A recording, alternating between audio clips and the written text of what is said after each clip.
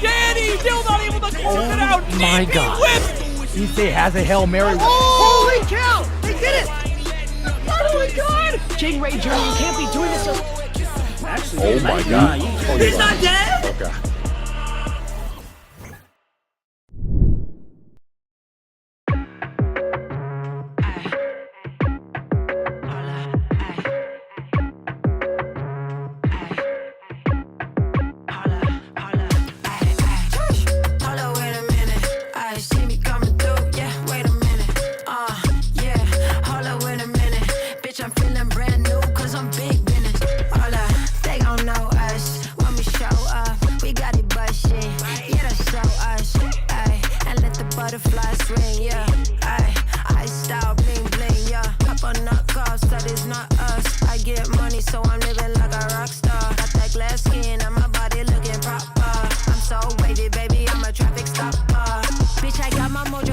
Forgot that was a bad bitch. Looked in the mirror, oh my God, I'm a bad bitch. Give me what I want, ooh yeah, I'm a savage. No, that's right, XYZ, I'ma have it. You know that's right. Hold up, wait a minute, here I go now. Hold up, wait a minute, here I go, wow. It's all over before you finish when I show out. Got them staring at me when I pull up, roll out. Yeah, hold up, wait a minute, yeah. Hold up, wait a minute, yeah. Hold up, wait a minute. When you see me coming through, wait a minute, hold up, wait, yeah. Hold up, wait a minute, I see me coming through, yeah. Wait a minute, yeah. Hold up, wait a minute, bitch, I'm feeling brand new, cause I'm big business. I hate what they think about me, I don't care though. Too busy getting money, getting pesos. Big business, bitch, I'm stacking up my Legos. If you ain't up on my level, then just say so. I'ma paint the town every color of the rainbow. She thought she could do it like me, but she can't though. Still a bad bitch in designer or in plain clothes. They love my husky ass voice, so they wanna throw me bankroll. Hold up, wait a minute, yeah. Hold up, wait a minute, yeah. Hold up, wait a minute. When you see me coming through, wait a minute, hold up, wait, yeah. Hold up, wait a minute, I see me coming through, yeah. Wait a minute, yeah. Hold up, wait a minute, bitch, I'm feeling brand new, cause I'm big business.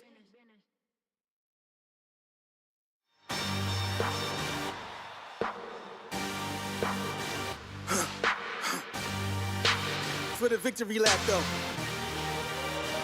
Whoa, whoa, they ain't never seen nothing like this before. Lit the room when I came through the front door. Ask me if I stress overcome, what for? Train in the trees, please pardon my sycamore. Touch burning sands, cross lands and stormy shore seasons in the year, yeah. Ain't no channel for champions and chain no fear. Yep, the champ is here, switch gears. We keeping haters in the rear. At the blood, sweat, and tears, and my goal so near. I see my victory so clear. I see my victory so clear. And today, we break through. And today, we break through. And today, we break through. And today, we break through. And today, we break through. And today, we break through. And today, we break through. I know it's lonely at the top, but that's not by speculation. But the position that I got, I climb too high to fall, work too hard to drop.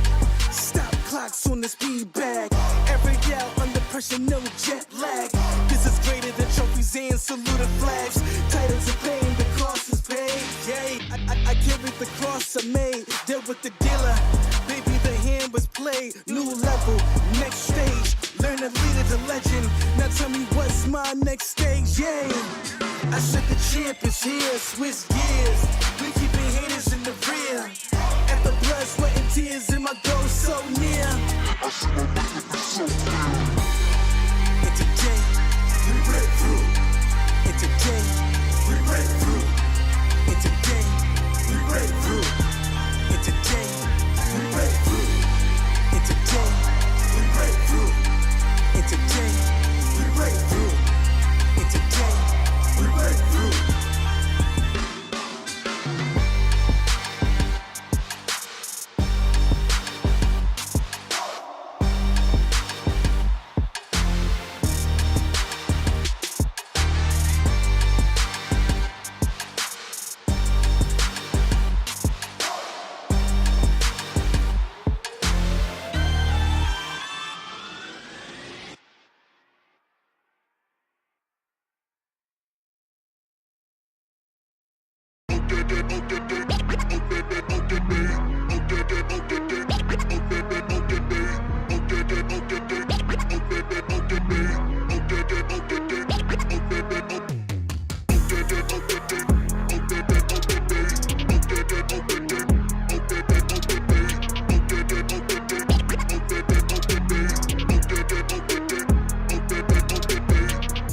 Big dreams of whip clean, I shift mean green, sip lean, and the ops don't know.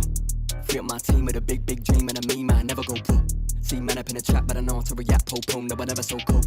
Come run up in the back, get a back, you don't want this. Sexy sturdy, come and get 30, wibble it, wobble it, curvy. Sexy sturdy, come and get murky, got girl begging up mercy. Sexy sturdy, come and get 30, wibble it, wobble it, curvy. Come run up in the back, get a back, you don't want this.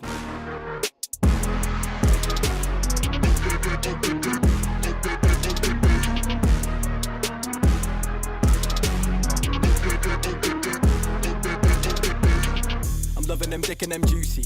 Airless, Chris Ekabusi. Got 5 links like Tyrone. Now they all trying to recruit me. Pop sherry and cherries, I'm fruity. Got Sally and Debbie and doobies. On Monday it's Megan and movies. On Sunday it's Steph and them groupies. Too easy. I come and they leave me. I'm the boy that they see on the TV. If it's me on the cake, they would eat me. Now they want a slice for the appetite. Yeah, honeys, they be where the bees be. Don't give the ring to them Gollum guys. My precious, they wanna believe me.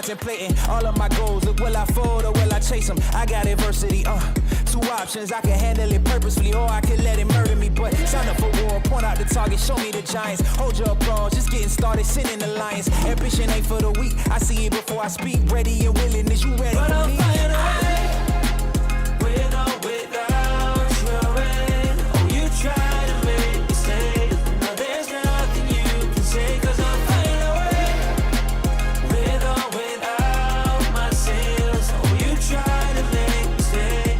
Now there's nothing you can say, but I'm flying away.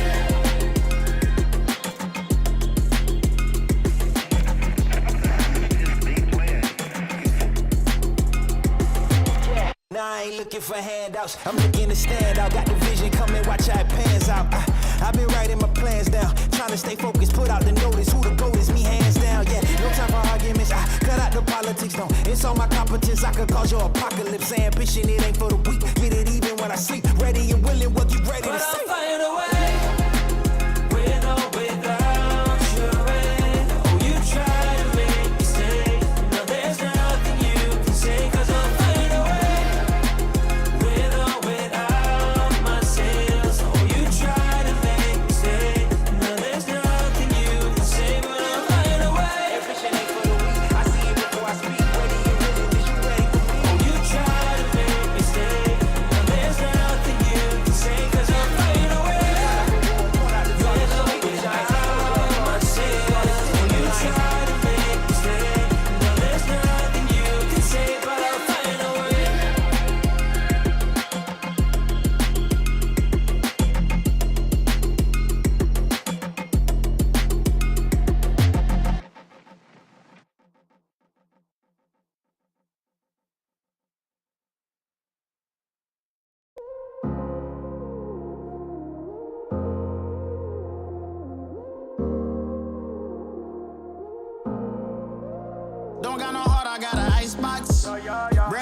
swap out the G-Shock.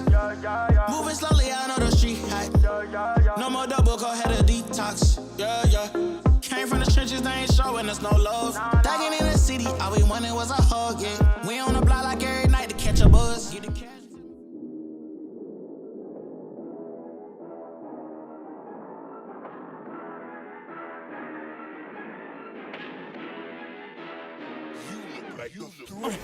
Danny still not able to close it out. my God. Whip. Issei has a Hail Mary. Holy cow! They did it! Oh my god! Jaden Ray Jr., you can't be doing this. Actually, Oh my God. He's not dead! Okay.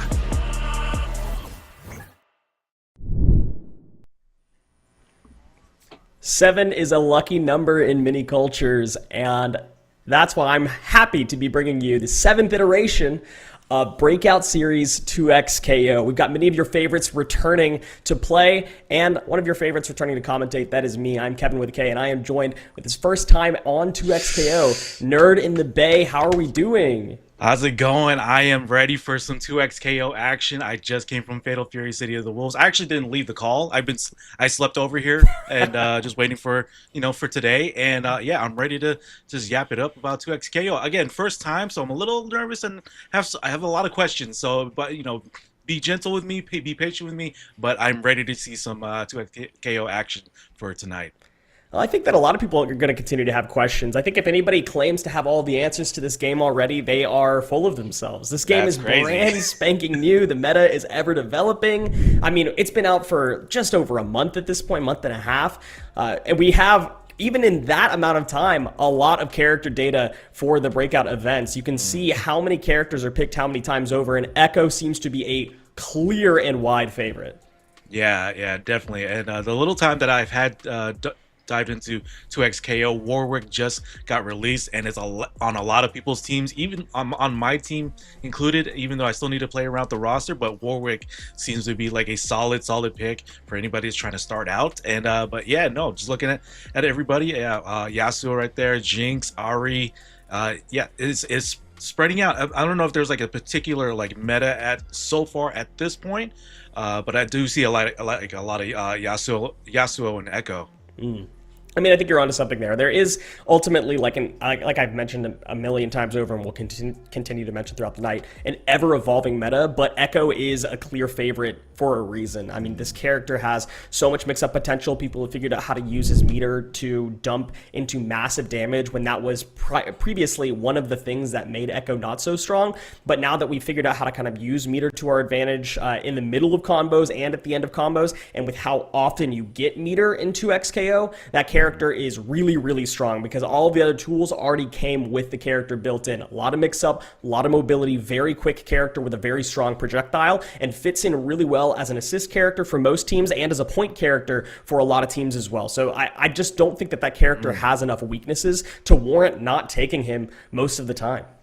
Wow, interesting. Yeah, no, I definitely see, like from the tournaments and brackets that I definitely do see a lot of Echo and seeing those setups. But yeah, no, we're gonna jump into our first match here. I do see a Braun, and I don't normally see those. Yeah, no, you're dead on with that. Braum is not a very popular character, and we've got one in our very first game of the day. We've got Gladiated versus Spork. Gladiated running the Braum and the Vi, and Spork on the Warwick Echo, starting guns blazing. Okay, yeah, let's see how much of this damage that Braum is going to be able to do. A little bit of a corner setup, but Echo is able to get out of that corner. Going for that super. Okay, I'm starting to see what you're saying. And then the Warwick is jumping in with maximum Warwick. Bang, yep, and we're going to get a little bit of Oki right here because you land right next to your opponent off that level 1. We went for an option select run-up block, but Braum chose to mash, forcing the burst out from both players at this point. Braum getting out of danger, going to recover some of that gray health.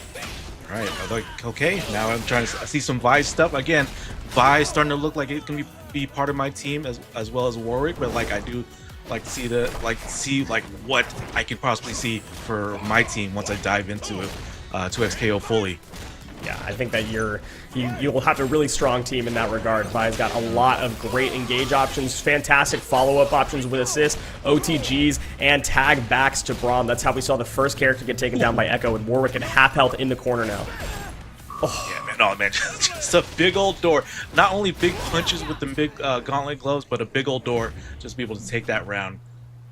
Something that you'll find as you continue to commentate this game, it goes fast. It Yeah, goes so incredibly fast. That was less than a minute for the first round. There we go. Okay, got a crumple right there. Or a knockdown, actually. Okay. Yeah, let's swing it back. Big buttons on that Braum. Ooh. Let's see. It looks like a little bit of setup what's happening, but I got some small hits there. Gets the throw. Gets the OTG right there. Wow, follow up into a lot of damage. Yeah, that's massive. And we get that corner pressure with the ice on deck. Throwing it out and catching with it, actually. Echo getting caught in a lot of the crossfire multiple times that game. Barely has been on the screen, but is already at like a fifth of their health. Hey, all right, Spork.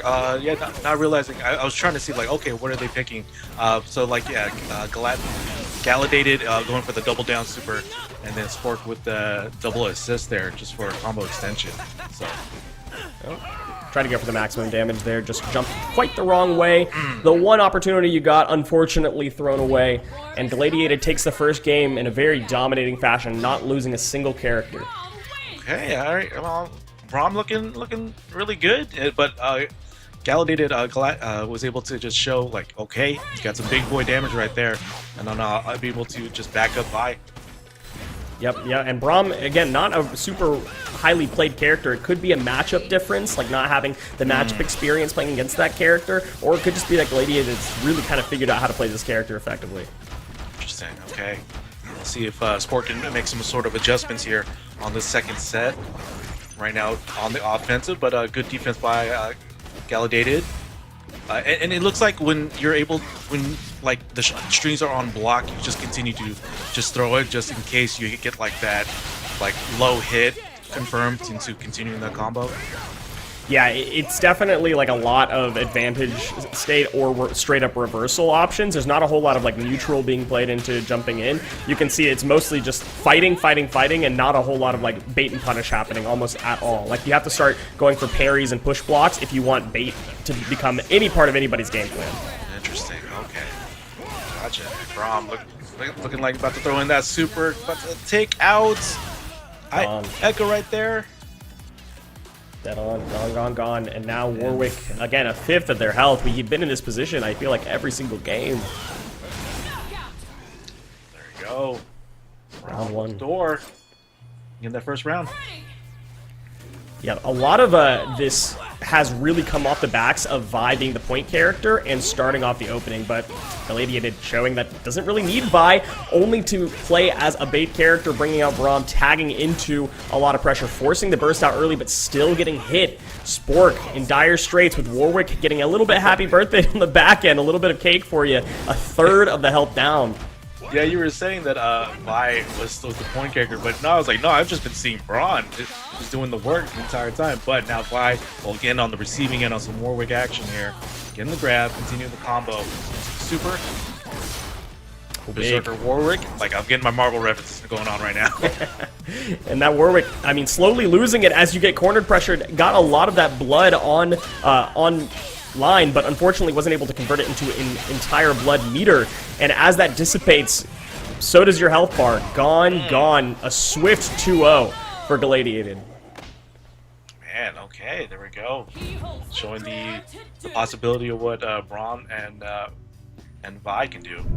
But good stuff there on that our first match for Breakout Week 7. Did you set your timer? Because that one was, I think that was less than 5 minutes. It was pretty. Yeah, no, I mean, it's like a not say speed run because Sport did what they could, but no, Gladiated just did that damage with the Braum. Yeah, and really, it's not to speak to any skill between Gladiated and Sport, but rather just the speed of this game, the pacing of this game. It's so like feast or famine that if you are in the seat of starvation, you're gonna get eaten alive, and that's exactly what we've been seeing. Yeah, and it's showing like we were mentioning, or at least like as it was being talked about, like not seeing a lot of Braum that is out there currently, but like when you do come across like a Braum, it's like, oh man, actually there's a reason why they picked Braum, and like you gotta kind of worry about that in the background. Like I think about I think about Street Fighter 5 and like when or Street Fighter 4 and 5, and when somebody picks Dan, there's a reason they picked Dan, and there's high ranked player Dan. I'm like, dude, why are you picking like a bad character and like you're up there in rank? I'm like, okay, I'm not gonna take you very very lightly, but yeah, as you see there, Braum just doing the work there on that last matchup. So congratulations to Gladiated. Yeah, really utilizing kind of the big buttons that Braum has to provide, as well as some of the advantageous defensive tools. Braum is a very tall character. Usually, that doesn't lead you to believe that a character can play very strong defensively because it can get so easily fuzzied in the corner. But that requires your opponent to have some sort of advantage state, right? That requires your opponent to have some sort of corner pressure. And at no point could Spork get out of the blender for long enough for that to be the case. Every time that Spork was in the corner, guess who was standing at just far enough range that the only buttons that are going to connect with you are Braum's massive shield door. Yeah. Gladiated. Exactly. Standing all the way back after getting Oki in the corner. Just chilling with that shield ready, and then got it going. Almost like stealing turns in a sense when Spork is just trying to react and press a button, but then Gladiated was just there ready for again once the Braum buttons. But yeah, we have our next match here. Eero Thick, or if I'm saying that yeah, right? It's hard to, it's kind of hard to read it, but it's I overthink with a lot of letters. I overthink. Okay, yeah. Okay, there we go. And then Christopher is right there with the Teemo. Yeah, it is a we've got Teemo. Oh, it's a pair. But it is a pair. Yes, exactly. Pairs. It's a harder game to play when you play doubles in this game. It's arguably more fun depending on what your values are, I guess. If you want to play with a friend, it's obviously more enjoyable in a lot of ways, but it also means that you don't get as much tightness in your assist calls. It means that you're not going to be able to combo with your assist super effectively. It takes a lot more communication and coordination, but if you can succeed, it's incredibly fun to watch, but they are the underdogs. I'm not going to pretend like they're not. Okay. So being able to get the almost perfect partner, the right partner to sync up with when it comes to this game, and with the character makeup, with how you're going to go into this match versus I overthink. It's like, okay, I already got my characters, I got my combo setups, and I'm just going to try to go in and get all those confirms into supers. So we'll see how this is going to go for the next match. But yeah, interested to see like what the other person on the team. Oh, okay. Teemo and Warwick. I did try this team out. I was like, it wasn't clicking for me personally. But I think Teemo is just like it's hard to click with everybody or anybody yet so far. Like it's still got to cook. I think the big thing is that you have to lab a lot. A lot of the people have been posting nonstop Teemo's Teemo's combo potential and extension potential and Oki setup potential with pretty much every character, but the execution required and the knowledge required takes a lot of labbing, determination, and coordination. Gotcha. So hopefully Christopher and Spur is going to be able to show some Teemo possibilities here. But right now, getting hit on the corner with the Aloy. Yeah, we got Alawi in the corner. Can be a scary thing if the tentacles get set up, but nothing doing at the moment. Gets interrupted on the level 1. The little darts. Teemo is a devil for a reason. Alawi back on screen. Yeah, showing that zoning game there from Teemo, but now Alawi getting in, switching in with the Vi. Getting the corner position right now. Oof, yeah, that's something that's tough with Vi, is that she can stand so far away from you, and then you have those kind of like long moving big normals where, yes, they are high risk, high reward, but it's so hard to predict them. Yeah, definitely for sure. And a thing with Teemo is like building up for the badges, correct? Building up for the badges is a part of the game plan. If you can get enough darts out, if you can get enough slingshots connected, if you can get enough mushrooms connected, you get advantages from having those at maximum bar. You can see the circle filling up on the right side for each of those things, and so it can be a little bit of time before your character sees their max potential, and so it does require you to start to get a little bit of advantageous stuff right here. Darts on level 1 though is a great way to stack. Yeah, for sure. And then so the Warwick with the super here gets some big damage from I overthink, but Alawi back in, trying to do the setups. Tentacles are out, but we're able to get out of the corner to start to throw the string. Let's see what's going to be the mix-up here.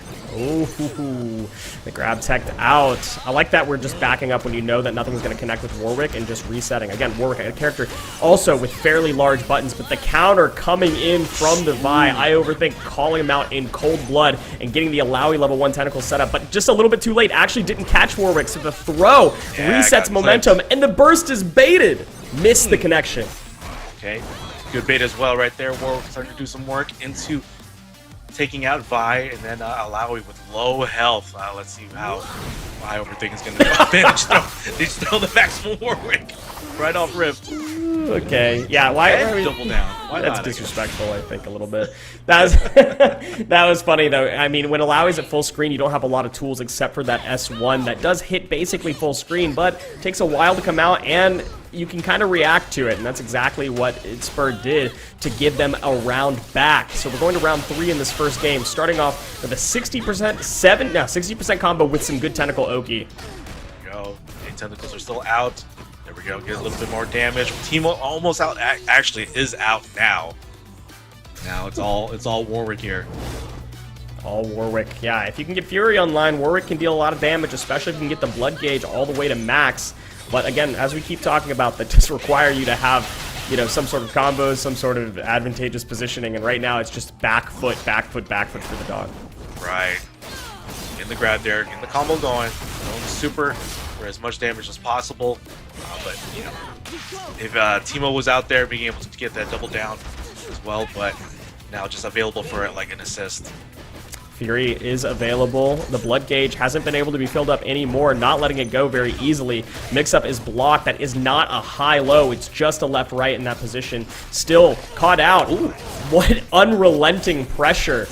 It Spurs is able to get a little bit of an opening, but forces the burst out, gets caught by the grab. No OTG. You have to burst the Fury there, otherwise Vi is one of the characters that can get you. No follow-up on the combo either. That's unlucky. Oh! Got caught pressing a button, and that's going to be the KO right there. Teemo just kind of floating in for a little bit of disrespect off the top. With like a drive-by. Oh, man. Close one, though. Game 1. Yeah, this is kind of what we alluded to before, the challenge of playing on a two-person team versus a one-person team can really spell a lot more difficulty, especially in scramble situations. Yeah, for sure. And then again, like you said, communicating like, hey, you know, just tag in, we go for the super, or just go for that quick tag. But yeah, no, I overthink. Doesn't have to worry about that. Just got to worry about getting those confirms into confirmed supers. Yeah, getting the Teemo level 1 and then tagging out into your teammate is really annoying, really potent, because those projectiles feel like they beat out every single one of your moves, and then you just have to hold the block against whatever mix your opponent throws at you. Now, it didn't amount to much, but it still allows Warwick to take out some damage. Getting the corner, the re-corner, I should say. Hitting the assist, how are you going to get out? You're not. You got to hold that. You got to wait. You got to just take all of this right now. It's Spurs. Throwing out the super into the double down. Oh, misses though. It drops. Misses the darts. Tough connection. Did not quite make it happen, but Alawi still does go down off of the tag. So not great decision making in that moment for I overthink, and Warwick's gonna come out for maximum damage here. Level 1. Gonna set up that center screen. Oki, what can you do with that? Oh, we have the blood rage. Yeah. There we go. It wants to make something happen out of it, so you can tell that they're going to be pressing buttons whenever possible. Try not to go too aggro, but a little bit too short to find that connection on the S1. Yeah, definitely something you gotta worry about it, like when it comes to like overextending, because you're gonna get hit by the super right now, and that took like a big chunk of damage on both players. That was cute Alawi too. Taking out Spur. Yeah, that was an unfortunate situation where you thought that you had a timing on the level 1 because Vi is jumping in, but I overthink actually was just jumping in and holding block, so got the punish off the backs of quite a big happy birthday combo, catching the assist. That happens a lot in this game, by the way, is both characters getting hit by moves because of how big the hurt boxes on both these characters are and how little screen space there is to run around. Right. I'm seeing that right now, and a good combo break right there. Getting the overhead into the grab. Continue the combo. I overthink on the receiving end right now, but drops the cross up.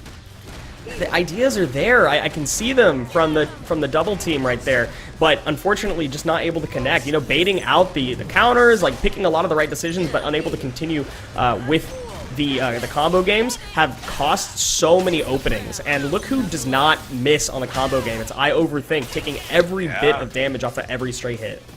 And just taking out Spur just like that, from from a drop opportunity. But now I Overthink going in on Teemo, and it's looking bad. Yikes, a lot of just frames there, but no setup into the tentacle right there. That's too much hits on scaling, and so getting re-cornered right there is the Alawi. Now we find our way out, just barely, but you get parried when you're predictable, again dropped, and that's kind of going to spell disaster and spell the game and following the set right there off the backs of, once again, hitting a move, a straight hit, and unable to confirm into something more reliable. Yeah, I Overthink being able to take that over its Spurs, and yeah, it's the team up aspect is tough. I mean, you know, there's always going to be like things that are going to happen and drops and all that stuff, but if the team is not on point, then yeah, just a single player can just capitalize, just like how I Overthink did over its Spurs and Christopher. You have to give our flowers, though, to the one and only team in the bracket today that chose to go doubles.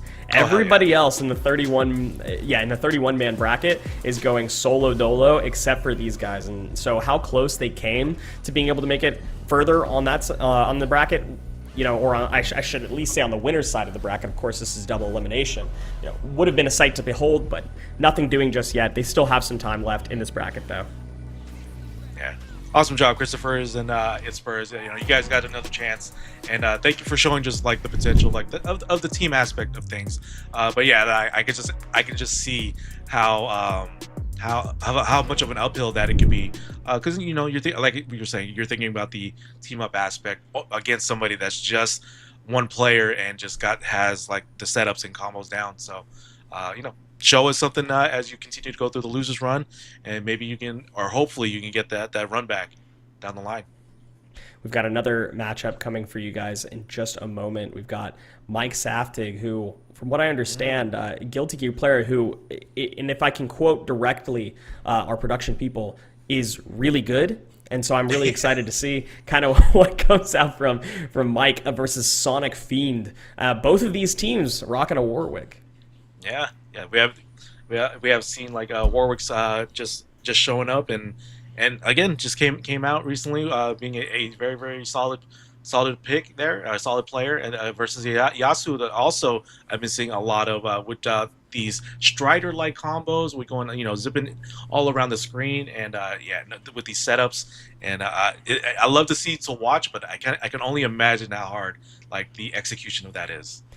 It definitely takes some time, but once you got it in your hands, I'd say that the combo routes are pretty straightforward. What you're looking for is pretty straightforward. The execution of it can be a little bit more tricky, but once you have it unlocked, that character is the best character in the game in confirming off of just about any stray hit. Any aerial, any grounded hit pretty much can be followed up. Any hit that your teammate makes, you can tag into any follow-up. It's insane the amount of versatility that the character of Yasuo has on the ground, in the air. The big swinging sword covers so much of the air and the ground space, and you have that whirlwind that you can put in front of you as a projectile. You can put the wind wall in front of you and then use the long range projectile to force your opponent to jump in from far. It's a lot of neutral that can be played with this character without sacrificing mix-up potential, without sacrificing straight hit potential. It's just an all-arounder is exactly what Yasuo is, versus like Echo, who is all-arounder but way more explosive, way more hit or miss. It's like you either hit your opponent or you die. Right. I'm so like so far. I mean, just the very little and whatever I've watched so far of Echo is like a lot of setup, while Yasuo maybe getting like off a whiff punish or confirm, and then like you could just go, right? That's an accurate observation. I think is that Echo definitely thrives whenever he has the time to set up one of his one of his shadows, especially one of his empowered shadows. He thrives whenever he can set up a time winder as like sort of set play Oki. Otherwise, he's fast. He has a projectile that's pretty reliable from far, but he's got stubby buttons, so he does have to work a little bit harder to get in. Versus Yasuo, who at any point of the game, at any position, is really strong. So I think that's a really apt depiction of what we're seeing. Versus Warwick's on both teams, which is really interesting because there was a patch that dropped today that fixed a bug where Warwick's combo routes, the normal Warwick combo routes that were max damage, just wouldn't connect on Yasuo. Every other character it worked, but Golden Boy Yasuo just wouldn't connect for it. So they did patch that, thankfully, so Sonic Fiend shouldn't have too much difficulty in continuing the expected combo routes there. But I do want to see how both of these characters with the different playstyles that you were kind of talking about and alluding to, how Warwick's assist and how the handshake tag can play into both of the playstyles. Okay, interesting. Yeah, that's what I'm very curious to see. So yeah, gonna get ready for this next matchup here. But I hope you guys are enjoying some Week 7 here, 2XKO Breakout. Yeah, very, very excited to continue to see this game continue to develop here as we sit in the lobby of all things. But hanging tight, yeah. I think, you know, we've seen before some controller issues pop up in the Breakout series, so I'm not expecting to see perfect technology usage. I know my controller disconnects at random times sometimes. Just gotta work out the kinks before we get back into it. Yeah. And you get some nice, like, almost elevator music too as you're sitting in the lobby. So. It's true. We're getting right into it, though. We are seeing the left side, Echo's team running freestyle tag versus the right side team with the Yasuo running double down. Double down, of course, very strong for Yasuo. It allows you to combo in and out of your opponent's damage, meter dump like crazy. Versus Echo just thrives off of freestyle tag because of how much mix-up potential you get on your side. And combo routes also extend. Interesting. Okay, so let's see how this goes.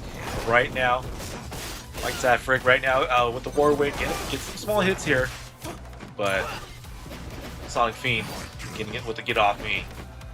Yeah, solid hits exactly right. Going on. We just tagged right out though. We said we want the Warwicks against each other at the front end. Right. Even if Echo's only got a little bit of gray health in the back, we want it. A lot of damage though coming out, and that should be death if we have the execution unlocked. Unfortunately, a little bit too high to connect into that option, and so we did not. And Sonic Fiend's Warwick lives a little longer. Lots of movement happening right now. Going to get a confirmation. There we go with the Echo with the throw. Setting up. Let's get up attack right there. Getting you out of danger for just a moment, but re-cornered again. Trying to get out and finally has to force the burst. We do find a hit out of it, but we reset instead, going for some sort of damage reset or combo starter reset. Did not pay out for Mike. Okay. Yeah, Sonic Fiend getting some decent damage in, but like nothing like very big old combos happening so far in this first set. But Sonic Fiend out with no Warwick. Now it's just Echo having to do the rest of the work. Mike Safrig here utilizing both characters, getting that overhead into the grab and the KO. And that's it. We don't even need Warwick's blood gauge at max to make the character work, especially with Yasuo being the one taking care of neutral, taking care of damage. Oh my god, that could be a big happy birthday. Do we have the execution? Let's see it. Man, they're both balanced on like taking the same amount of damage, but good super there. Taking around half right there. Yeah, that's kind of massive, and we do get the full blood gauge out for it. Now, getting comboed while your blood gauge drips down is not fantastic, but finding a way out, a reversal, this should be death. Oh, good so far. Oh, but no. Okay, Sonic Fiend getting a get out of jail free card to the super. Anything to extend after that? Nope. We'll go for the reset. Okay. Yep. The freestyle tag, but doing some work right there.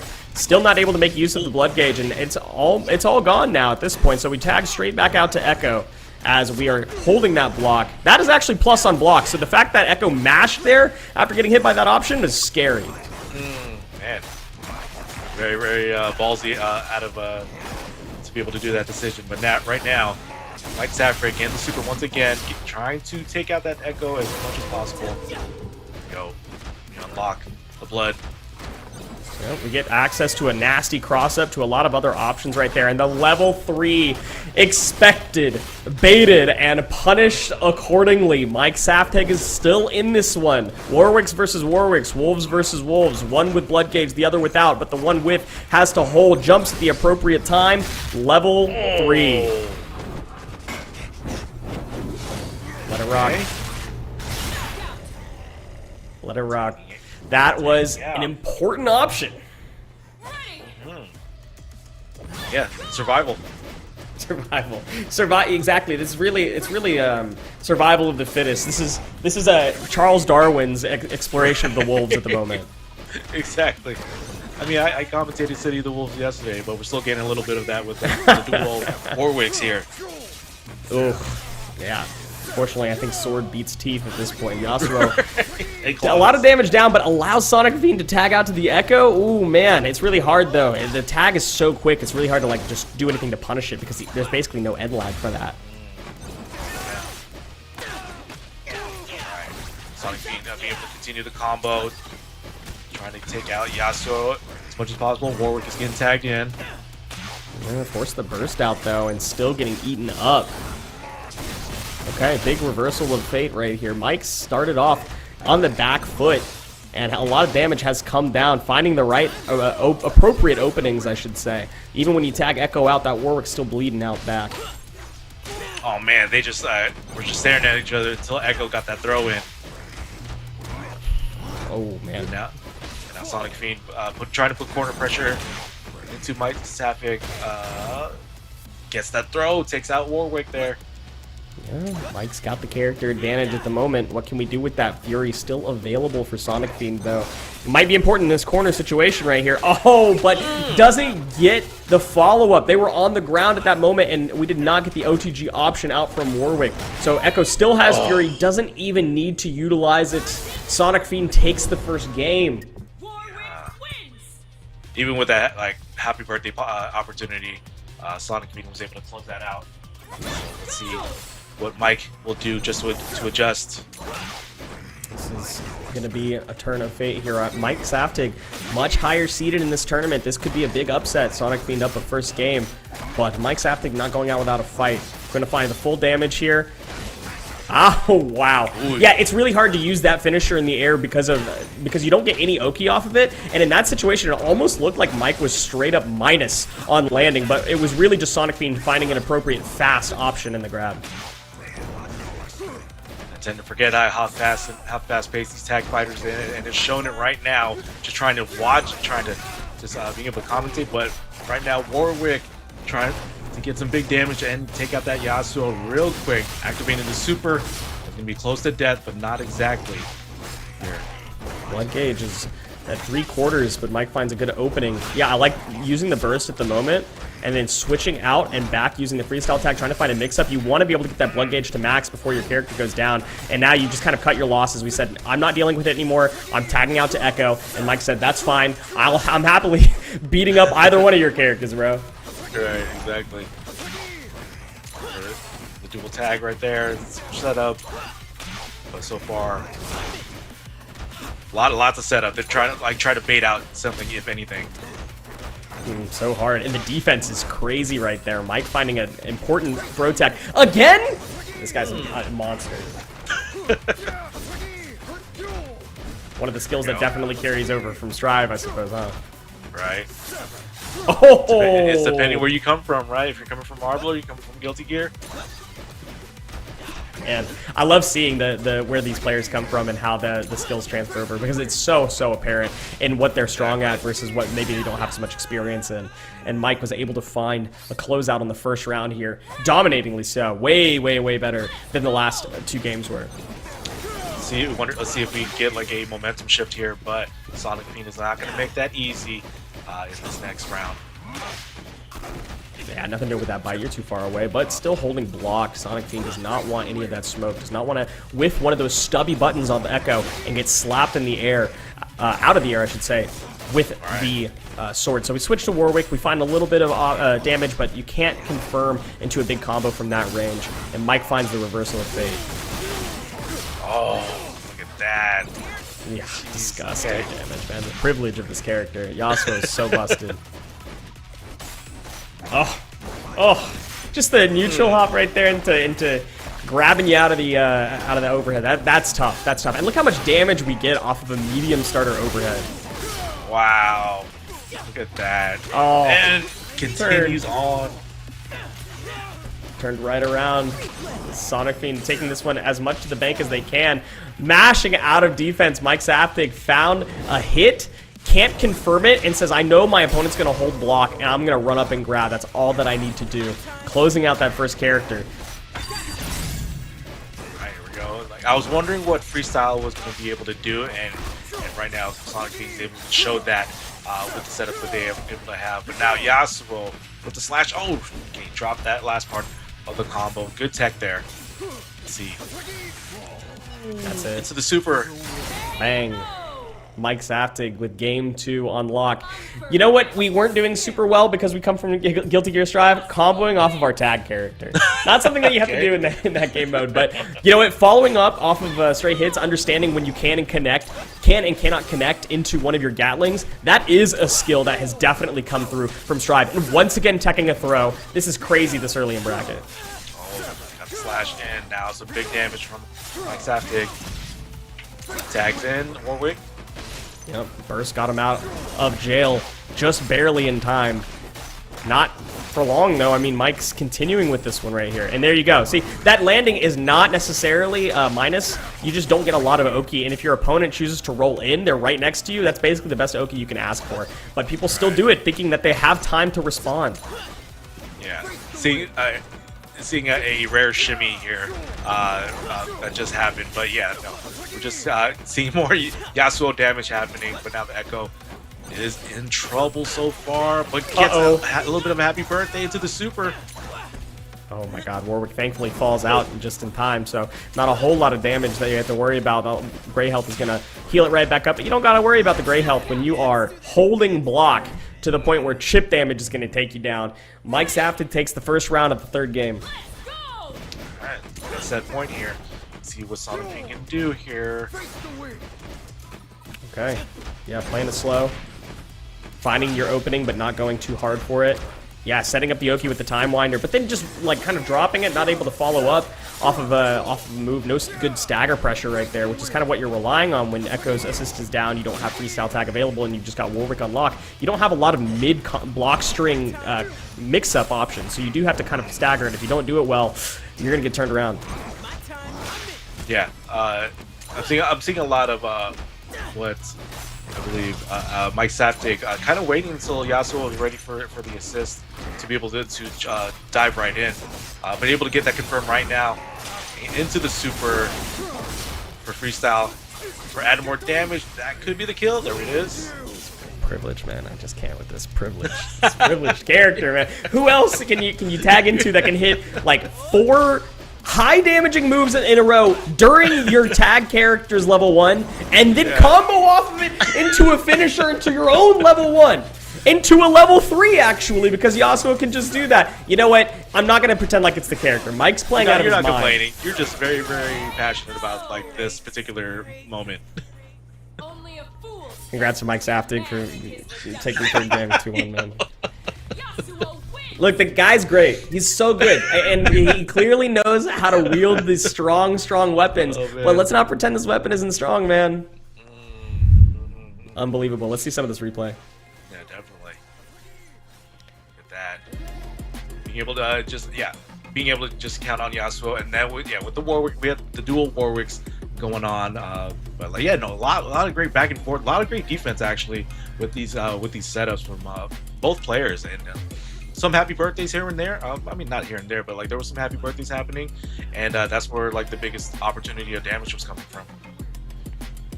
So much damage came from that right there. Air throw into taking that game. Nasty, man. Just not even just teching throws, but understanding when throw is the best option defensively and offensively. I love that. I love when if you play a game, I should say, if you play any sort of fighting game where air throws are a thing, that is such a strong tool to have. That was, yeah, no, I was just seeing that last sequence. That was crazy. Like you were just saying, got the freestyle, like, oh, that, okay, yeah, I see it now. When we're, you know, watching in match, I'm like, oh, man, it's a lot going on. But now when you see the replay, you're like, oh, it's right there. It's right there in front of you, man. That's why you were passionate. People complaining about the character I play, Alawi, like Alawi's in the same ballpark of Echo and Yasuo is crazy to me, man. It's just crazy. Like, I get that Alawi has really strong corner pressure with the tentacles, has really strong mix-up potential also with the tentacles, and like has some pretty interesting like setups. It's not like the character can just confirm off of every stray hit into meter dumping. The character can't meter dump. The character can't even double down in and out of their level 1 most of the time. But in any case, that's not what we're talking about. We're talking about Mike Saftig going on, continuing on the winner's side of the bracket, and we're going to move on to our next game here soon. I'm going to stop mauling about Yasuo unless we get another one on our screen. You probably more than likely will have another opportunity to. But yeah, no, I overthink returning for our next match over. Is that what's it? Chancla Atomica? Chancla Atomica, yeah, Chancla Atomica. Nice, that's what a name actually. Chancla Atomica coming out with Yasuo Ari.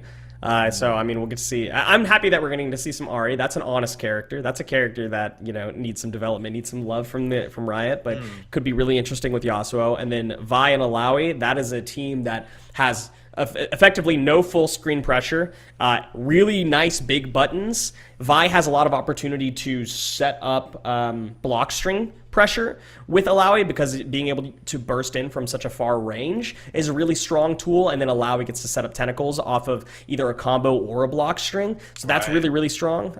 Against Yasuo Ari, though, could be very difficult. Both of those characters have like pretty great long-range tools, pretty good keep-away tools, and really good burst options themselves as well to get on top of you unexpectedly if you throw out one of your long end lag moves. So should be a really interesting matchup. Okay, yeah. No, I'm just generating in my head like what you're saying in terms of like what the matchup setup is going to look like, and yeah, that's gonna be very interesting. It's just wondering who's going to get like, you know, the first touch or the confirm to be able to get their setups going. And but yeah, no, we're at the winners quarterfinal here into week number 7 for 2XKO Breakout Series. We appreciate everybody that is hanging out here in chat. We got everybody here. You know the people that are currently in bracket in chat as well. Just being able to just cheer everybody on and just say like, look at that was crap, and like I didn't play great, but all good. The game is continuing to develop still. I appreciate everybody in the teams trying to be as color coordinated as possible, and yeah, just getting ready for this next match. Not a lot of stages yet on this game, so you know they're beautiful stages and they take a while to develop. So I get it, but can't wait to see some more variety there. We're getting into this next one. We've got I Overthink versus Chancla Atomica. Chancla Atomica, strong player, has made plenty of top 8s and breakouts past. Really fun player to watch as well. Yeah, okay. Excited to see this. Yeah, I'm very curious. Like you were mentioning about the Ari Yasuo setup, but yeah, I'm curious how Ari is going to deal with an Alawi and a Vi here. Yeah, push block is a great option against characters that have big buttons that move you forward, and that's exactly what eats up I Overthink right there. A well-timed push block swapping into the Ari, and Chancla Atomica turns around the damage as quickly as it came back. With the dash under, but you know, nothing beyond that conversion. So now the Yasuo's back in here, trying to go for the set. There it is. Yeah, every straight hit, man. That's like the latest projectile hit possible. And like most you know, we're gonna move on. You know, we were saying like, yeah, you got another chance for you know, some Yasuo commentary and dialogue here. But yeah, you get to see that right away here. I didn't think it was gonna be 30 seconds in, man. I thought I'd have some time, some cooldown. Setting up some tentacle though.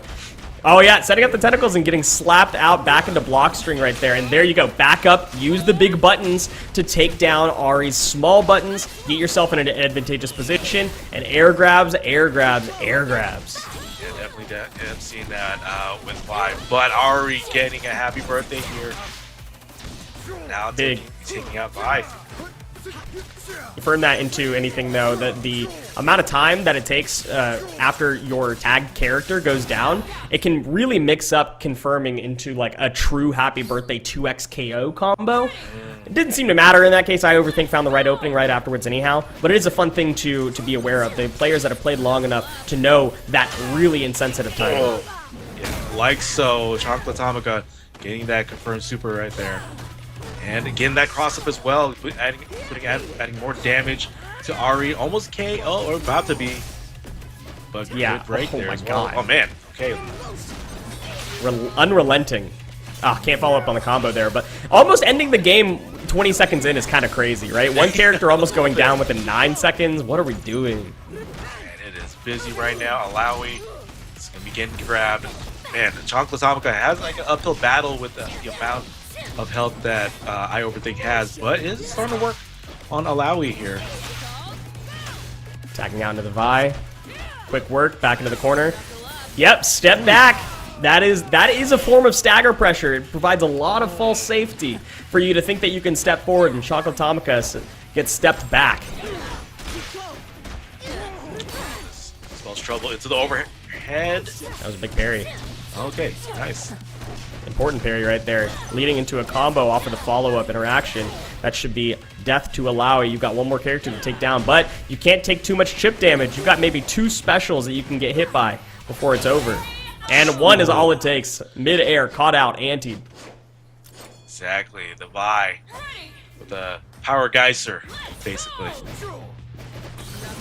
Okay, starting off on this next round, round 3. Still in the first game right here. Not surprising, these games have been going by fast, but you wouldn't think we're in round 3 already. Finally getting some Alawi action. We haven't had a ton of it. It's mostly been on the defense, and then Vi playing all of the offense. And so Tentacles on the screen, not going to matter at this point. You can't get saved by the Tentacle if you can't combo into it or get a grab or something like that. You have to hold that. The Tentacle was just chilling. It was just coasting. Help me out, man. Nothing, no strike whatsoever. It was just a nonchalant Tentacle. And now Alawi just getting jungled crazy by Yasuo here. I like that. As soon as you get hit, you just call the burst out. You want to maintain that advantage. You do not want to get put into the corner. But it actually seems to pay out right there. It gets turned around. Not getting corner pressured yourself, re-cornering to follow up your combos into a full character death. And we're starting to see that burst, whenever you got hit by even just a light that might not have even comboed into anything, could have gotten a lot of value. Now traded right back. Chocolatomica on the last character as well. Yeah, down to a one-on-one, but you still have the assist ready to see who's going to get the touch first. Not right now. Chocolatomica got a good portion of damage right there for that combo. Ooh, it's cheeky grab right there. Hard to know when you can actually press a button, but finding the right one, if only for the moment, that's going to be death. Going straight into that level 3. I Overthink. Taking game 1 in a nail-biter. Incredibly close situation. Yeah, definitely. Okay. I Overthink can get on the board there. Or excuse me, I think I had my names mixed up. Chocolatomica. Oh, Chocolatomica. Taking the first one right there. Yeah, Okay. the Yasuo Sorry. on the right side, but I had missed that one up. That was Chocolatomica taking the first game.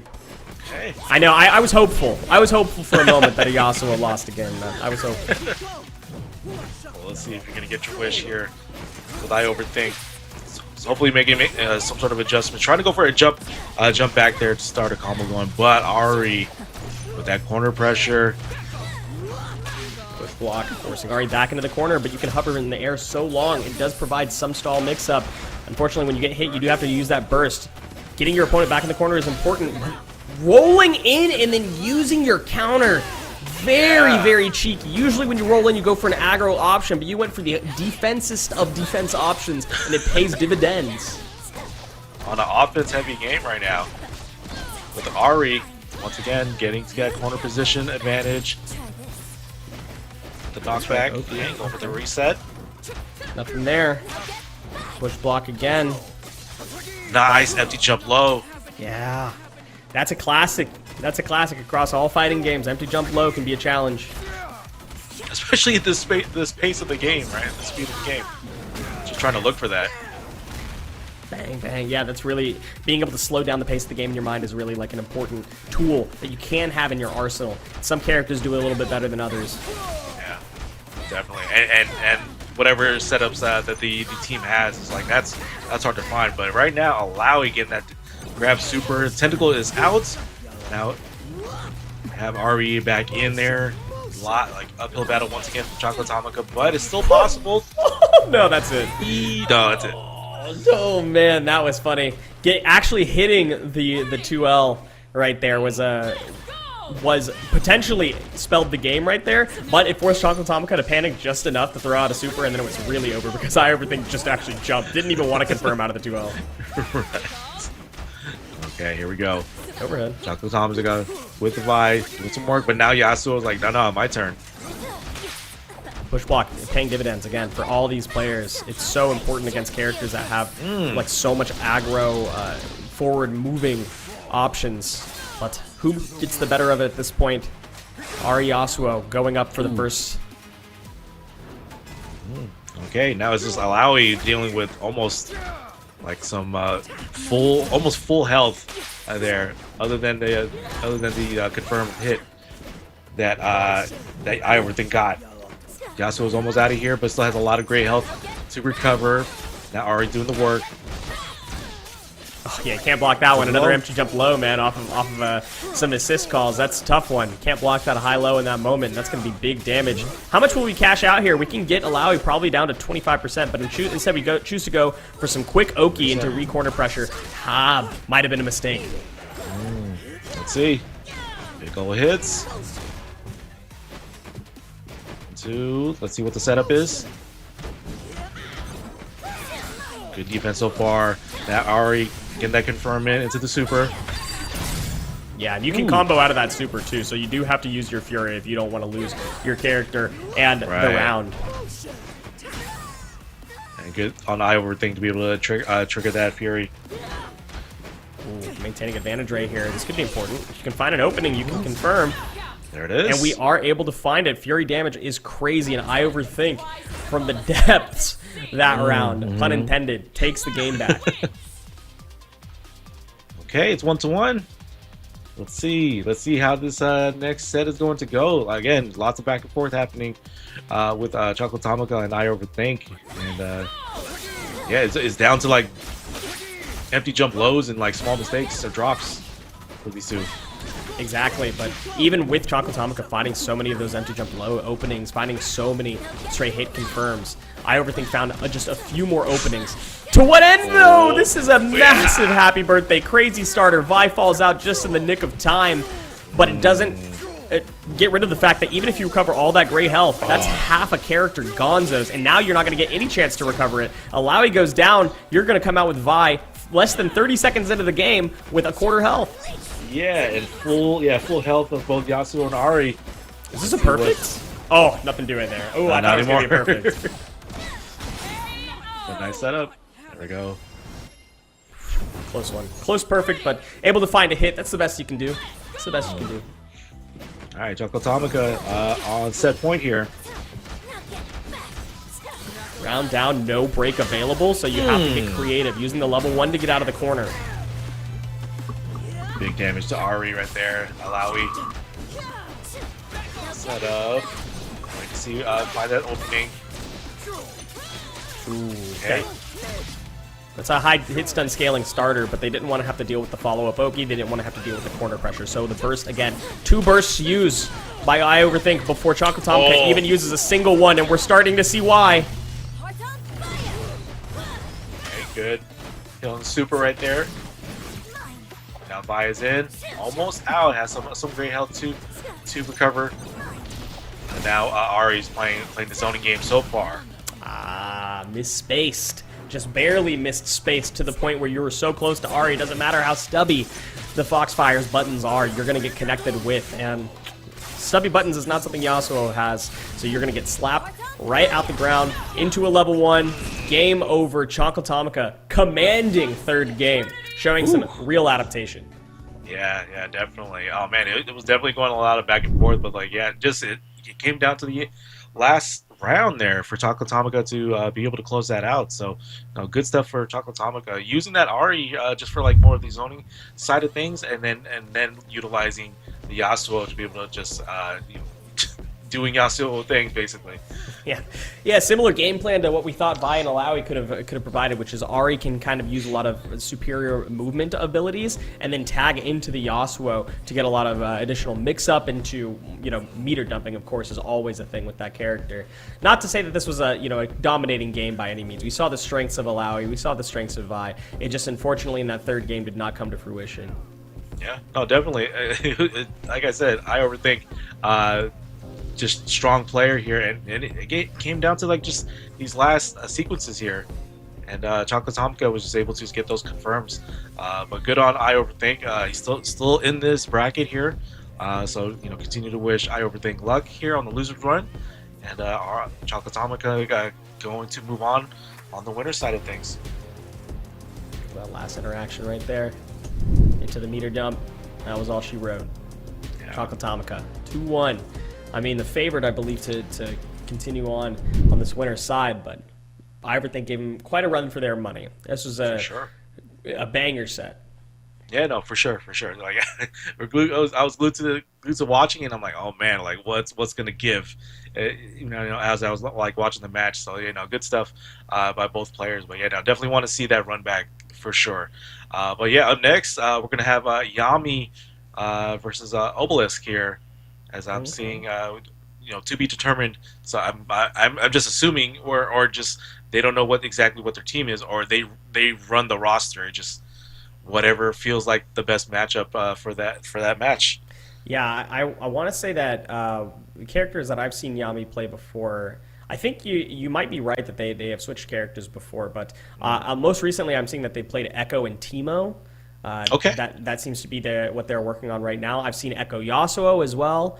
It really does just depend on the situation. But if they're continuing to practice with Teemo the way that they were using Teemo last week in bracket, I have to imagine we're going to be sticking with the Echo Teemo combination. That is a potent double character choice. How well they work together, I haven't personally seen as much. Both of those characters are utilized usually for similar aspects where you can kind of meter dump, set up some pretty crazy mix-up potential, but you usually need like a strong, like reliable character on the back end. So it's a really, I've used this phrasing before, but I'll use it again, feast or famine type situation.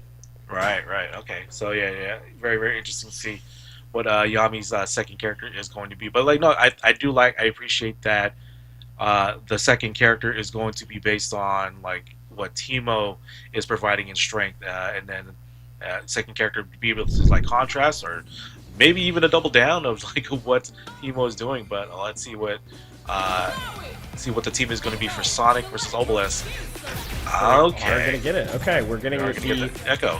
Oh, and interestingly, is that Ahri that I saw? Alawi Ahri instead of Alawi Jinx, as we might have been expecting for Obelisk. That's right. Yeah. Choosing not to go for the Jinx, a character that does not have the best defensive tools and is usually good at keeping your opponents at bay, against two characters that are really good at getting on top of your opponents. I understand the switch out to Ahri, a character with much better buttons, a lot more reliability in their movement ability, and, getting some damage down too.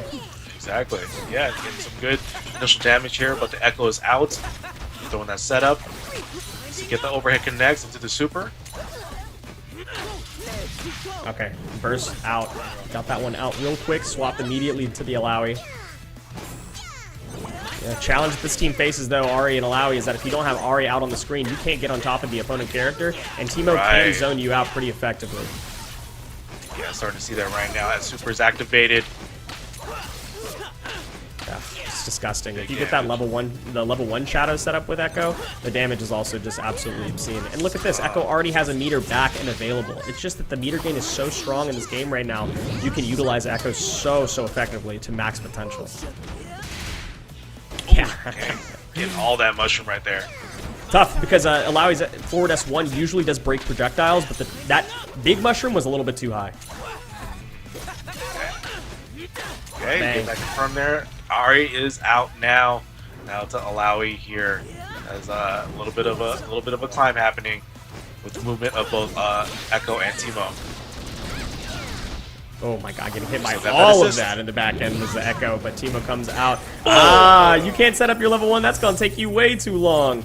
Yeah. Bringing out the Alawi level 1 to to attempt anyways, I should say, to reverse the fates, but unfortunately got hit by the mushrooms in the process. And surprising to me, I don't know if you caught that one, Yami took the first round, not the Alawi of Obelisk. Right, yeah, no, yeah, no, I appreciate the idea of, like, you know, throwing super for super, but yeah, like you said, mushroom is out, you're gonna get hit by it, but yeah, again, I like the idea.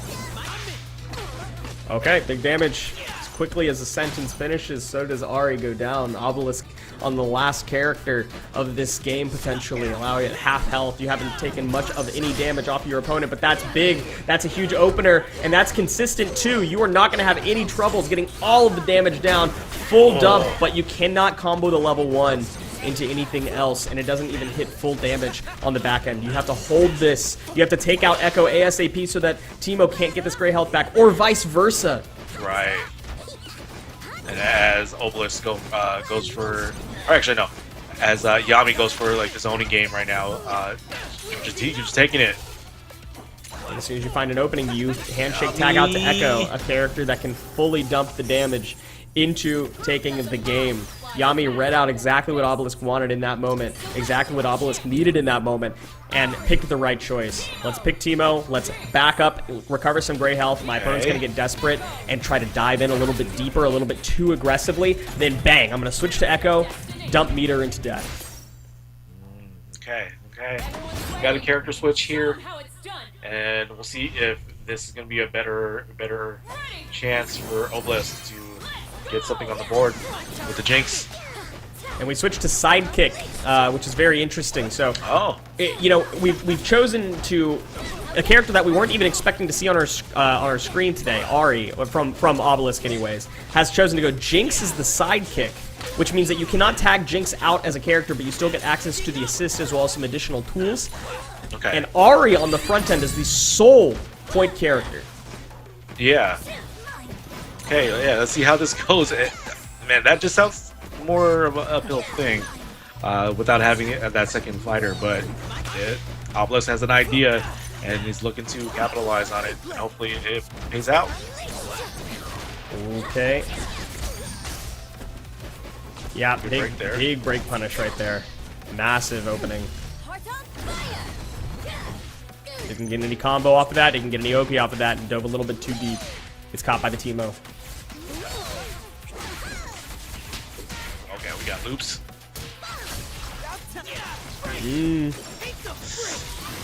It's the Echo, it's the super. Still going, big damage. More than likely going to be taking out Ari, like so. There it is. Bang. Yep, Yami's still showing prowess even against the less prominent Sidekick use. Okay. We do still get access to super assist. We still get access to a lot of meter dump availability. But yeah, to what end? Yeah. So now Yami just going for the zoning game. Like, okay, well, I like how to did with like one of you, so I could just zone you out. But with the Ari, it's like, yeah, I mean, I could go for the zoning game too. Now the thing that you do get as a sidekick character is you have an additional 20% maximum HP. You take 25% less damage while you're below 500 health. You do get options to use your tag character's super assist as well from the start. You get Fury from the start of the game as well. You get a lot of defensive tools. You get a few additional offensive tools. And we're going to see that come into play right here. That additional HP, having the Fury already back available online, could be important in a Fury versus Fury battle. Yeah, right now Obelisk showing that there's possibility here. I mean, the big mushroom's out, so it's got to be able to maneuver your way out of that, right? That guy isn't going anywhere. You got to hold that. Oh, hold that he does. Finds the right timing out. Only hitting the assist character. Gets hit by the mushroom. Has to break, use the Fury. Now you have to get 2 hits on your opponent because even if you hit once, the Fury is still available for that little Teemo. But if you take too much chip damage, it doesn't even matter. One more hit. You got to use the Fury now. Oh. There it is. Or forever hold your peace. And I like that we held it. I like that we held it. It wasn't going to help you in that situation. You couldn't really break out of anything that was going to help you in any position, and you get to hold your break for the next round. Alright, okay. Maybe almost showing that it's still possible. They picked sidekick for a reason. And right now, Yami is going combo video right now, earning 2 badges.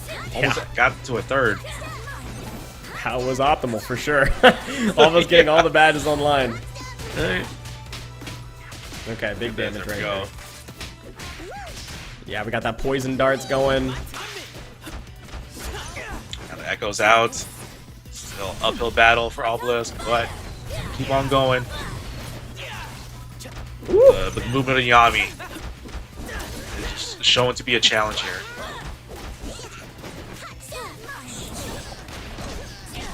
Okay. Landed in. Super out. There we go. Got the confirm. And there it is. Nasty. That's all she wrote. Yami. 2-0. 2-0. Ooh. Bang, bang, bang. So quick too. Obelisk choosing to try something a little bit different, a little bit new, something that a lot of characters don't go for in the sidekick. Almost making it pay out specifically in the last game, but unfortunately, it seemed like Yami was a little bit too prepared to play a very linear game plan that works against one character or two. Right. Yeah, no, Obelisk just said in chat, like, that's a very, very annoying team to fight. And I can imagine, so just dealing with, again, just 2 characters able to support each other on the zoning end, and then being able to with the mobility with Echo there. But no, good on Obelisk, just doing as best as possible, and almost getting opportunity to get some round wins, or like even a set win. But once again, Yami being able to close that out with a 2-0. Tough position for sure. I definitely respect Obelisk going for the sidekick, but it is really just hard to deal with that matchup in general. Yeah, Tima's zoning game. Echo's strong projectile provides enough of zone ability, and also that high mobility means that all you need is one projectile from the Timo to allow yourself to find an opening. Challenging. Very much so. All right, we got Mike Saftig back on stream here versus Meza. Now, we've got Meza rocking the Jinx and the Lowy versus Mike Saftig again on the Yasuo Warwick. We skipped the intros. That's well, you know what? We're held this one. I like this. Good. Yeah, Mike said, I don't need to see my intros. I already seen them enough. Right. It's like, I want to see my intros. Oh, jumping in real quick. Freestyle tag for the team of Alawi Jinx coming out immediately to try to get some additional pressure. Pushes Mike all the way to the corner, and it is proving faithful. Alright, Alawi's in now. Yasuo already taking some good damage there, about half. He's able to do some work. Gonna take this throw though. It is in danger. Guess that super. There, Meza. Big tag, got 2 tentacles out of that one too. And the grab is hard to react to when you're holding a block string and 2 tentacles are on the screen. You don't want to press a button, you don't want to jump. Alright. Okay, Warwick was getting the combo going, but got the breakout. Okay, Zap was charged up. Not expecting that one. Mike taking a lot of damage here. We still have Fury available. A lot of damage from this level 3. Warwick is almost out. Yeah, what are you holding there? Out now. Am I high, low? Am I pressing a button? Ah, that one's tough. So I just let go of the controller, right? With my stick. Ooh, man, don't even know which character's on the screen. Big first round for Meza. Jinx Alawi looks hard to deal with. Let's see.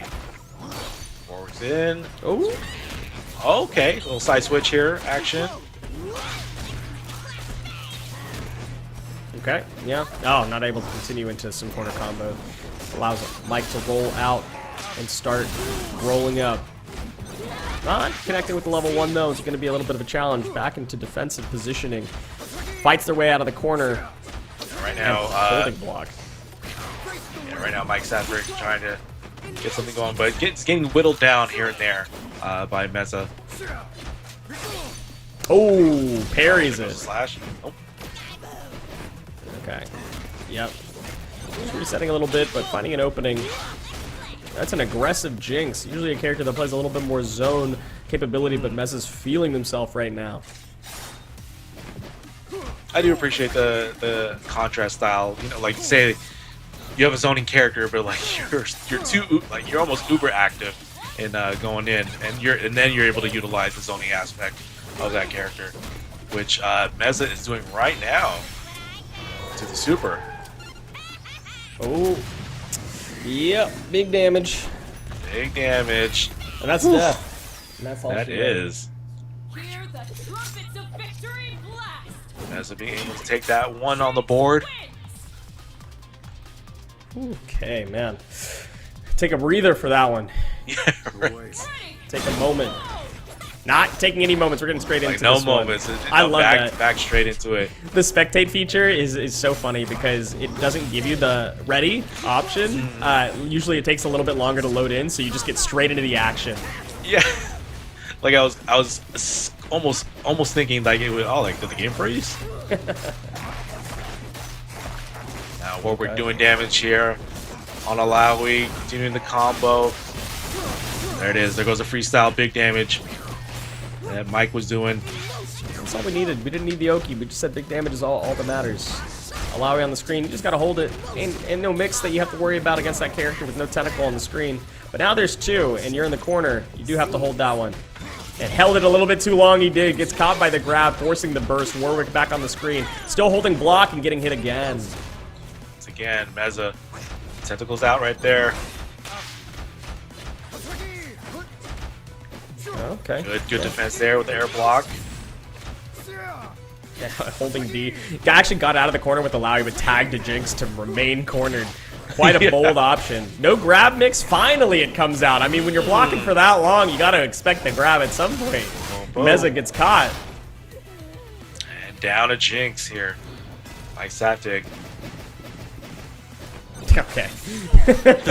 Back it up, he said. Back it up. You can only go so far, though. Mike gets right back out. Not even burning the Fury at this point. Just hold it for the next one. And down Mike Saptic in that first round. Meza says, I'll hold break. I don't need to use it yet. I understand that I was in a dire position right there. I don't want to go for the desperation play. I'm just going to set myself up for success. Round 2. Exactly. All right, now Jinx. They're back and forth here. Cheeky double swap right there, getting some corner pressure. Mashing out of the corner, but against the wrong character, buddy. You got crossed up by yourself. Warwick goes down. Mike on Yasuo. Dang, you said congratulations, you played yourself. Exactly right. Okay, yeah, poke out the tentacle. No reason to have to deal with that if you don't got to. Press the button a little bit too late on the wrong character, though. Yeah. Let's see. Got grabbed with the tentacle. Okay, you have to use Fury to get out. Yeah, get in and out. Okay, fights their way out. I like the patience, waiting it out. Even though you had Fury online, you do not get impatient to use it, and you get to cash out in perpetuity right here. This is a 90% combo. We didn't even use a super! No, not at all.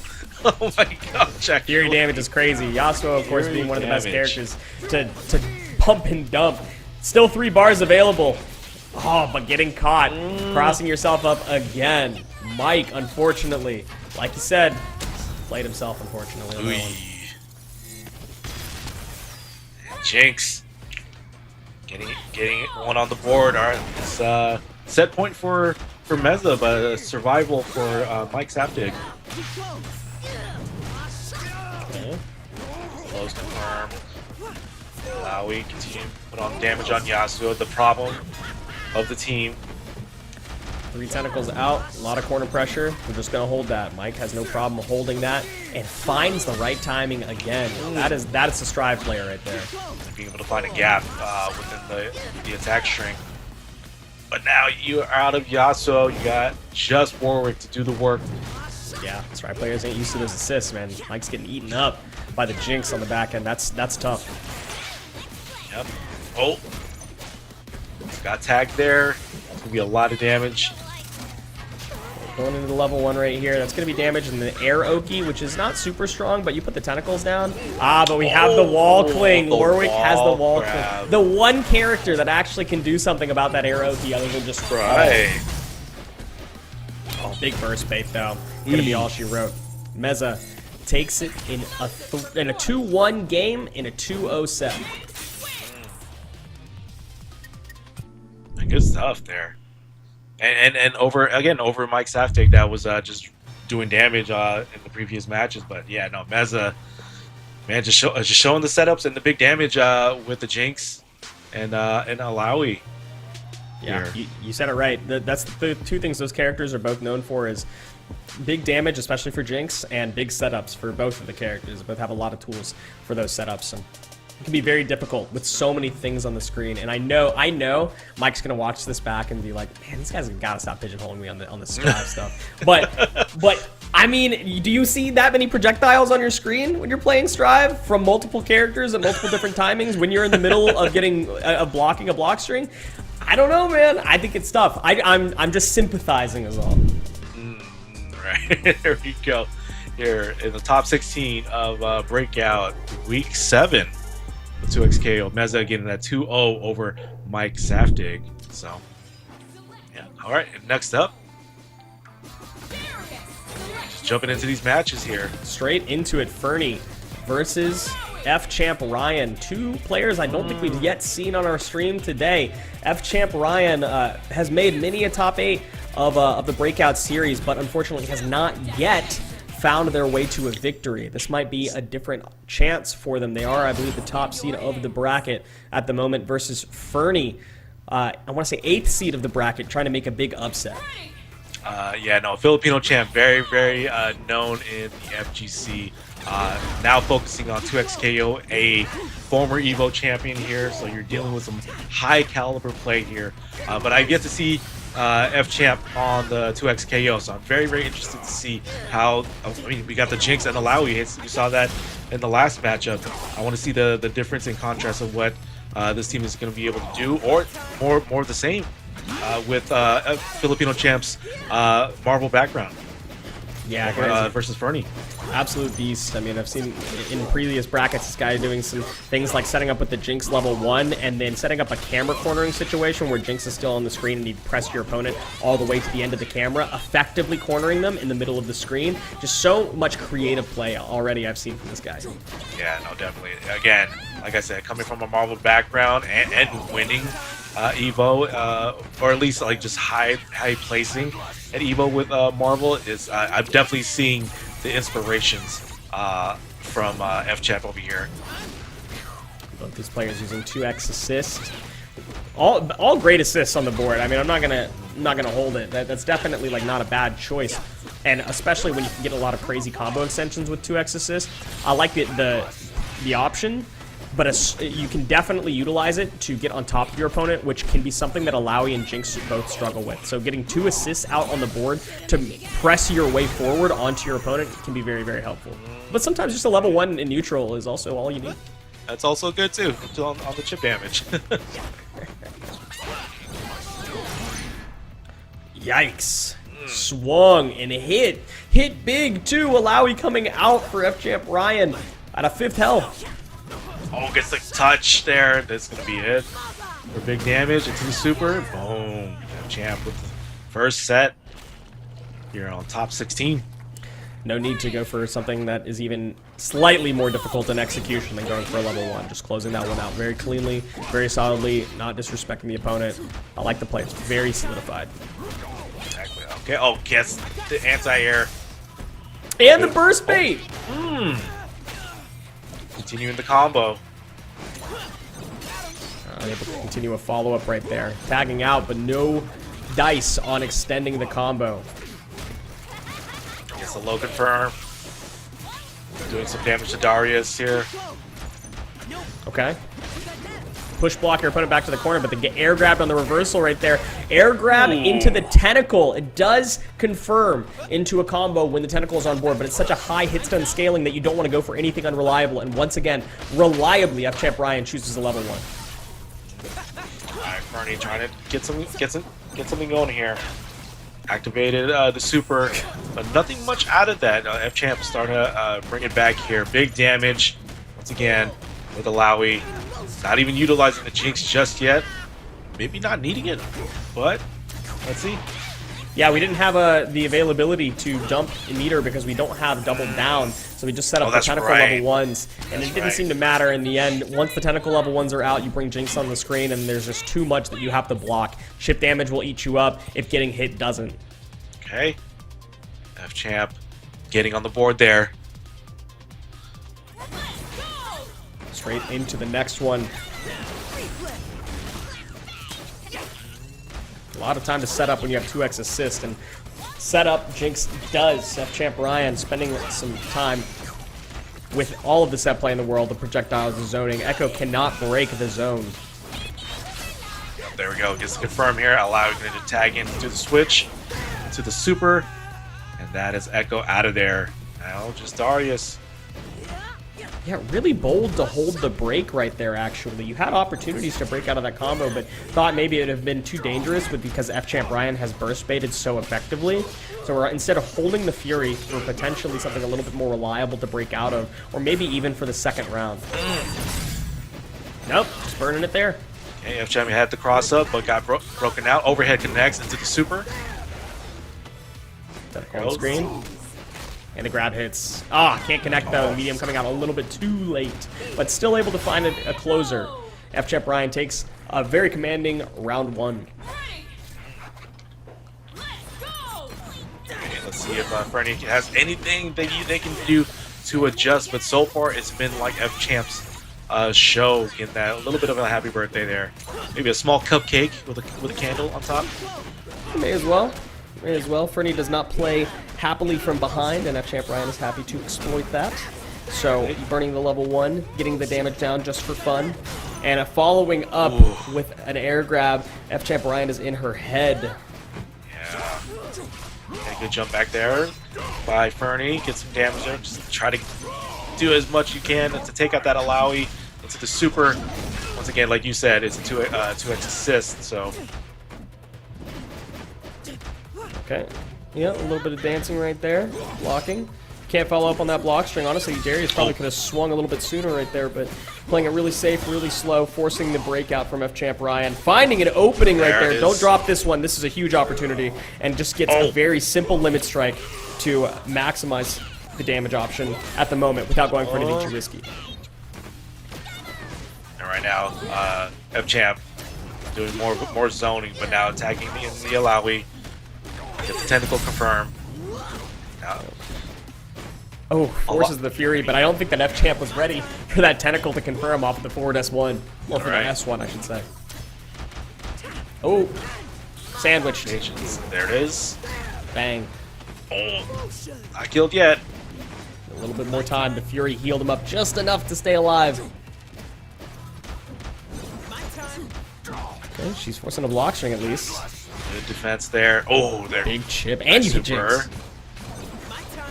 Oh, she's got a chance right now. Oh. There it is. Crossed up. Crossed up overhead. Jumping out at the right time. Filipino champ being able to take that 2-0 over Fernie.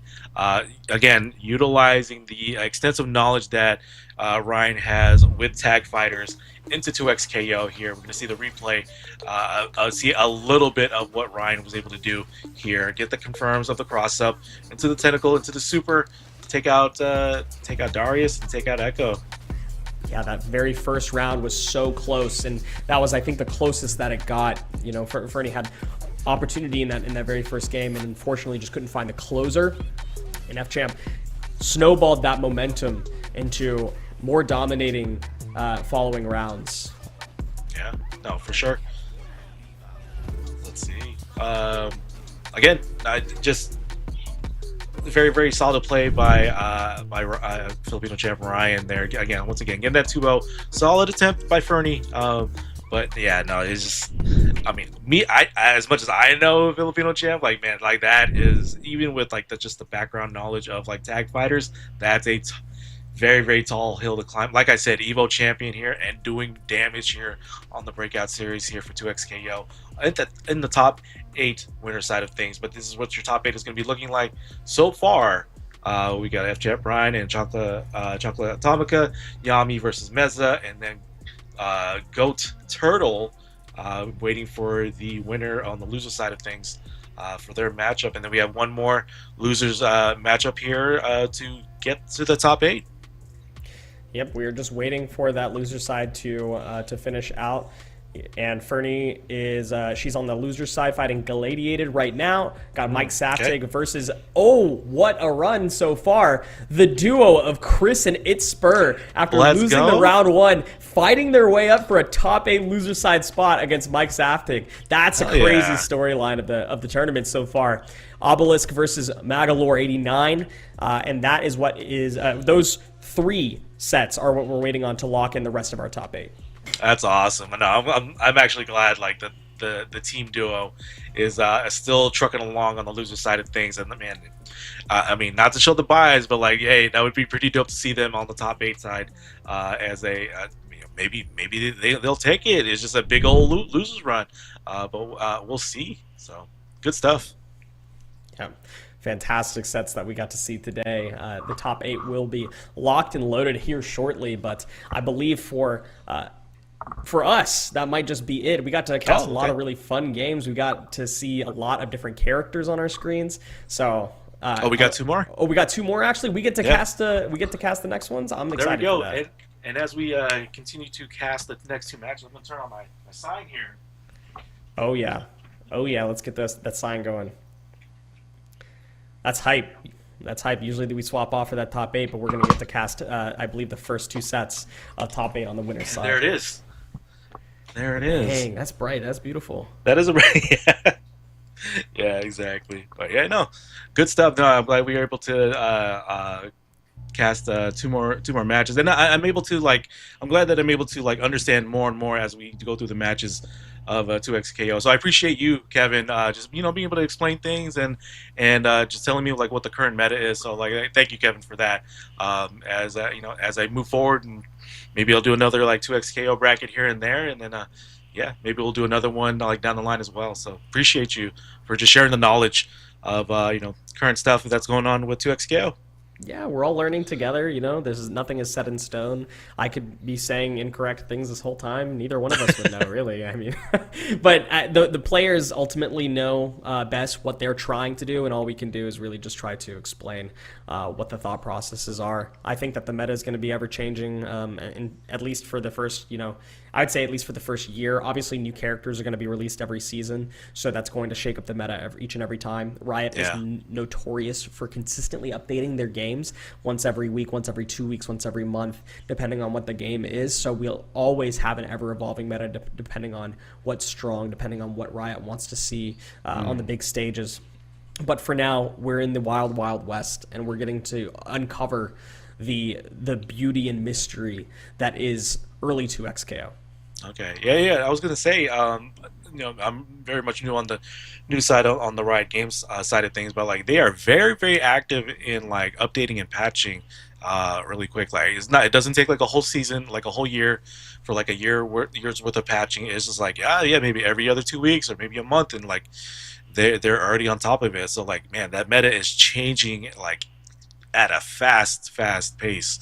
That possibly I have a more difficult time to understand. Didn't this thing work last time? You were saying about the Yasuo combos not touching with certain characters, and now it's working properly basically. But yeah, no, I just wow. Man, Riot is very, very active in just changing things and as best as possible fixing things for characters to be as strong as they can be and as balanced as well. And even things that aren't competitive pieces, right? They're still very community oriented. We had some uproar about how long it takes to get a gold medal with Vi, which whenever you're playing for these medals in the game, it's just about character mastery. How many times can you hit this thing in game? How many times can you do this thing? It's not really about competition, but it was taking a lot longer to get Vi's gold medal than a lot of the other characters. And basically, as soon as it was called out, Riot said, you know what, you're right, let's fix that, and they hot fixed it. They patched it right away. So just a lot of community engagement and awareness. No, that's great. That's great to see, right? Because the community, like, whether you're like being as constructive as possible, or you're just like, oh no, everything's terrible. Like, oh, this game's like dead already. But no, Riot is able to listen and actually filter through all that and get to be able to fix what needs to be fixing. So, yeah, we're here in our next matchup here: Meza versus Yami, Alawi, Jinx versus Echo Teemo. Let's see who's gonna be moving on the top 8 side of things. Winter semifinals actually here. Yeah, winter semifinals. We've seen both these guys on the screen already. Meza coming back with that Alawi, Jinx getting eaten up at the moment by the Teemo Echo. That is a powerful combination, and the burst comes out early. Yeah, this is Yami and then FJF Ryan basically being almost the only teams throwing the Jinx out there. So yeah, let's see how Yami or Meza is able to counteract that with this match moving forward. But it's gonna get hit. That's level 1 super here. Oh, tragedy. Ooh, the cross up. Yeah, that's unfortunate. When you try to do a jump in on Echo, you have to remember that Echo has an air dash. So if you don't time your jump correctly, or even if you do time your jump correctly, if you don't read out that your opponent's going to go for the air dash with like an anti-air, you know, you lose. You lose that interaction, and not just that interaction, and sometimes it costs you the entire round, and that's exactly what's happened right here. Looking like right there, we're taking out the Jinx so far. I mean, getting the round completely, basically. Yami getting around there. Yeah, and we're going into the second round. Meza on the back foot again. Has to use the burst so early.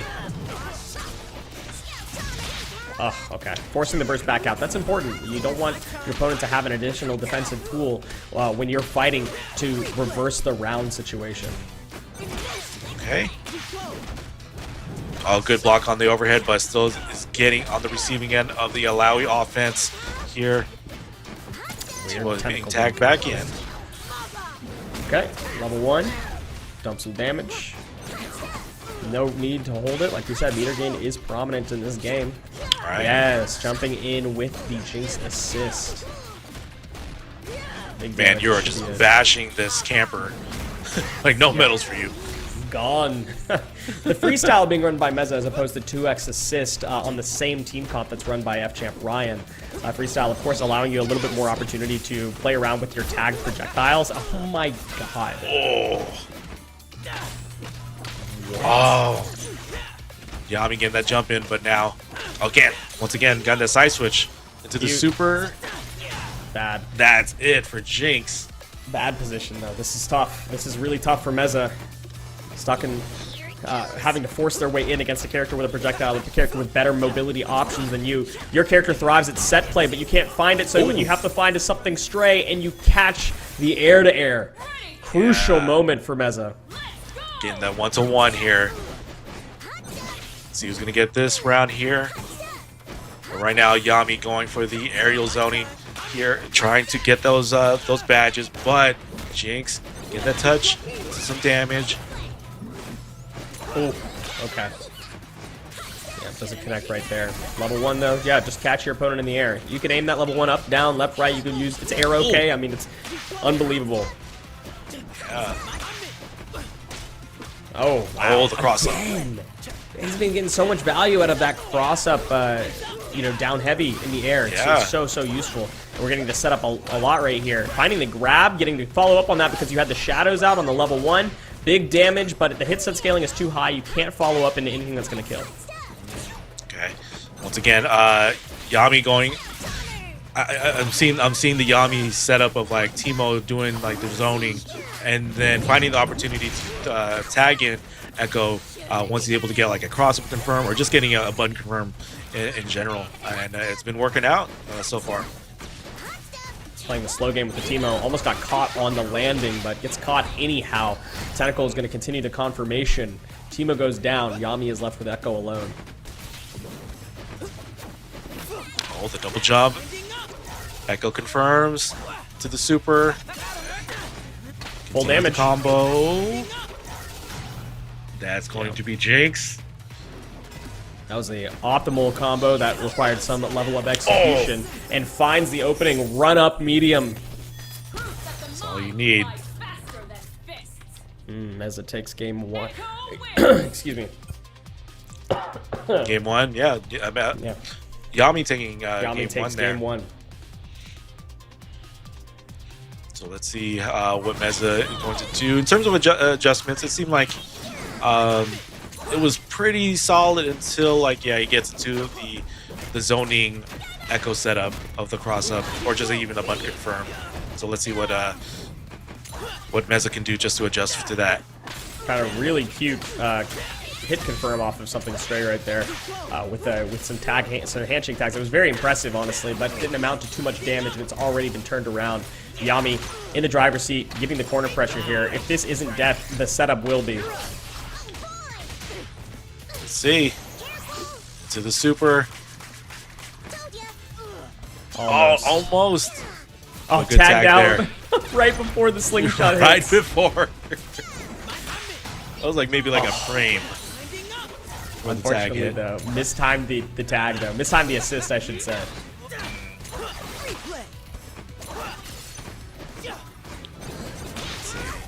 Dancing around a bit. Teemo back on the screen. Says Jinx can play the zoning game. Teemo can play the zoning game too, and it's your pressure. And then if you try to run in, you got to deal with the echo just running into your face and getting bat. Round 1 to Yami. Teemo back out. And looking at set point. Papa nothing doing. Slingshot is fully leveled up. And that's gonna be danger zone. Yeah, that's scary. Low confirm.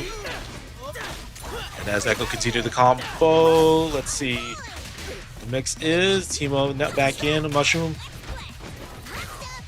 Has that slingshot badge. Okay, yep. That's good aggression right there. Finding some big corner damage. And we're just gonna go into a finisher right here. Setting up with the Shadow Oki. Very difficult to block. You're expecting a cross up. It's too difficult.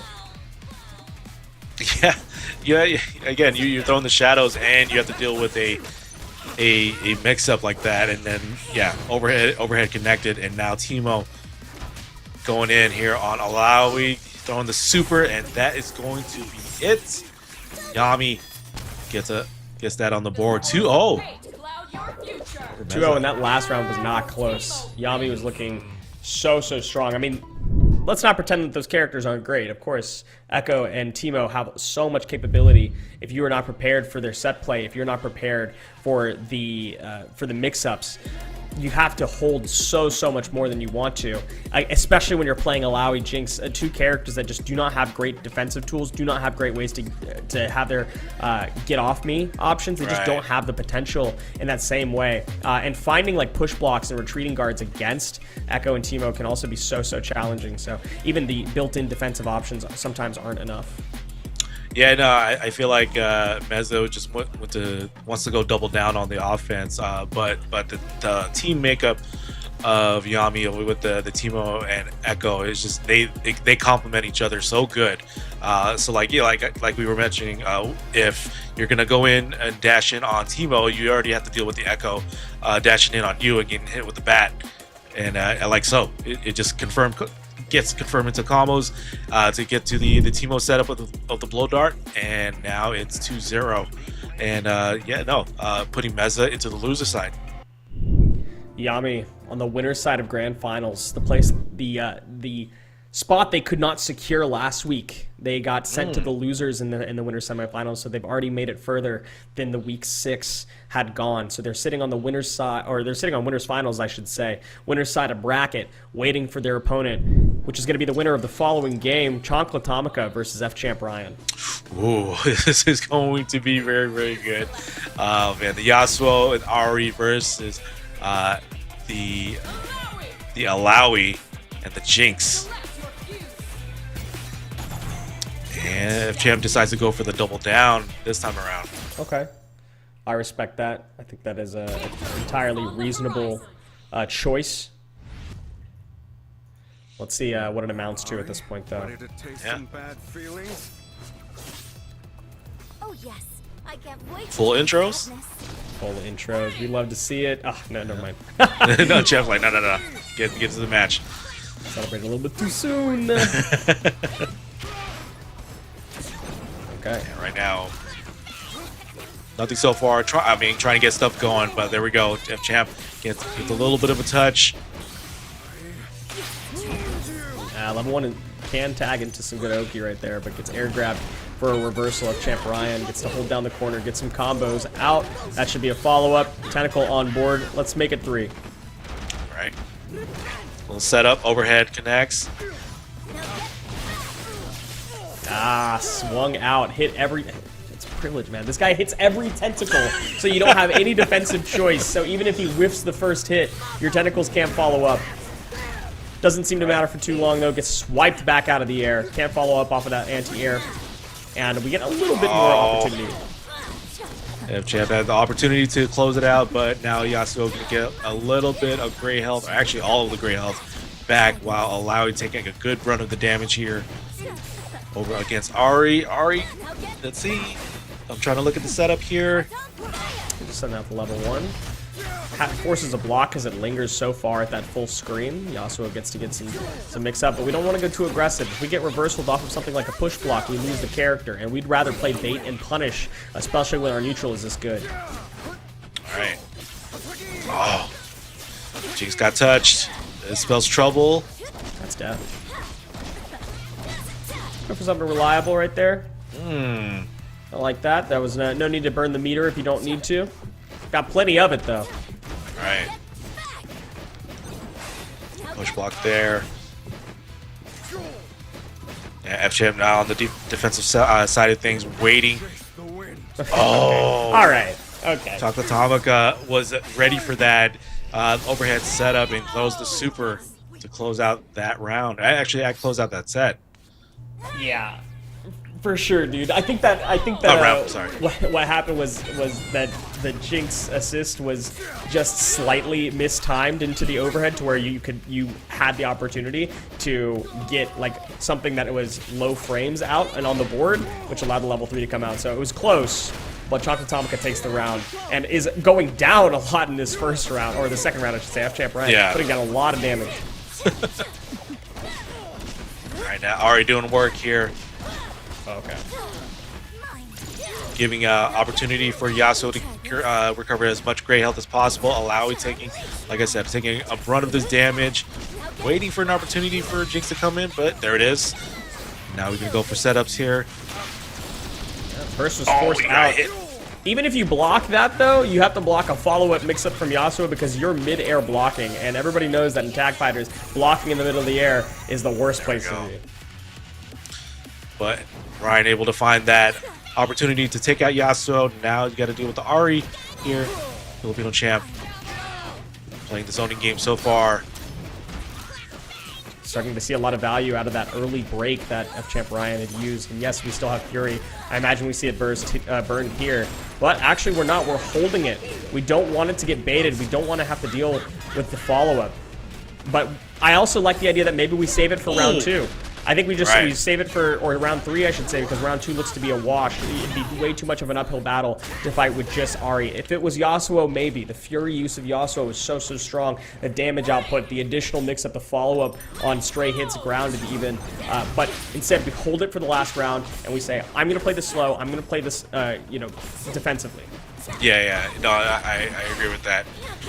To be able to have that option once you're in like a more dire strait. But right now, Chocolate Atomica able to do some damage on Alawi here. And, throwing the setup. Oh, almost taking out Alawi here. Yasuo with the super. And then that is Alawi. Now just Jinx versus almost a fully health Yasuo and Ari here. Yeah, and what do we still have on board? We still have Break. We haven't even had to use it. We're in such a good spot in this round. And we don't need to use the break. We can wait until we're in dire straits. This wouldn't be a terrible place to burn it, but I also like the idea that you just save it. You know that you can't get a lot of damage down. And there it is. That's going to be the burst usage. We're going to tag off of that, and that should be some... Oh, we didn't angle the Ari super down, though, so we didn't get the true mix-up. Doesn't seem to matter, though. The Fury is bursted. Turn back around, and that's huge damage. I wouldn't be surprised if that was death with that starter. Right. Got the low confirm. big damage, but yeah, now it's starting to look as even-ish as possible. There it is, out with Yasuo. Now it's just Ari and Jinx.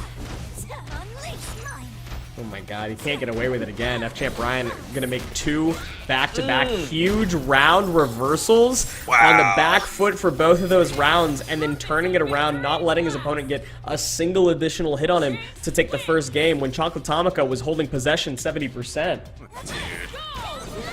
Man, that's that high caliber play, the high caliber just composure of F-Champ Ryan. Okay, good tag, a little bit of mix. Didn't get some damage down. F-Champ Ryan has been in the back foot before. I count nobody out. Try this. This way. Good grab. Chocolatomica. Now get back. Now get back. Block there, good defense. First baited. Gets the touch. Right out. Just a little bit of damage. Oh, that's gone. Jinx is a goner for this one. If somehow F-Champ Ryan pulls this one out, I will be shook. But with the meter available and double down also available, this should be death. Level 1 into level 3, or level 1 into level 1, I think might just be enough. Yeah? There it is. There it is, Chocolatomica. That's the fated 2x KO. When you kill both of your opponent's characters in the same combo. Ooh, the parry. Love to see it. Fighting assist characters left and right, like who's actually on the screen at this point? Man, okay. Chocolatomica getting those opportunity touches there. Okay. Nice, another parry. It was just on the assist though. Nothing doing. Forces the burst out though because you caught Jinx hitting a button. Grab tech, re-corner yourself, and that means that the burst is going to allow your opponent to get advantage back on top of you. The grab comes out. This character somehow can combo off of grabs by themselves, and they're going to get some damage down into some more corner Oki. What a challenging position that you put yourself in. Able to fight your way out though. Exactly.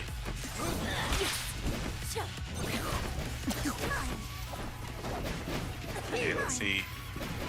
Now Chocolatomica just playing more of the zoning and using the assist of a Yasuo to be able to just set up for a touch, and there goes Alawi. Down, down, down. Jinx in the corner.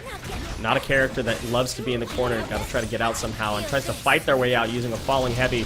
Nothing doing though. Backing up just far enough. Bursting back in with the level 1. And Chocolatomica takes game 2. Alright. A little back and forth action here. It's 1-1. Let's see who's going to be taking this set to move on the top 8. Starting off strong. F-Champ Ryan gets a tentacle in the corner. A little bit of stagger pressure here. Another tentacle down. Interesting. Good Not check. use the assist there. It was quite a interesting choice. Right now. Oh, Chocolatomica gets the touch in. Good break. But Chocolatomica bringing it back as well. Okay. A little bit of dancing right here. Not a whole lot of buttons actually getting hit. Gets to reset the pressure. Gets the hit with the Ari, and that means the follow-up with Yasuo. Not able to continue to confirm. F-Champ Ryan gets to get out of the corner, gets to re-corner the opponent, and that was that camera cornering I was talking about. You didn't jump past your opponent because Jinx was still on the screen and your opponent was cornered by the camera, but it only lasted you so long. Chocolatomica finds the reversal of the tide and sends his opponent ashore. Alawi going down, Jinx on the board. Yeah. So now F-Champ Ryan just has the Jinx to do a lot of the work, but so far being able to connect the super here for some good damage. But still gotta be patient at this point. Yeah, just holding down. How do you get in on this Jinx? Too many projectiles on the screen. Gets caught by the traps, but allows you to get a little bit closer. Nice jump back. Yeah, that was crucial. Gets caught by the zap though. That's combo. Oh, misses the heavy confirmed. But out of the range. But you have to parry everything because you're at 1 health, and everything that Jinx is sending at you is going to chip you down to 0. So try to parry everything, but the timing is just way too difficult. That's all you got to do. You did just parry it all. Just play perfect. Yeah, exactly. Oh, high mix blocked. Ooh. Didn't get hit by the cross-up, honestly surprising to me. Yeah, no, I got hit by the throw mix-up. That didn't happen. Oh, yeah. Super assist that allows you to get all the way into the corner. 7 seconds on the board, by the way. 6 seconds. You have to find a hit. Both of them at the same health bar. They're at the same health bar, and you finally find the connection. You finally find the crucial connection. Even if this doesn't connect in time, you are going to win anyways because of that initial hit. But, wow, what a tight round one. On 2 seconds is crazy. We started off this block talking about how fast this game was with the first set going like less than 5 minutes, and we sent that one round to the full 2 minutes. Yeah. All right, let's see how this goes. Chocolatomica needs to survive. Filipino champ here, looking at set point. And he's getting confirmed the super, get the tentacles out. Okay. For setup. Uncorners the opponent, but doesn't seem to matter. As long as you find the opening, that's all that matters. Getting into the level 1, not trying to worry about the dash timing to get up and catch with the standing medium. Even if you have to burn a little bit of extra meter, it is important that you take that round. All right. Okay.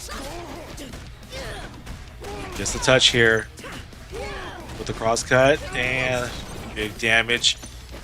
Tentacle is out, misses the grab. Oh, okay. Double overhead is cheeky option. Crossing up the opponent, forcing the Fury out with basically no health left. Chocolatomica fighting with the very last of their character. And the air grab from F-Champ Ryan is the story of the tournament. To take it and send themselves to the winner's side of the bracket. Winners finals against Yami. Ooh, man, that was very, very close in terms of like just sequences and people just thinking like, oh no, that looks like it's going to be for Chocolatomica, but like again, just Filipino champ just showing that caliber of a high level play, and seeing here with this sequence again that super to get that round win. But it is not to say that Chocolatomica was a pushover either. It was just showing that fight as well. So.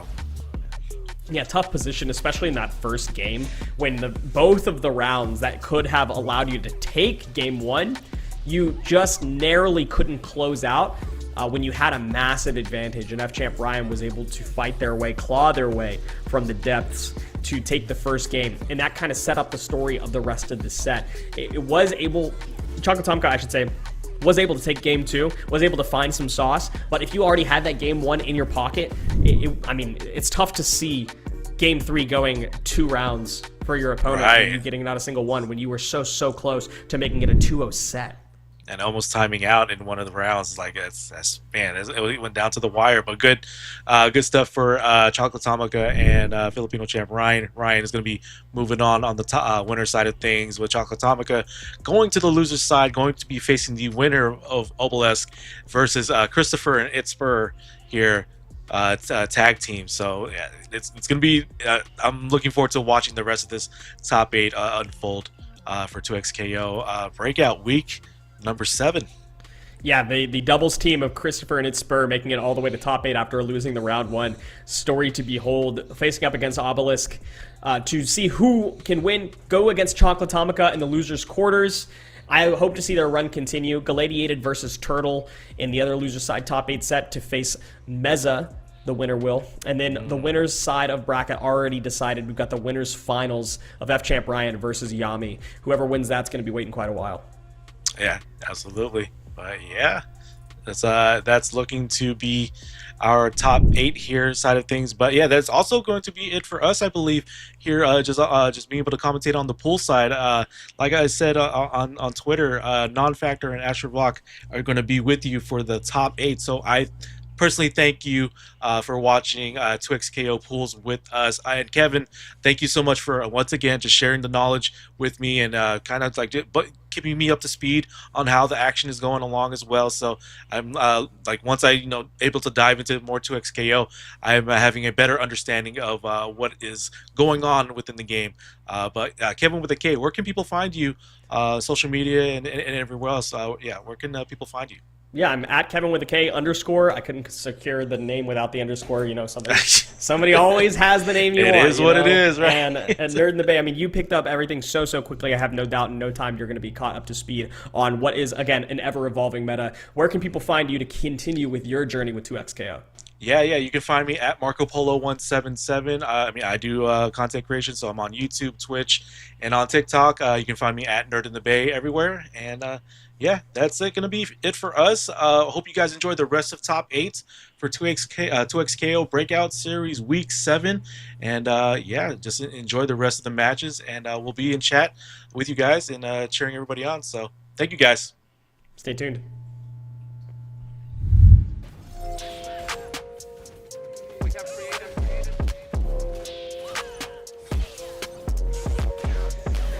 Take it, I'm getting it back. And if they hit me, they gotta get taxed. I'm making hit after hit after hit, and I promise you, boy, every one of them slap. Hop on a verse and I body it quick. They never work, and it's why we don't mix. I don't got time for the fake, and I swear that I always say real something they never did.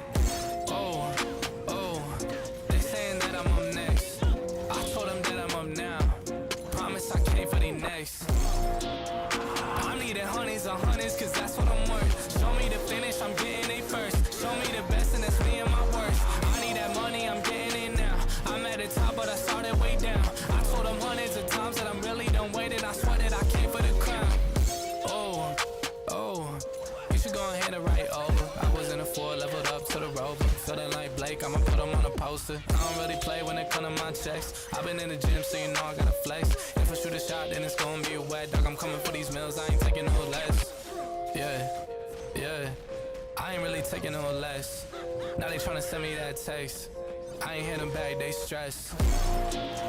I'm needing honeys on honeys, cause that's what I'm worth. Show me the finish, I'm getting it first. Show me the best and that's me and my worst. I need that money, I'm getting it now. I'm at the top, but I started way down. I told them hundreds of times that I'm really done waiting. I swear that I came for the crown.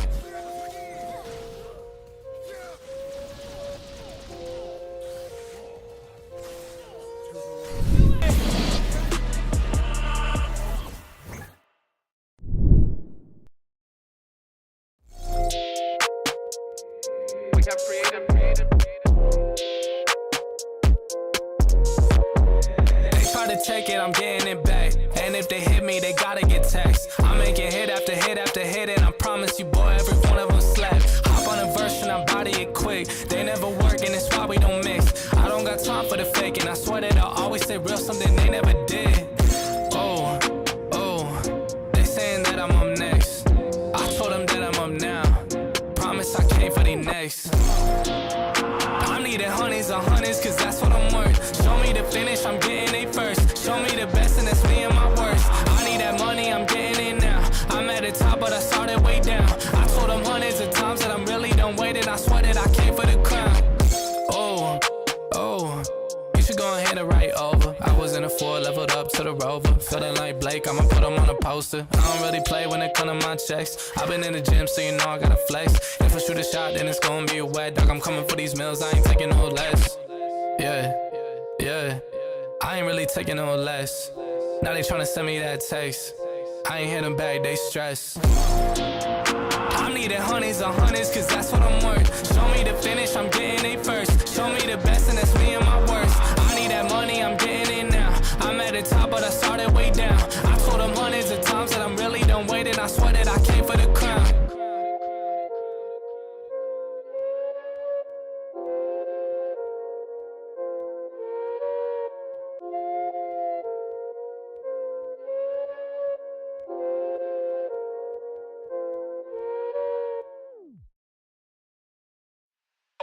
Okay. I'm a trendsetter. I'm a trendsetter. I'm a trendsetter. Okay. Let go. Hey, okay, I know I'm here to stay. Counting on my wins, so I can't play this game.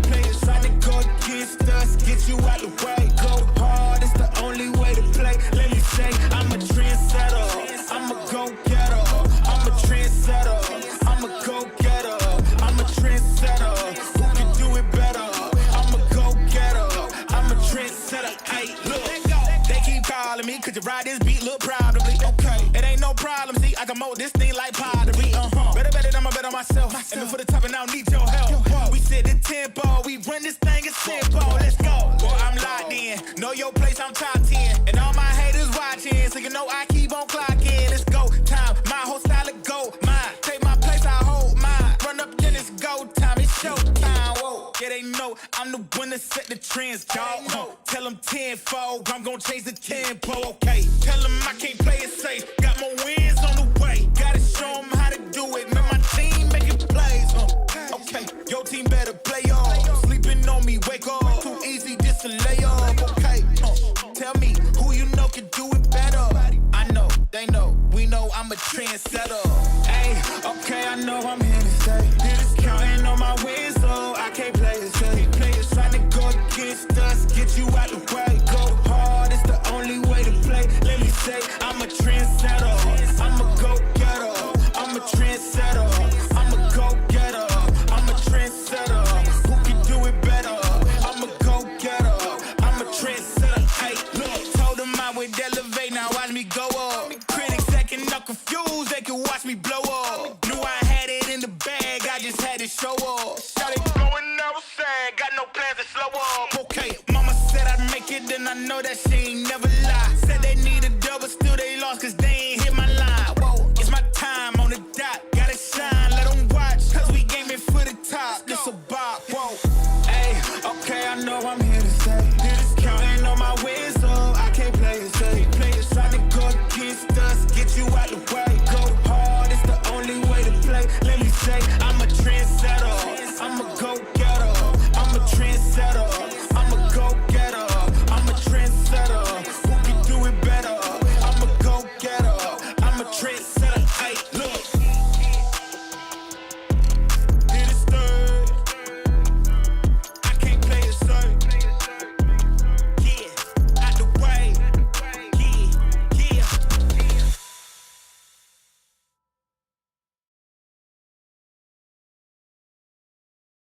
Nobody's safe.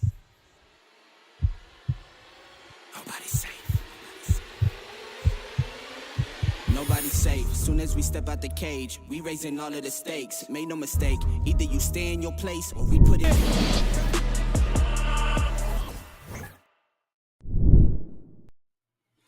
Welcome one, welcome all, and welcome back to Breakout Series for 2XKO. We got some top 8 action lined up for you. I am Non-Factor. Joined with me is the one and only, fresh off of their appearance at TwitchCon, the only Castervok, Astrovok.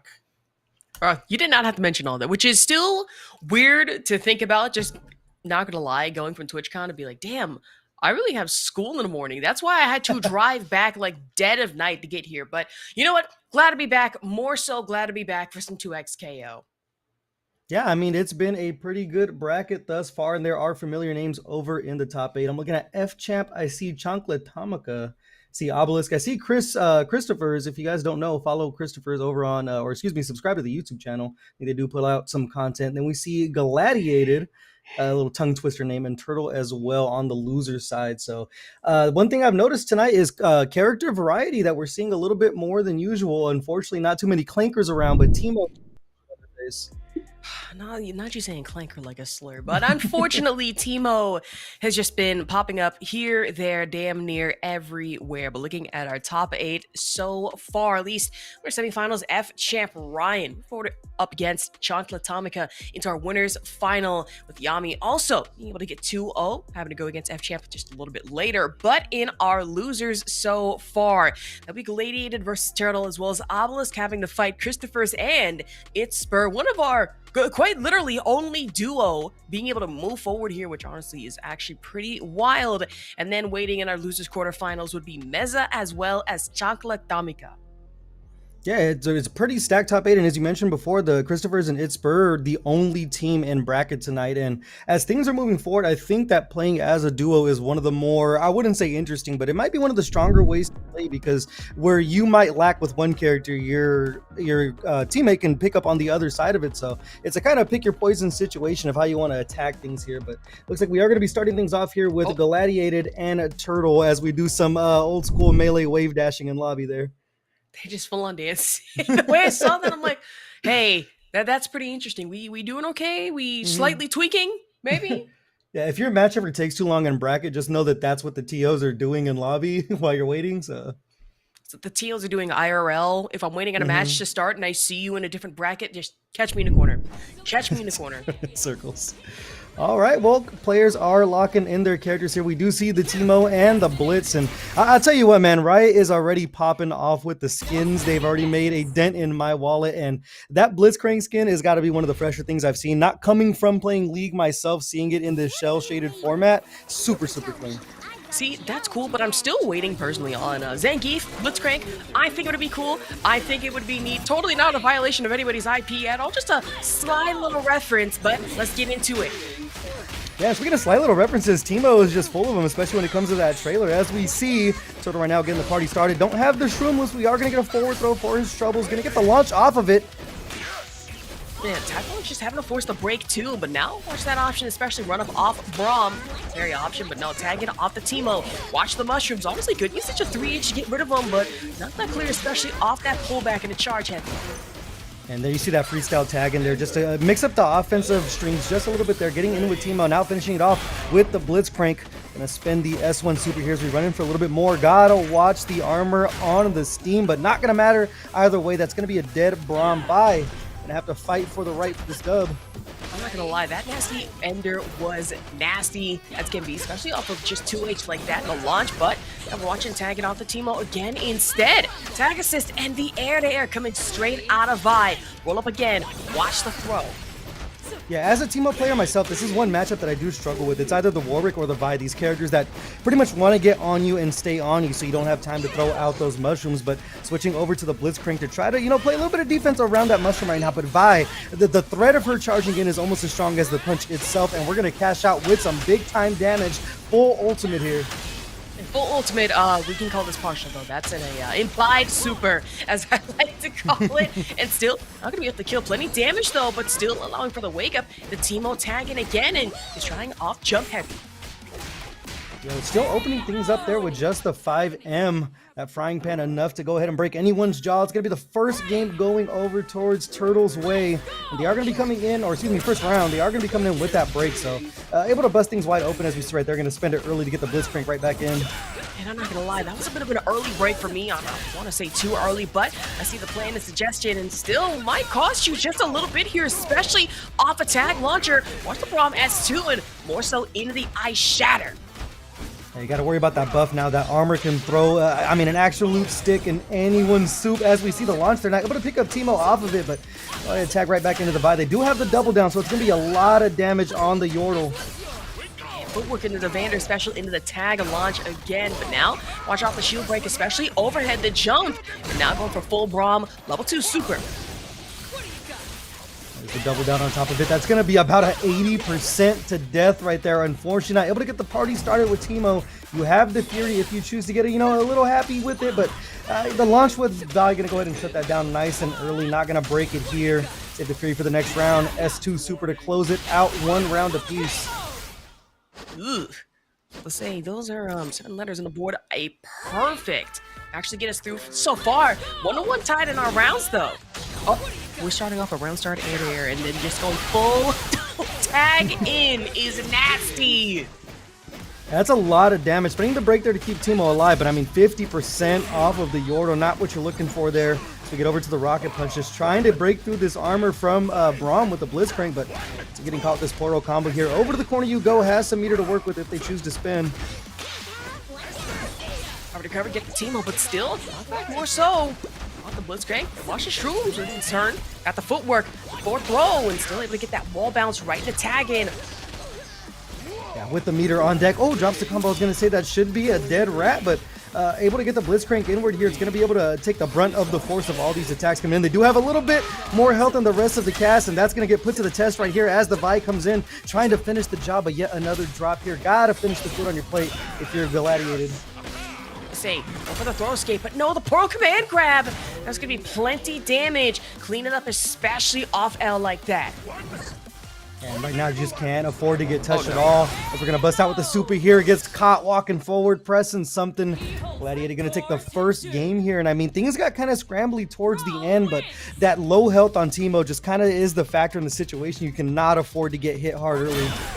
Right, which is really unfortunate to watch. I mean, even if you manage to block and tank that, it's still plenty chip damage your way. I mean, with the parries, you'd have to figure your wake-up options. But speaking of wake-up, still not able to escape the Ice Shatter again and the overhead.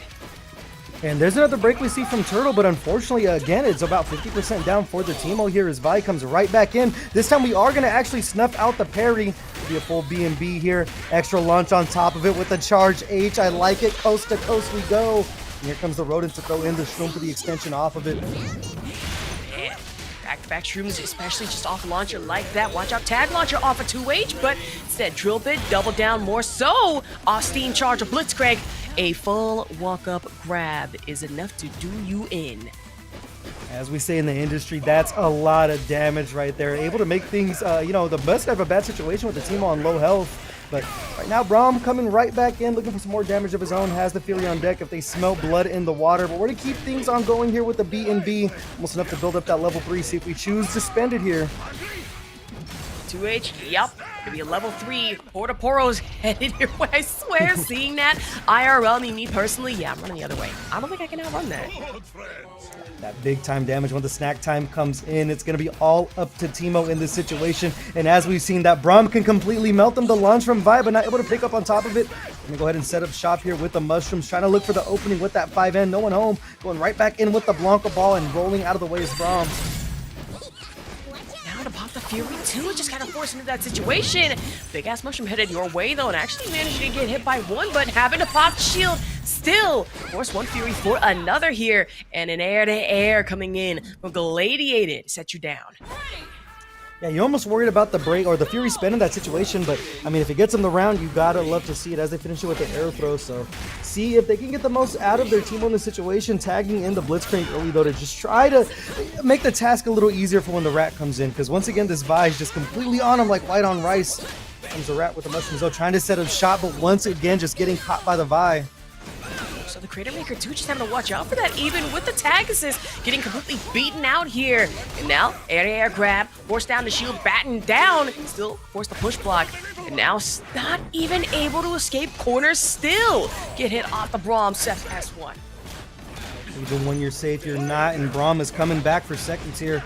Just right in the corner, has a lot of health to work with here, but that double down is going to add up quicker than you could believe it. There's the tag launch.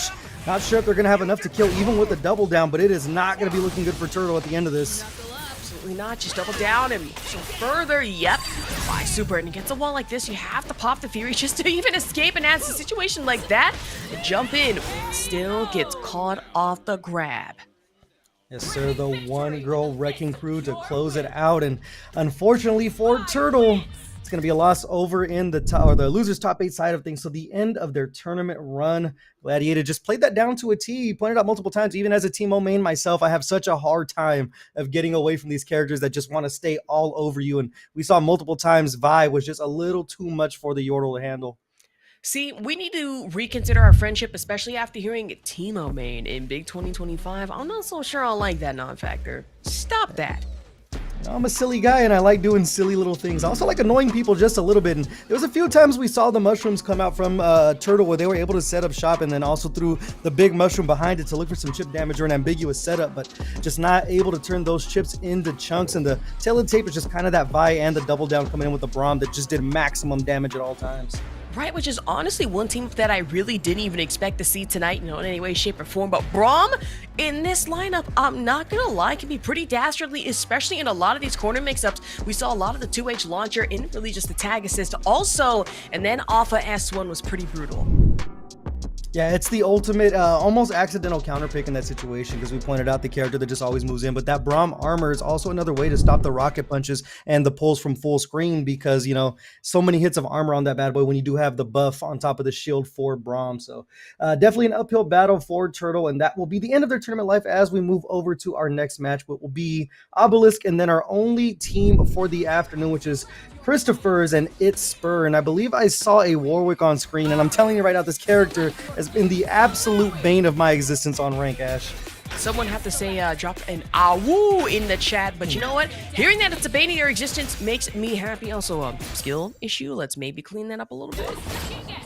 you know, it takes time. It takes time. That's why I'm on the mic, and that's why these guys are over in top 8. I mean, one day I'll get there. When I grow up, I want to be a top 8er, just like Obelisk. It's real and honestly valid. So what is valid though getting into this match I'm looking forward to? Gonna start things off with the Ari here, a character that I felt was super underrated for a long time, but it seems like people are kind of waking up to the true power of the mobility of Ari, and as we see, just dashing right in, and unfortunately we're seeing another team over there just not having a lot of health to deal with as they get pushed to the corner early and build up that slingshot, but still just getting sniped out of the air when they try to get the mushroom down. Why didn't he just pop at the break early too? But no, going for not only the helicopter, but then the tag in after assist here, especially from Warwick. And of course, yourself into the corner though, especially having to manage really watch these fireballs off of Ari. Yeah, it's one thing where I think Warwick does fall short is when you are in the corner, those defensive options aren't necessarily the best in the game, but as you can see right now, just completely getting mauled by this Alawi in this situation, and that's a character that can put down those tentacles and really make you guess for your life. Watch a lunge too, but now, oh boy, here we go. Possible invisibility coming up, but no. Complete fireball to at least take you out of stealth for the moment, and even on fire, quite literally having a tank damage. Watch the team on 2H.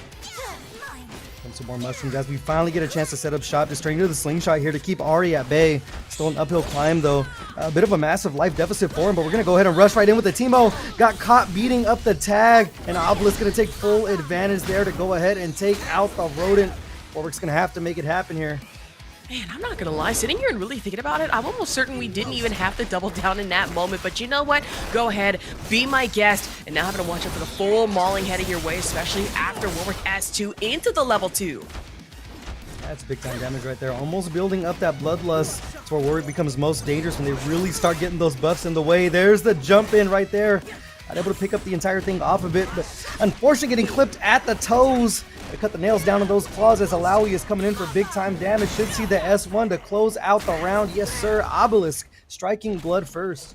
In the full tentacle thrasher. Ooh, you hate to see it. Of course, hate to have it happen to you, but sometimes you just love to watch it in turn. But nope, watch out, especially if a counter damage like this when just playing in the projectile game, getting slammed down off the Alawi, misses off the grab, and that's a good punish out of it. And able to get the shroom loop off. I think they didn't expect the mushroom to bounce off of the wall in that situation. Use the Warwick to get themselves some space here, but over to the corner, using the flow and get stuck out of the air. That's the only bad part about using that float is you cannot defend yourself when you're falling downward right there. Obelisk taking advantage of it as we see the S1 super in the Warwick coming right back in. It's Spurs trying to do some work for his partner here. Helicopter into tag in, and now just having to watch the Warwick, especially off a ground like that. Goes for the S1 lunge, but no, have to focus, especially more so off of 5M. Watch the tentacles, but now off jump in. In the corner we go, and we talked about it. Warwick just not having the tools to get out of this situation as they caught by that little bit of hang time from Ari. So much damage we cash out. We do have the double down on deck. I expect to see a S2 tentacle setup at some point. Okay, tag launcher, push off a fireball. But now go for the level 2, just trying to trap off a corner game. I saw a little bit of the peak of the 5L, but no, push block, still getting whipped back and trying to keep the defense up, and I'm not gonna lie, momentarily was working, but now good neutral jump to avoid the throw, but more so not the fire. Just completely locked up in jail in that situation right there. You see Christopher's just trying to use that 2M to go ahead and get themselves some space, just dashing underneath everything. But we're going to look for the chip right here. Not going to need it. Gets caught either way with the super from Ari. First game going to Obelisk. Honestly, first game so far. And see, Teemo, bit of an issue, but not gonna lie, non-factor, right? You being the quote-unquote Teemo aficionado, how are we better fighting against Obelisk here? I think you're almost better off putting Warwick in the driver's seat in this situation just to, you know, get the life dwindled down a little bit more so your opponent has to think about their approach instead of like saying, you know, I got a full stick of butter with my health. I'm just going to keep on banging my head against the wall until someone answers, you know? I mean, true. Well, if it works, it works. Stick of butter, I'm not somewhat questionable about that, but you know what? That's neither here nor there. I'm jumping especially more so the wall. All right, we see the launch right there from Malawi. He's going to look for the Air S2 to go ahead and get to the ground and look for a super, but a well-timed break from the side of Christopher's and Spurs. Okay, dive in, off the wall again. No, just go for the push block. For super this fast. And wait, okay, caught a little bit off the Teemo and still able to nab yourself the Warwick. Yeah, smacked him right in the back of the head, hit him with the I like you cut G as the super comes out once again. Finds the cross up in that situation, and Warwick just trying to stay alive in the situation, going straight into the maximum spider. Take the damage here as we bring out the mushroom. Actually, juggles on top of it. What a great call to call it there. I was gonna say not maximum spider, that's PTSD in a hag. More so off that one VTuber that said maximum diaper. The fox. Oh goodness. But now having to watch for the Alawi especially. I'll go for the tentacles and still good tag assist off of Ari. See if they have a long enough combo to build up a bar of super here. They will. The double down is now on the table. They'll go ahead and cash out here, get the full juggle off of it. We saw a tag launch set up before from the side of Obelisk right there. Not able to get the entire thing, and it's still an uphill climb for Christopher's and Spur here. That'll watch with the tentacles, but now go for side swap and an even better tag in. If you're Christopher's, it's Spur though. I want to get a little more careful. I mean, you have 9 HP and a dream here for Warwick. You can only do so little. Wait! Helicopter tag assist, and you're actually no. Oh no! I was almost certain that would have worked, but it was just by a hair. And Obelisk responding in turn off the level 3.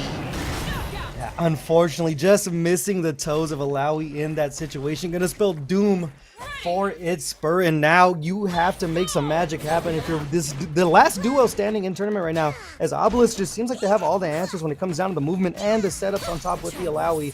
But it seems like Christopher's finally having some time to set up shop here. We open things up with the 2M. Do we have the shroom loops? We do. Someone's been in the lab. Uh-oh, love to see it. Also, you hate to have it happen to you, especially off the air-to-air net. But now watch out in corner, though. Obelisk going full well and better avoid this. Any invisibility Oki here. Surprised we're not seeing an earlier break there. Still 50% down. Kind of in the theme of our team-up players right now. They're losing half of their health as they get the break, but if they get the S1 super come in with the Warwick, and Obelisk shutting that down early, making sure we stay nice and healthy with both characters. Like that, just in the 2H launcher from the Alawi, but now watch, jump heavy, and now we just have tentacle tag in off corner whip like this. Yeah, you are in a guess for life almost situation. Oh, a bit of a jank happy birthday there, able to make the most out of the situation and get themselves out of the corner here. But just trying to check down both of these characters, but I mean, not only the zoning from Ari, but those tentacles coming in of just kind of keeping them at bay as they finally get the forward throw inward here. Expect to see some cash out with this double down. Back rolls, not only the double down, but then you have the guarantee Warwick level 3 to follow up after it. Obelisk, honestly, a lot of looking a little worse for wear now, just having to worry about the jump back, but now force the push block still off the interrupt into the lunge. And it was such a good call too to pop the level 3 there to get the bloodlust from Warwick going, and this is going to be big time damage here. This might actually be the end of it if you can build up this level 1 in time for the double down. Chases the roll and just keeps the offense going. Right there, Christopher's and its Spur finally coming alive here. 1 round apiece here in game number 2. 1-1 so far. I mean, Obelisk, I'm not gonna lie. Wait, remind me again. We're not first to 3 up until, you know, certain point here, right? Just making sure. Yeah, just first to 3 once we get to the games that are labeled finals. Uh-oh, okay. So we're officially on set point here for Obelisk, but it's Spur. Christopher's just trying to find anything for survival. Only able to get a little bit off the Alawi, but now off the whip, and now so the push into Ari. That's a great tech there as well, just to make sure they didn't eat too much damage. Defense still on point. The fadeaway M right there gonna land. Fortunately, not able to get a lot of it going here, and right back to the corner you go, and the tentacles are starting to come out to play. Not where you want to be if you are Christopher's in a situation, excuse me, Spur, and still stuck in the corner here, Ash. Same. We're just getting mogged on right now off of tentacles, and you're only now just able to get into it.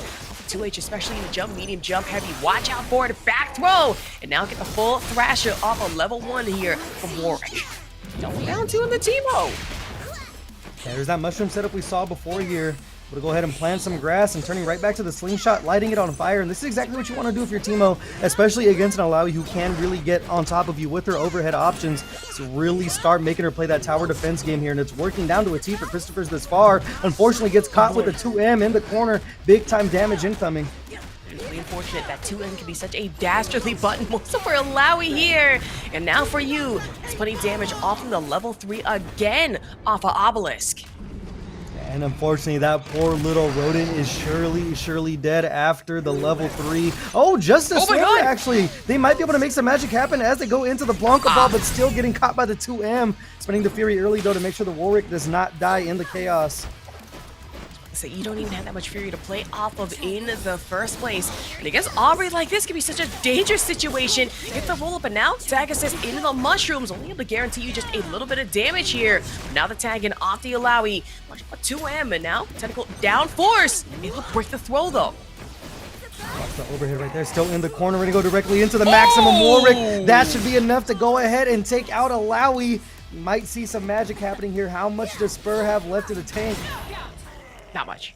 Not much. Yeah. Sorry, I didn't want to be mean, but that was a little too nasty. But Obelisk moving forward here in the losers top 8, 2-0. Yeah, and once again, you see the tail of the tape is just the Teemo just not having a lot of health. We saw eventually Christopher's was able to get the shop set up and some mushrooms were coming out, but it's almost weird how Ari and Alawi together can zone, but also can be so present on the screen at the exact same time. It's like they're running away completely. It's those tentacles are just always present from Alawi, and it kind of makes you second guess your defense. Right, it really does, and I'm not gonna lie, this Teemo play actually pretty solid, but even against Ilawi and Aubrey, right, off a double down can really maximize damage. It can make things really nasty, especially, non-factor, a lot of these corner game setups that we did see, just more so off the level 2. Brutal. Yeah. And especially for a character like Warwick, we pointed out multiple times, it's just a character that when they're on you, they are on you, but in the corner, it's a dog with the tail between their legs, not too much to work out from. So unfortunately, it's going to be the end of our only duo in bracket. Obelisk moving on over to losers quarterfinals for a match with Chankla Tamaka 22. Ooh. That's going to be an interesting one. Honestly, really liking how this bracket is shaping up. Like, we mentioned earlier with this much character diversity in team-ups that personally, I don't even see ranked. We had, Vi Braum just a little early and Alawi Aubrey starting to make its way further and further up in pick rates is, well, not more so concerning. It's just interesting because I'm so used to seeing Echo Yasuo these days. Too much Echo Yasuo. We might need to nerf Yasuo. Not saying speaking Echo, of those rank games is a lot of Echo and Yasuo, so we'll see how the meta develops going forward. I see next on screen we are going to see some Jinx though. Right. Although I believe we should be heading to a quick break before then, so we will be right back with some more Breakout Series 2XKO.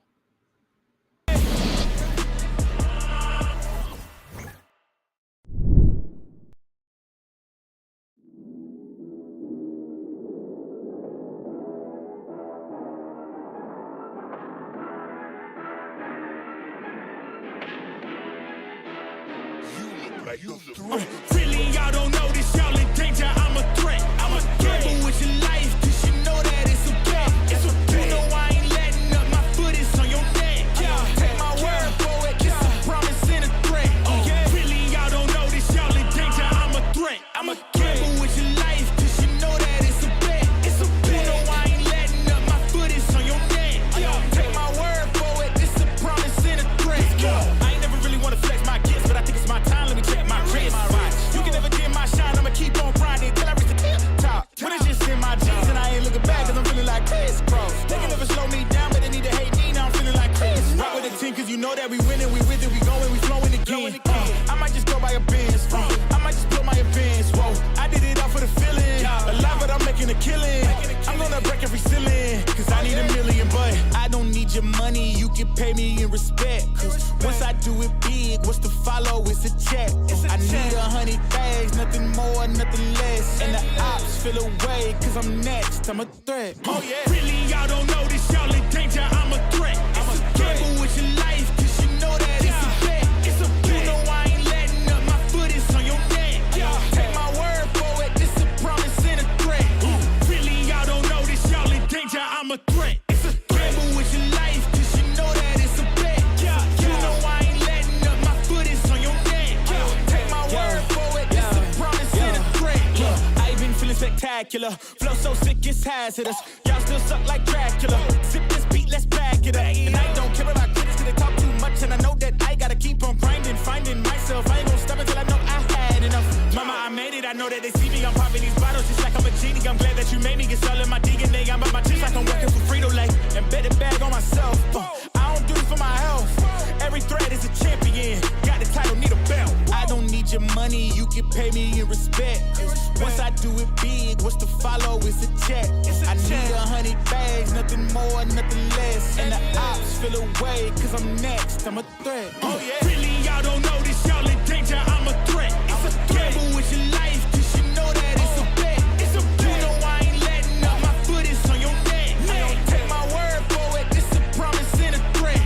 Really, y'all don't know this, y'all in danger, I'm a threat. Gamble with your life, cause you know that it's a bet. It's a bet. You know I ain't letting up, my foot is on your neck. I don't take my word.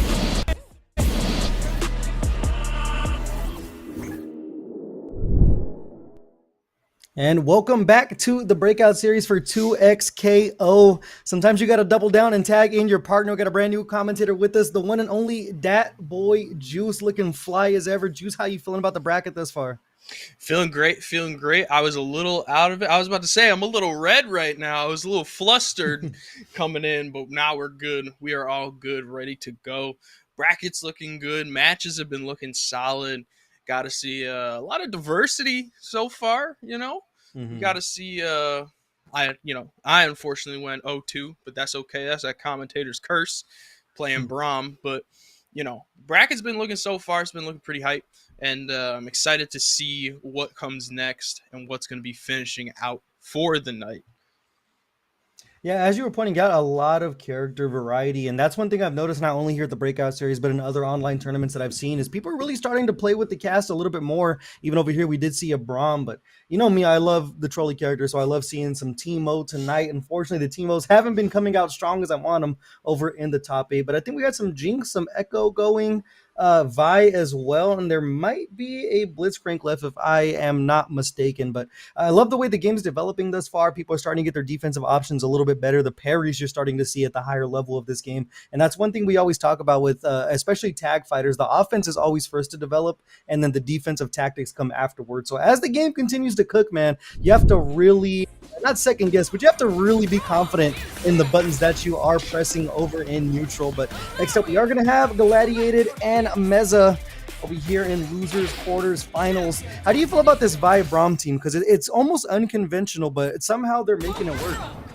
You know, I was watching them play after one of my sets, and they are strong. And it's kind of an interesting... It's an interesting combination to see Vi and Braum. You would think that they don't work together, but they make it work. They make it work, but I don't know. It's a rough start right now for sure. Yeah, that's one thing I think Braum might help in the situation is having the armor when they do have the buff on the shield to get past a lot of the shenanigans from Jinx. When you start seeing the Skybones in other situations, unfortunately, getting launched early here, it's going to be big time damage on the Braum. It's going to be a free stop from the Alawi and the Jinx here for Meza, so not able to stack the damage off just with the super, but it's an uphill climb when the projectiles are on the screen. Yeah, I mean, Jinx is always just a scary character to be, especially when you have just full screen clearance on the double tag and tries to go for some type of just mix-up. Unfortunately, still getting the Vi and might be able to take out this Vi too, and that's a big accomplishment too, because I will say, Gladiated's Vi is scary. Ooh, not able to get him just quite yet. Oof.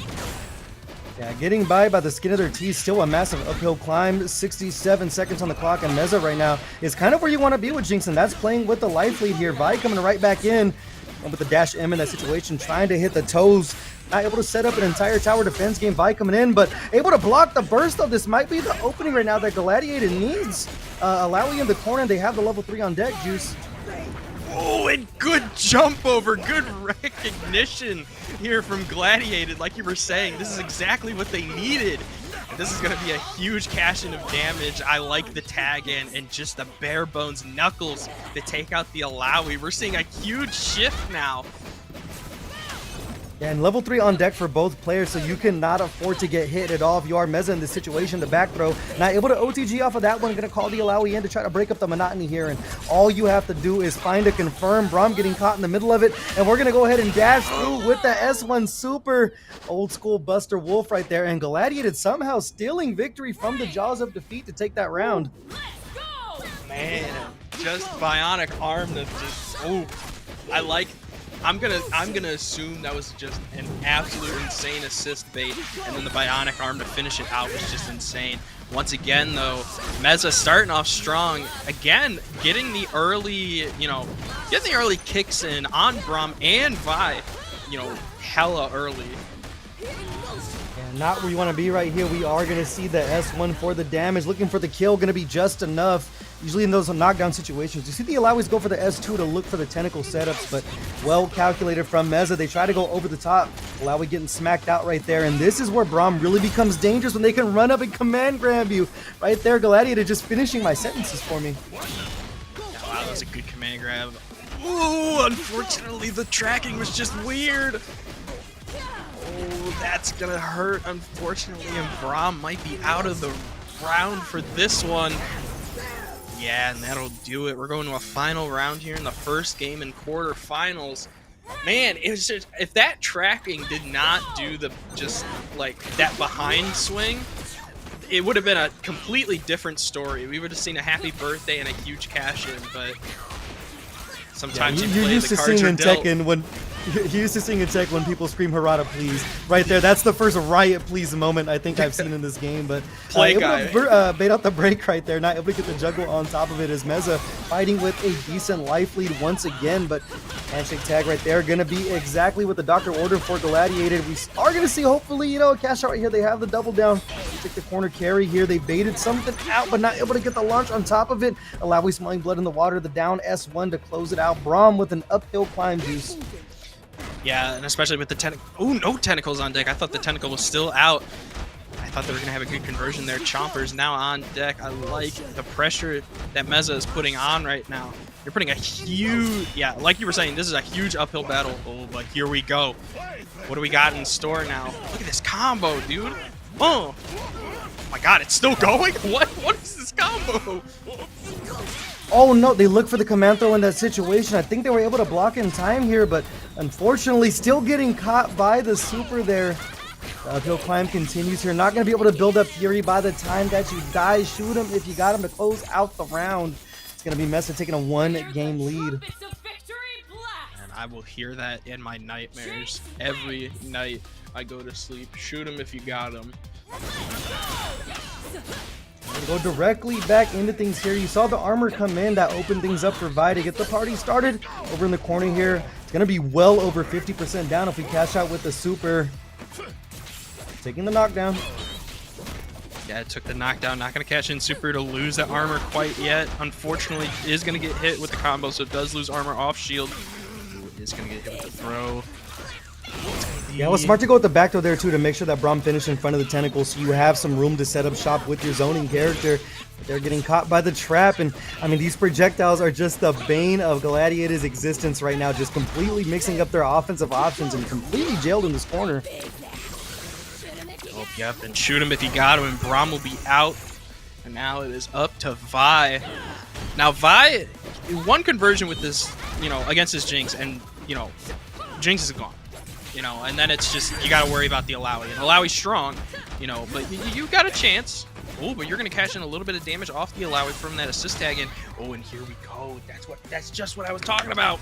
Now you got this Alawi, and you got some Fury still left. So what are you going to do with it?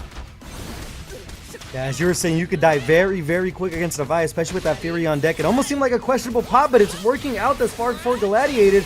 Gets a throw. We're going to cash things out. Full level 3, and this is going to be enough to kill if I'm not mistaken here, Juice. That's going to be it right there. That's a KO if I've ever seen one. I don't know, man. I see into the future. I'm just saying. I looked through. I'm like Doctor Strange. I looked through all dimensions. I saw it. Oh, and once again, using the shield to their advantage to get the start, knowing that Meza's going to start with that pressure at the beginning of the rounds. Yeah, it's one of the more interesting aspects of the team that I've saw so far is you're able to disguise so much options with your offense from the Vi. With the armors, we see again the Vi coming back in for seconds as we're going to go into the S2 Super. A very merry unbirthday as the Jinx is going to get taken out, and Alawi, worse for her wears, going to get the jump M though, see if they can make something happen, but they are down a complete character early here. Now in a huge conversion, getting at least a good 45% off. Now in a throw with the tentacle on screen. Once again, still being able to cash in. Gonna go for install. Now we're gonna be able to get good chip damage and hopefully try to open up Vi as much as we can, if possible. Chompers. Yeah, chompers. Got him. Yeah, tough part too when you put the Jinx behind it, that 2M becomes an actual like high-low mix-up in that situation here. And Alawi get the party started again. Meza smelling blood in the water here. Will we see another tentacle setup or just go for the damage? Go directly into the S2 here. And it's a tale we've seen before as they get the tick reset in the situation. I mean, if you're in the situation, Juice, there's almost so little you can do as Braum. Yeah, and you know what? I think it's better to go for the install. I like that Meza went for the install and said, oh my god. But the skin of their teeth, they're alive. They look for the command throw, but the jump M is going to take the round from Meza. Like we saw an almost a mountain being climbed again from Gladiator, but just not enough in the tank from Braum. Now Meza in a big happy birthday situation, forcing the break from Gladiated. Knowing that, you know what, I know that call is coming out from Braum now. Gonna force that limit strike now too. Gonna do the double tag into the situation. Does get Braum. Braum's gonna be out pretty early now too. Yeah, that was such a sick setup with the freestyle right there. Able to go with the 5L to open things up and just pop the top on Braum's defense right there. And once again, we see Vi in a situation where they're going to have to make things happen here for Gladiated, but getting caught by the S1 full thing, not getting caught by the shocker, so able to stay alive, but getting caught by the 5H with the freestyle on deck. Not sure if they're going to have enough to kill. Shoot him if you got him. See what the survey says. Not quite enough here. I don't know, but honestly, you could, yeah, I was about to say you could just cash it once again. Oh my god, no, but the parries. Oh, no follow-up though, unfortunate. Oh, I like the air grab though. OTG gonna go into a super. Not gonna be a ton of damage on the Jinx. You gotta be careful now. Yeah, you're gonna have flipped that coin right a lot of times. Unfortunately, not able to parry the incoming mix. Meza gonna be taking a chaotic 2-0 over Gladiated in that situation. I mean, at least you did get the full super parry off though. You showed us something on your way out. Yeah, I mean that was sick. It was cool, you know, and it's cool to see how people, you know, have adapted to the game so far, and it's to show because like honestly, if this was like, I don't know, like maybe 3-4 weeks ago, people would have just held block and they just would have died to chip, you know. But now people, like you were saying when we, you know, when me and you first hopped on, you know, people are starting to use parry to their advantage, you know, and we're finally utilizing defensive mechanisms now that we learn offensive stuff. Yeah, and I mean the mix-ups as well, just outside of the defensive options, just continue to develop over and over. And these chip sequences that we're seeing with characters like Alawi and Jinx, when they're able to really just like weather you down with the S2 super from Alawi or just with the S1 machine gun from Jinx, it's pretty impressive the way people are just kind of solving the different puzzles in this game to really maximize every situation they're in. But an absolute back and forth brawl we've seen from these two. It is going to be Meza moving on over to losers semis, but a great run from Gladiated. But unfortunately, that is going to be the end of their run. And unfortunately, the end of the only Braum that we're going to be seeing here, Juice. It's unfortunate. It is very unfortunate. But you know what? Seeing a Braum in top 8 still makes my heart happy. So we got him. We got him. Yeah, always gonna cheer seeing the low tiers. Although I'm saying people are sleeping on Braum. I saw some stuff there. We saw multiple times they were able to set up some Vi shenanigans behind the armor of the shield. So see how things develop with Braum if they do end up, you know, getting a little blessed with the way people crack open the game, because the tier list has not necessarily moved a lot, but the way people are making the like not top 2 or 3 characters really shine is interesting. So next up we are gonna have Chunkla Tamaka and Obelisk. So another Alawi on screen, as well as an Ari, a character that people might have thought was a little weaker when the game first released, or at least when the beta was there. But I mean, this character's movement is kind of on full display now, and that's kind of her bread and butter. The way that she wants to control the screen is just by moving around all over the place like she's playing Marvel. Yeah, honestly, it is. She's very reminiscent to like a Marvel character style movement. So we're gonna double Ari on the screen too. right. Yeah, as well with that character we all love to hate, Mr. Do-It-All himself, Yasuo on the screen, fully dripped out in the pink here. So Yasuo, a character that, I mean, is continuing to haunt my dreams over in ranked and is gatekeeping me from hitting Grandmaster. But eventually, I'll figure out the matchup if there's a way to figure it out. Very, very strong character. So let's see what we see between these two right here. Chankla, Tamaka, and Obelisk. Winner move on, loser go home. Let's get into it, Juice. Bro, you're saying getting a Grandmaster, I'm still iron, but you know, whatever, man, whatever. You know, you didn't have to flex on me that hard. My fault. Commentator got hands. You know the saying. Shout out to White Cry. Big shout out to White Cry. He do got hands though, hey, but I don't, unfortunately. But Chankla, speaking of hands, look at Chankla right now, bringing that Ari down. Oh, and the assist, and still getting that. Oh, you got hands, bro. You got hands for sure. Yeah, non-stop offense as well. You saw them bait that break super early here. We're going to go ahead and double down here. Old school damage, not enough to kill here. See what the setup's going to be. Wake up attack from Obelisk to keep the Alawi alive. We're going to get the handshake attack in and the launch on top of it. They're able to pile on, the biggest amount of damage in the world, but these extensions with the Ari S1 Super are pretty big. He's going to get him with that limit strike and try and go for another, I believe, another overhead type situation there. Oh yeah, there it is right there into the S1. Wow, Obelisk taking the first character after Chankla just chipping both of them down. I'm kind of surprised. Let's see what they have for the rest of this match right here. Yasuo is definitely, hanging up there in the top one. We are going to lose the Alawi. Are we going to have to make it work here? See the parry on the fireball there from Chankla Tamaka. Does that work? Oh, I was about to say, I don't think that works, unfortunately. I think it was too far away. Obelisk is going to cash in that super, though. Now he's going to be able to just take the life lead and take as much damage as you can. He's going to pop the Alawi super assist, too. Oh, he's going to have to pop Fury, though.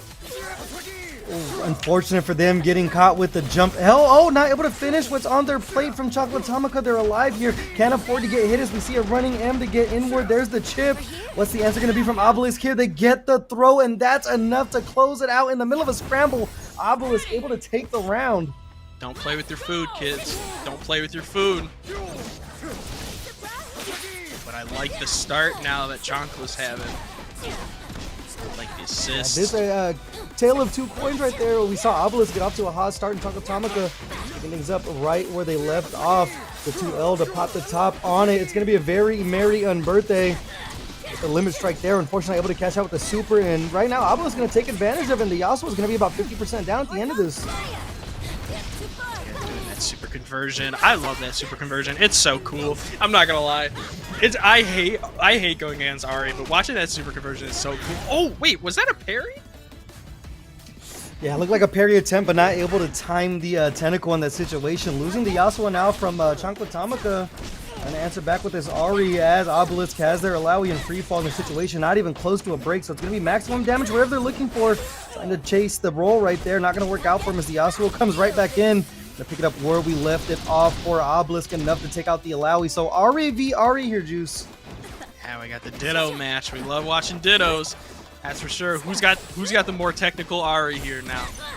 When it looks like Obelisk is going to start with the low, what are we going to be able to do with it? See, here's the thing now. Obelisk can reset with Fury if they want to, if I'm not mistaken. Yeah, they would be able to get the juggle off it. They are going to take the super here, and that's not going to leave a window open for Chocolate Tamaka to go for the Fury in that situation. Able to go ahead and take the option off the board with the super there. Obelisk going to take the first game here, and it's been uphill climbs for both of their round wins. Wow. Honestly, Chocolate is putting up such a good fight, and then Obelisk is just out of nowhere, just, back alley, just coming back and stealing it from you. That's just the power of Alawi. Once they get you in the corner and they start setting up those tentacles, you're really guessing over and over. We saw a poorly timed with the guess of the time the tentacle's going to hit from Chocolate Tamaka, which ended one of those rounds, or at least killed the Yasuo in that situation. So it's a kill or be killed situation once the Alawi comes on screen here, as we're going to go ahead and tag into the Yasuo. Take the full super extension off it, not able to get at the juggle though. Unfortunately, accidentally jumping into the Ari Super 2. I like the tag out, trying to get Ari out of there. Now we're going to be able to get Alawi in. S1 super, just get as much damage as we can. And now we're gonna tag Ari. Excuse me. Yeah, that's one thing. These guys are playing too fast, bro. This will have you stumbling over your words and your mind when you're playing it. It's so completely understandable as the lobby comes right back in. Able to get the 5M extension for the launch off of it, though. Ari's gonna get beat up for just coming on screen. That situation. Gonna go in with the special super here, drifting it upwards, still getting caught with a 2M. A lot of meter to work with on deck. This might be the end of Ari as we're going to get the air S1 extension off of it. S1 super enough to close it out. Yasuo has to figure out a way to make it happen here for Chocotomika. Trying close to stay alive. I mean, if it's a character to do it, it's definitely Yasuo. So Yasuo can get a happy birthday situation. A lot of damage off without us getting the overhead and stealing it out your back pocket.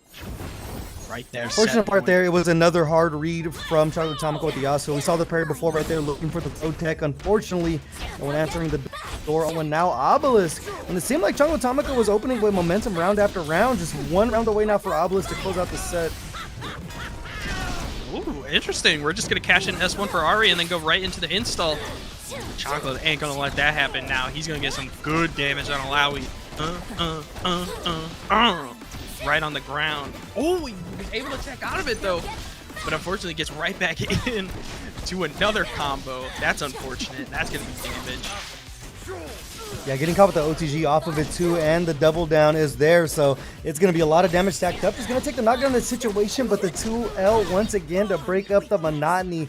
Seems like Obelisk cannot guess right on these wake-up situations now. Ari v Ari, one character left for Obelisk on the round. They are going to build up Fury. They popped it early before. See if they do it again.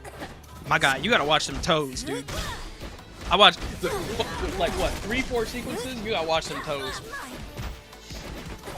Hey, don't tell an Ari player to watch their toes, man. They're going to get a little too excited. Hey, bro, No shade, no shade, no shade, no shade, no shade, no shade, no shade. Whoa. Whoa, you're right. We're gonna toss the super back out. Once again, gotta watch their toes. Got caught low right there. Obelisk starting to work now. They have the Fury if they want the reset in the situation. Chocotomika not going with the break early here, parrying the fireball. Make sure they're not gonna have to eat that entire setup here, but the tentacle is down, and we've seen him jailed from this situation before. Tried to go for the launcher there. I'm surprised that launcher didn't go through, unfortunately. Got the launcher there, but he was already in the air, so unfortunately you don't get any animation or any any fancy stuff off of it. From the left to the right, from the window to the wall, and just got him out of it? Okay. All right, Obelisk, I'm telling you, from the back pocket, just steals it. That kind of been the theme thus far. Chocotomika still has the Fury. Gonna go ahead and bust out. Not sure if it was a match, but it's gonna work out. Slice the moon. Coming in for Chocotomika. Life deficit for Obelisk here. The Fury still on deck for Chocotomika. See what they can make happen with it. No super to speak of. With that, Yasuo getting caught with the 2H. We're going to bust the Fury now. Gets caught out of the air. Able to close things out. Actually going to have to chase the roll, but the 5M going to go ahead and work out for Chocotomika. One round apiece now. And that's still okay for Choco, honestly. You were still safe off that, so you could mash light, honestly, on that, and you would have still gotten chip damage, especially with Fury. So you were winning that situation, you know, regardless. So, and now Choco going to be able to hopefully get rid of this Ari as soon as possible. And another conversion, tagging in the Yasuo into the launcher. There's that Ari's gone, bro. Man, I just looked behind me. I was like, where'd that Ari go? All right, well, you talk about Yasuo as one of those characters that can commit highway robbery. So can Alawi. Popping the Fury here, charging up the H right there, dashing back on top of it. Going for the down S1, but not able to break this defense of Chocotomika right now. Going for the dash, there's the handshake tag, the fireball mix up on top of it. Going to be big time damage as they're almost going to build up that level 3 with Yasuo here. Oh, I like the dash back, jump right back in. Now they're going to have level 3 on deck. One more conversion will do it, but now Obelisk able to capitalize. Going to S1. Going to slam him right back down, going right back to the neutral state. Going to tag in Ari. What are you going to do with this Ari now, though? Yeah, just unfortunately just getting broken open eventually. We saw that pass through mix up a couple of times already, and right there it's going to be able to close out a game for Chocotomika. One apiece now, Juice. It seems like the momentum's starting to shift a bit. That was peak. That was a peak setup. That was cool. I like that. That was cool. This is a good set. I like this. See what gives first here as we are one game apiece. The Alawi not able to fight back on defense too well in that last time, but that offense still potent as ever as we get the down S2 into the down S1 extension, full H charge. Here comes the tentacles off the S2 here. Oh my gosh. Forcing a break like that so early too is huge right now, especially when you have not been touched at all. Oh my god, and delaying the S1 too so that you still get a conversion. Oh, but you drop it, man. You had the football. You were almost in the touchdown zone. But now, even off of that fumble, you're still getting some good damage off this Ari. No break to speak of for Tamaka here. We're going to go super into super to close it out. Just a Yasuo left, and you're not even close to Fury, so cannot afford to get hit in this situation as they do. Able to get the juggle with the Ari in the situation. The tentacle extension on top of it. No S1. They do have life. Choosing to break here to try to guarantee themselves a round. Will the bet pay off? It will with the 2M connecting for Obelisk back on set point. Interesting break there. I have my thoughts on that break that I will share after this match, depending on how it goes. But that was a interesting break, but getting caught with the low once again. Obelisk looking strong now. We thought the momentum was looking back at Chonkla, but right now, Obelisk is not letting that happen. We are seeing that. Gonna go tag launcher right in the Alawi. Install. Yeah, and Tamaka not using the break at any situation. They're letting Yasuo eat the full brunt of that, keeping the Ari nice and healthy. So as the break here, they're waiting for their tag to come back and maybe set up something else. Getting sniped out of the air though. Gonna work out for Tamaka, opening things up on the Alawi. Gets the side switch combo here. Knocked down to the ground. Gonna pop the super. We're going to go for limit strike and then try to go for some type of conversion after. Able to tag out though, get Alawi some health back though. But Ari stomp setup. Ooh, heavy slash into heavy. Man, we're just going for raw damage. Ooh, Alawi's going to take some damage though. Ooh, the overhead. No, bro. I'm just saying. I got my thoughts. I got my thoughts and feelings. Let's see if Obelisk can make it happen with this Ari. They do have the Fury now, or excuse me, the Alawi not going to have a chance as the Ari putting in work for Tamaka. Final game, final round, break on deck for both players here. Let's see. I mean, these guys got all resources on deck now. Who wants it more? Who wants to go to semis to fight Meza? Honestly, I wouldn't, but, you know, that's just me. But you're going to pop that break just so we don't take that damage. That's smart right there. Getting the Ari, not full conversion though. I like the cross up though. No break on the board now. Now we gotta fight.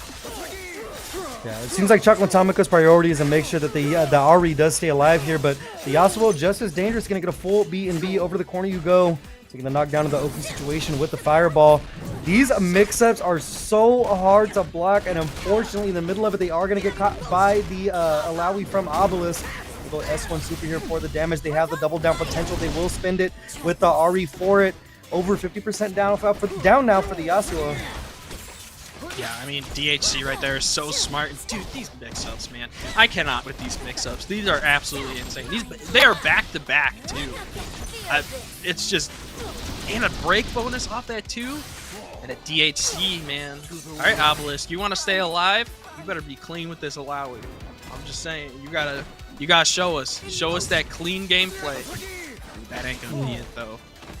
Oh yeah, the back throw, good news for them. They almost have the Fury on deck here, only a little bit of health to work with here. Gotta hold the incoming mix, but the ambiguous high-low setup gonna work out for Tamaka. Not gonna be able to see the Fury from Obelisk. Unfortunately, the end of their run, and Tamaka gonna be moving on for a match against Meza. Now give us your thoughts, Juice. Give us the thoughts of the Fury. I was waiting. No, I'm in my thoughts and feelings right now. Honestly. In that last game, when Obelisk used that break in the first round, I think if they didn't use that break, they would have, alright, listen. Or in the last game, excuse me. In the last game, first round, if they didn't use that break, I think they would have taken it. I think they just cashed it in way too early, and it came back to haunt them. And we saw that, So, I don't know. I'm in my thoughts and feelings. I'm thinking. But both of these players played absolutely insane. It was nuts.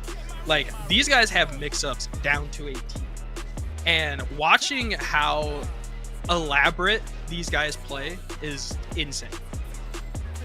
But Yeah, I'm two in my players you thoughts can with definitely tell have been in the lab. And you know what? I half agree with you with the spend on that burst right there, but I'm always a believer if you can spend a resource and guarantee a round, or at least put you in a very good position to close out the round, just let it rip. But hindsight is always 2020. Not going to work out for Obelisk in that situation. So Chankla Tamaka taking another step over here in bracket. Loser semifinals, I like to call the most volatile match of the night, because it is the last first to two. But before we head over to loser semis, we do have our winners finals. The first to three of the night between F Champ, Ryan, and Yami. I see that Timo on the screen, and you know I love to see that, Juice. You know I love to troll. But ain't no trolling when you're in winners finals. Ain't no trolling when you're in winners finals. That's a real Timo.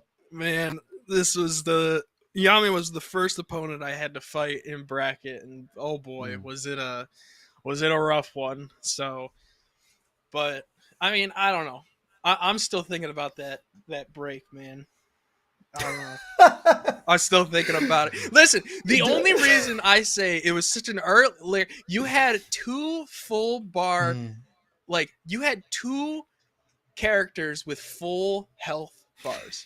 Like you could have tanked Yasuo, like one Yasuo comp. You could have tanked one Yasuo comp. I'm standing up. You could have tanked one Yasuo comp, and you would have been fine, bro. Obelisk, you're going to have to run it with Juice now. You're going to have to run it with Juice. You're going to have to show him why you broke. You're going to have to show him. No, he's going to wash me. Dude, I went 0-2. It's over. It's over. No, yeah, Obelisk, you're good, bro. You're good. You put up a really good fight, but I just think, I don't know. It happens, bro. I mean, it happens. Hey, things could have went the other way, and we would not be having this conversation right now. Not sure if any of you guys are football fans, but do you remember when the Seahawks played the Patriots in the Super Bowl and Pete Carroll chose to throw the ball at the 1 yard line? Look at if it wasn't intercepted, we'd be like, "Oh, Pete Carroll's such an amazing tactician. No one saw it coming." But that's just a different timeline that we're not on currently.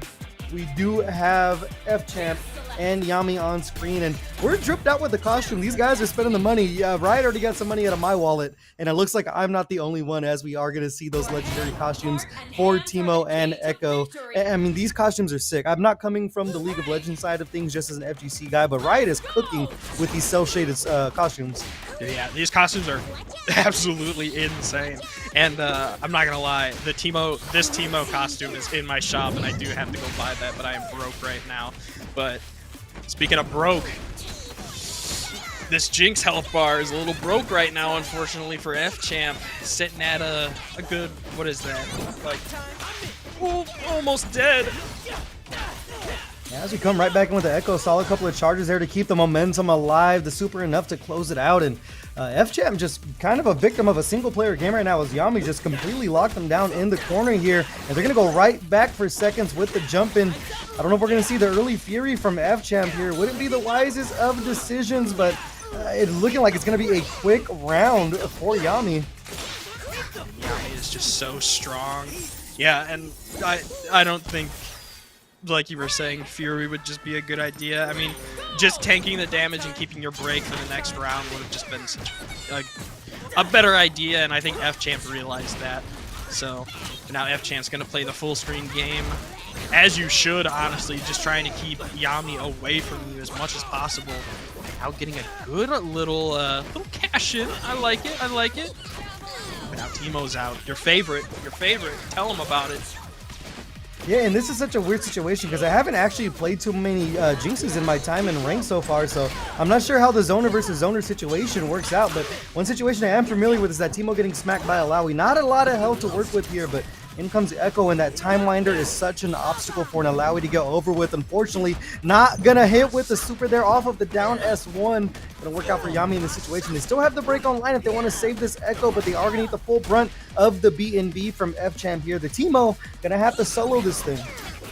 Yeah, and even for Timo right now with no badges, this is an uphill climb. So we got Mushroom Badge though, which is good. That's probably his strongest badge right now. Have you seen the damage that Mushroom Badge does? It is insane how much chip damage it does. Yeah, I played a little mix-up with Alawi, and the S2 mix-up on top of that is a lot, especially with that overhead we just seen right now. That instant Teemo overhead is kind of the villain of the week for 2XKO in this situation. You see Yami right now trying to set things up here with the mushrooms, able to bait out another burst in that situation. Has the level 3 on deck, should be a full cash out here, and Yami showing the power of Teemo here in winners finals. You just got your loser's badge for the first game. Whew. Yeah, something I noticed about Yami's gameplay just throughout watching, you know, the last few weeks of Breakout, he is so good at calling out those breaks and furies. He has that stuff on lock. Yeah, just all those good reads, and continuing to get sniped out of the air out of the down S1, but not able to pick up off of it is F-Champ here. The float kind of messing with Alawi in this situation, as we are going to handshake tag into the Echo here. And as we pointed out, this time winder setup that we might see off of Knockdown right here is such a hard thing for Alawi to deal with. We are going to pop into the engine here. Full install as Alawi getting put right back into the corner, having to spend the burst. We're going to pick things up right where we left off, and now the Jinx is in trouble. Yeah, air burst is so scary. Oh, I like the parry jump over, though. Now F-Champ is going to be able to finally play the game and put some damage on the Echo side, finally. With a double OTGs. Oh my god, wait, what? That was insane! Sick.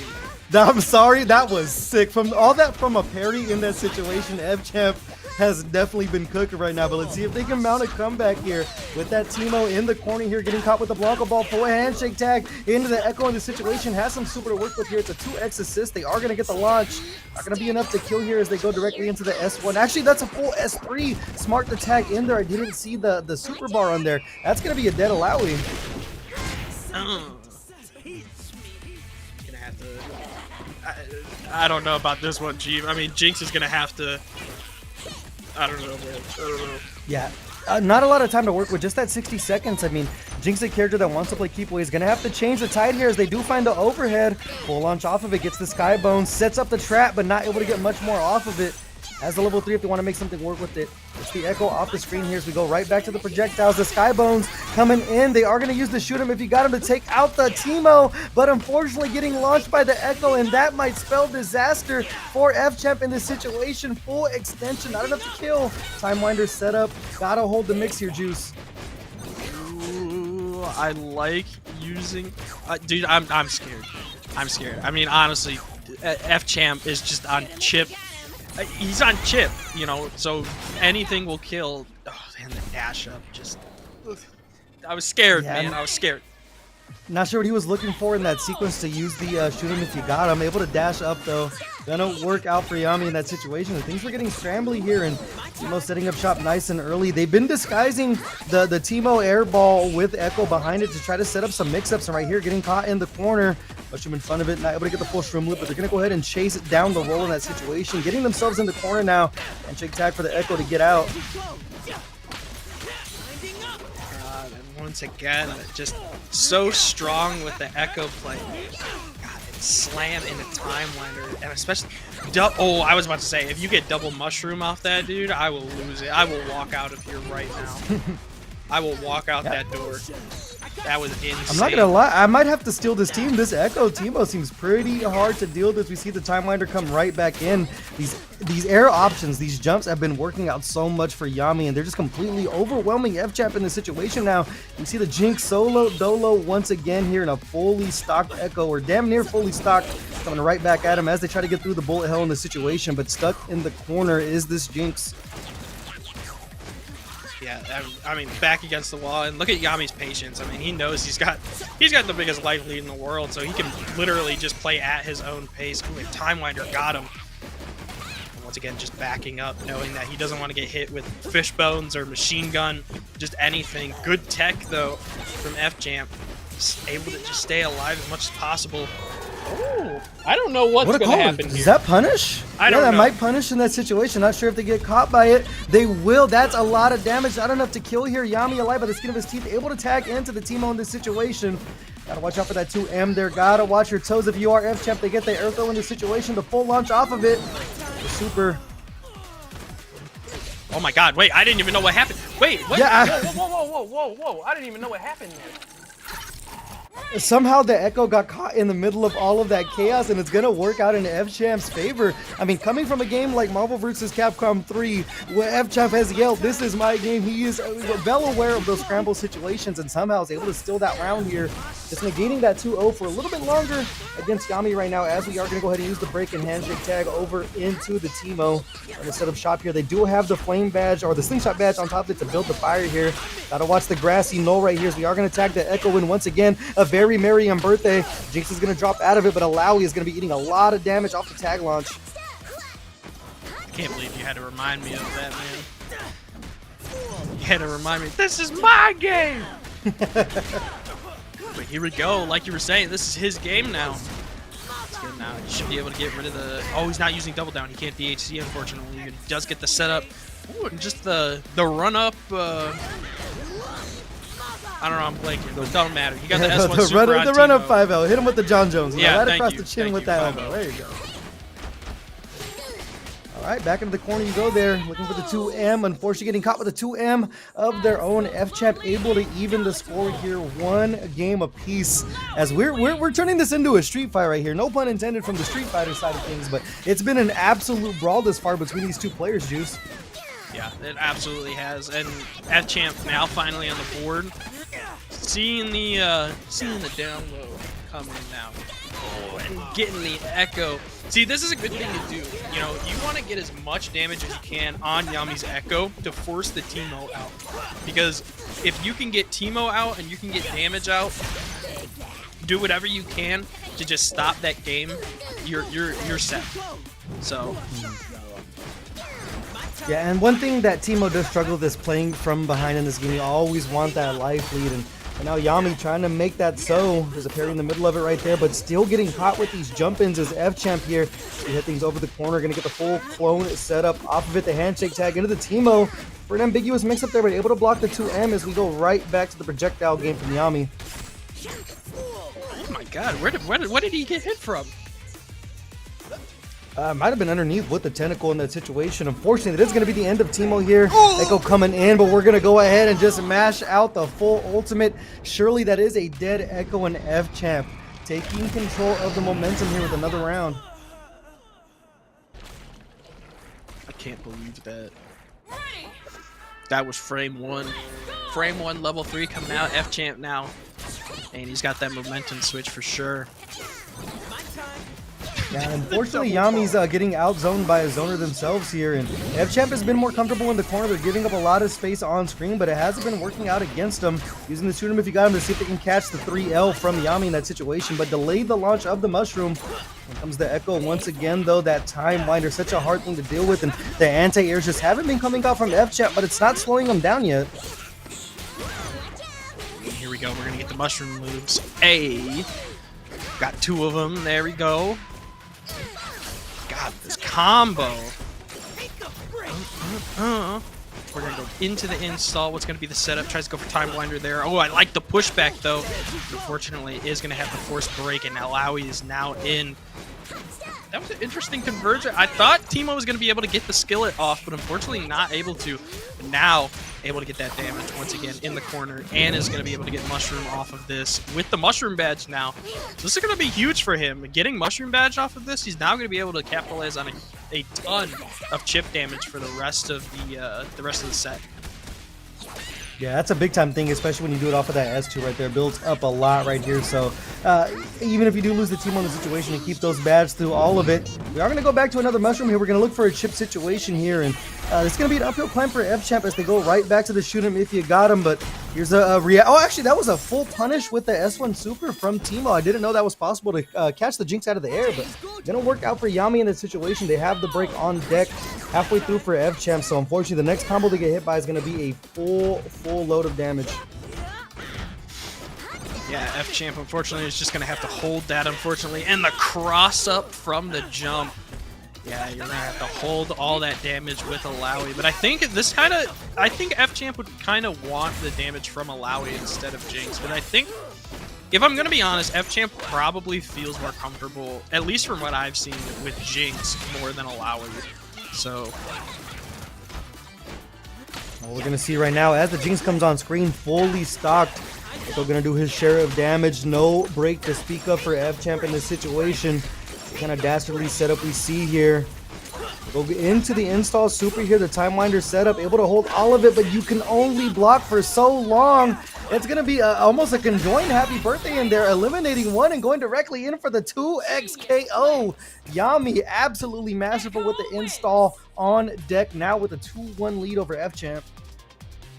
The 2x KO, sending an absolute message saying, I know you got that momentum shift, but I'm going to grands, baby.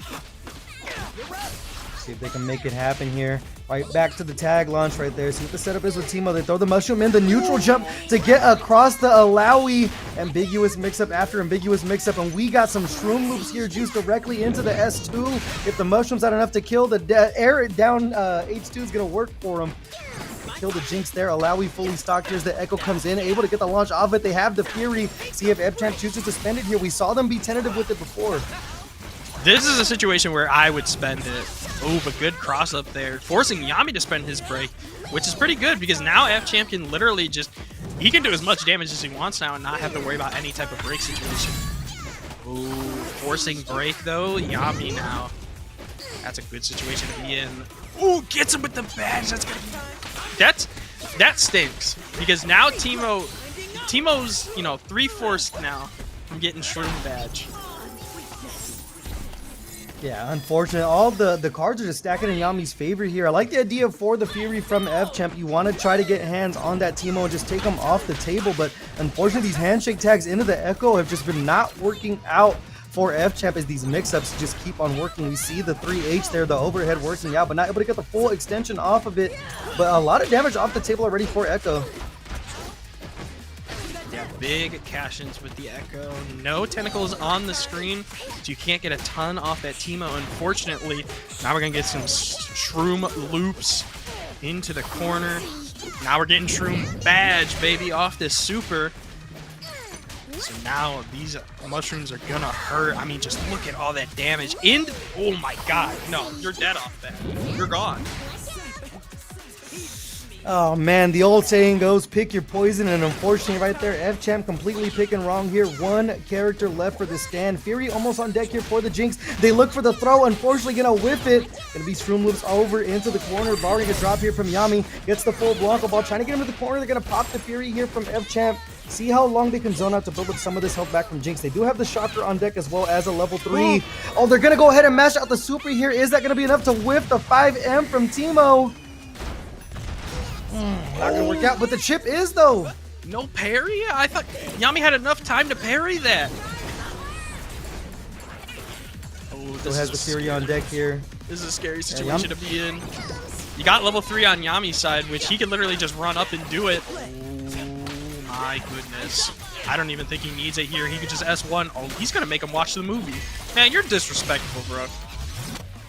Hey, sometimes you have to spin the block on them. You got to make sure they are done, and Yami has punched their ticket with the 3-1 over F-Champ to get into Grand Finals here in week number 7 for 2x KO at the Breakout Series.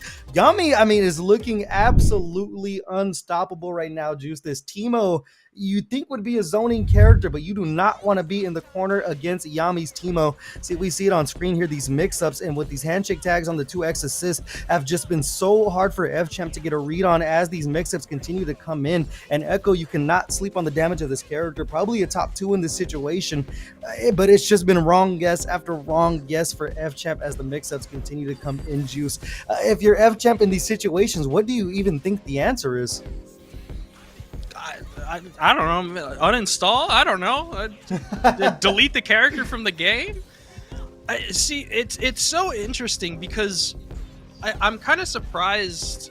I don't know. I don't really know because like my solution against Teemo, of course, at least like character wise, is like I play Braum, so I use S1 just to clear the screen of mushrooms, you know, because I'm not afraid to spend the bar and just clear the screen of mushrooms, you know, even if it's on block and it's, you know, you push your enemy or you push the, you know, well, yeah, I mean, you push the enemy away, you know, whatever, you know, you're still safe, but like, I don't know, it's still so new to even like think of a counterplay right now for Teemo. It's insane right now. Yeah, well, we'll see what the remaining players in bracket can figure out if they do want a chance to win the tournament today. And now we are going over to the most volatile match of the evening. Meza and Chocolatomica in a 1-2 over here in loser semis, trying to get their way to this top 3. See what they have in store here. Gonna get the Yasuo back on the screen here. As we know, a character that is sitting well on top of the tier list, the do-it-all character. But they are gonna be going against a Jinx and an Alawi in the situation, so they're gonna have to get past the zoning and the tentacles. Have you ever tried Yasuo? You know, I like to sleep at night without guilt, so I have not tried Yasuo. I tried Coming from a Yasuo. Teemo player, by the way. I tried. Yeah, how do you sleep at night? On my side. Oh, okay. I tried Yasuo for like 5 minutes. I couldn't do it, man. But all right, Chocolate able to start off now. Is going to be able to get rid of the Jinx. Oh, never mind. Commentate. Oh no, never mind. I lied. Yeah, somehow it ended up even worse. Not only did the Jinx perish, but as well as the Alawi getting caught from the super of Yasuo there. They get the full down S1 extension on this though. Full tentacle bounce. The tough part in the situation, you're going to put down the S2 super, but it's going to be left to Alawi to her own devices. No mix up with the other character, but it is going to work out here as the wrong guesses continue to come. We're going to mash out a 2M there. One character piece here, but a decent life lead for Chocolatomica on the Ahri. Ooh, and I like that pickup from Alawi. Now going to go right back into the install. Tries to go for the OTG, baits out parry though. The Fury coming out is just going to wipe install out. No meter though for Meza, unfortunately. So he's got to be careful with what he's going to do. I like backdash though, just to get some space away. Just trying to avoid getting caught by that Fury. You know you only have to get hit once. Trying to dash in after the 5L though, not able to get it. We're going to pick it right back up with another low. Bit of a little jank reset in that situation. Delay the button there enough to close it out. Chocolatomica to make things work. That was cool. That was cool.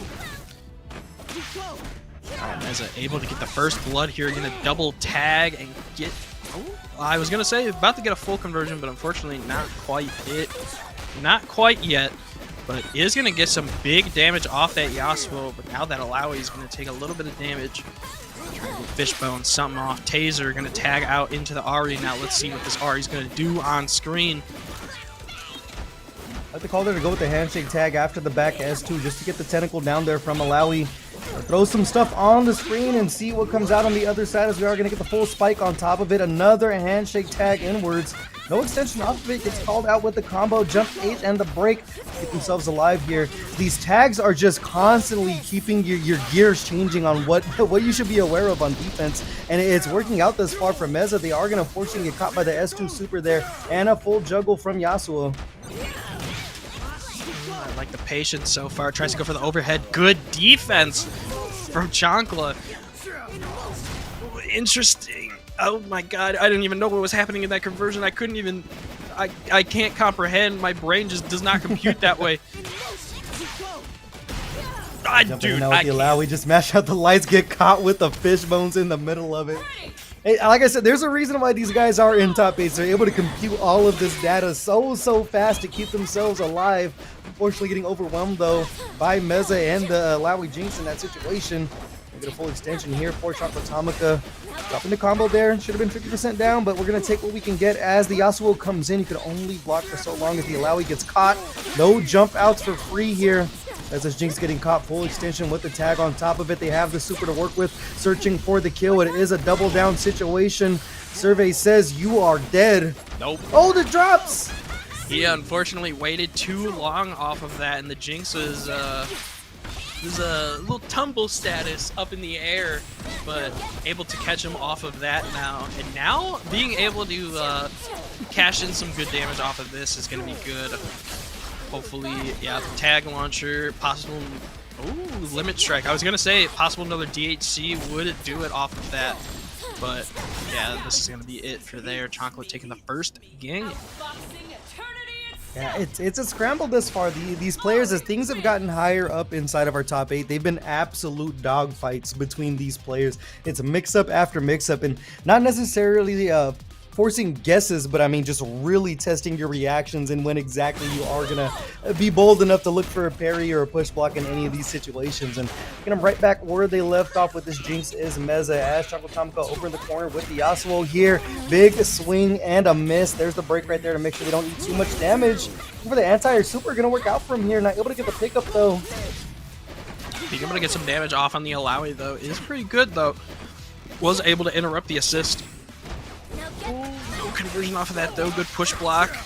Oh, this is gonna be a happy birthday. Happy birthday to you. Goes for the stomp. Tries to go for another reset. I'm always interested like why the Yasuo players always go for stomp and not just like DHC damage. You know. Swag. One word and one word only. Swag. And speaking of swag right now, swaggy combo. Gonna be working out for Chocotomika here. Gonna go super into super DHC. Meza down just to the Jinx right now, trying to avoid this 2-0.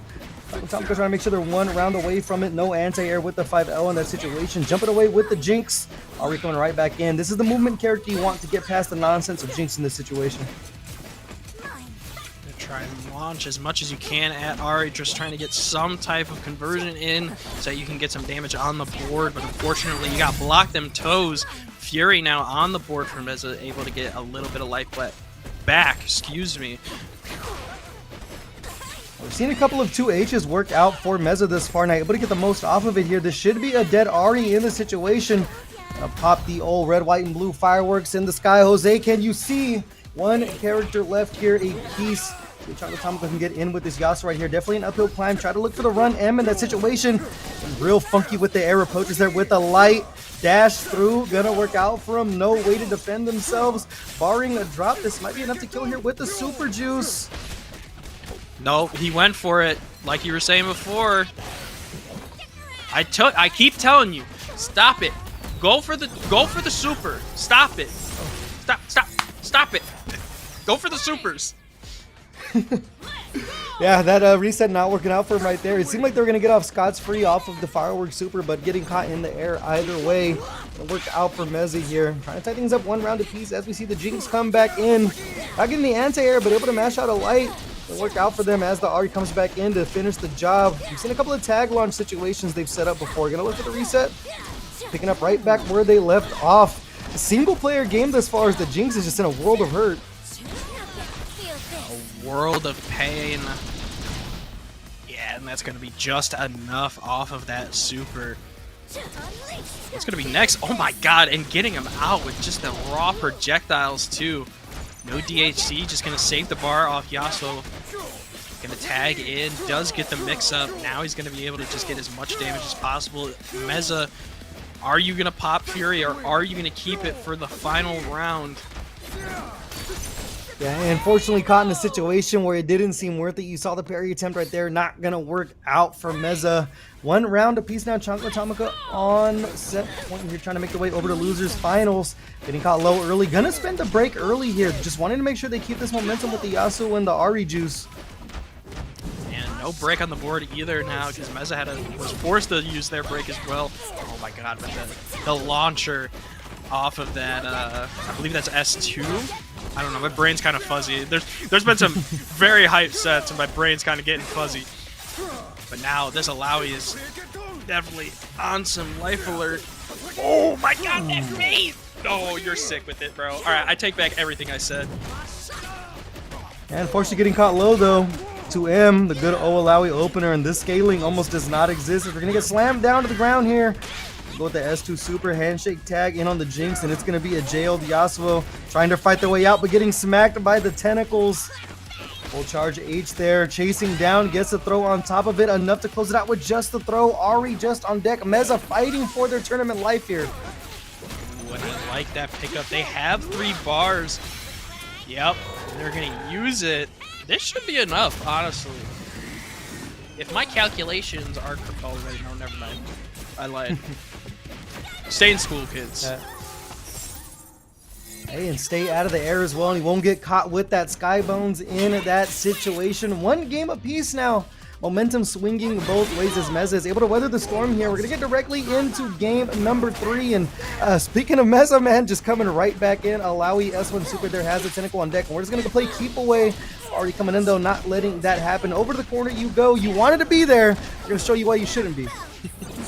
Interesting backdashes there, honestly, but able to come back from it. I like it. I like it.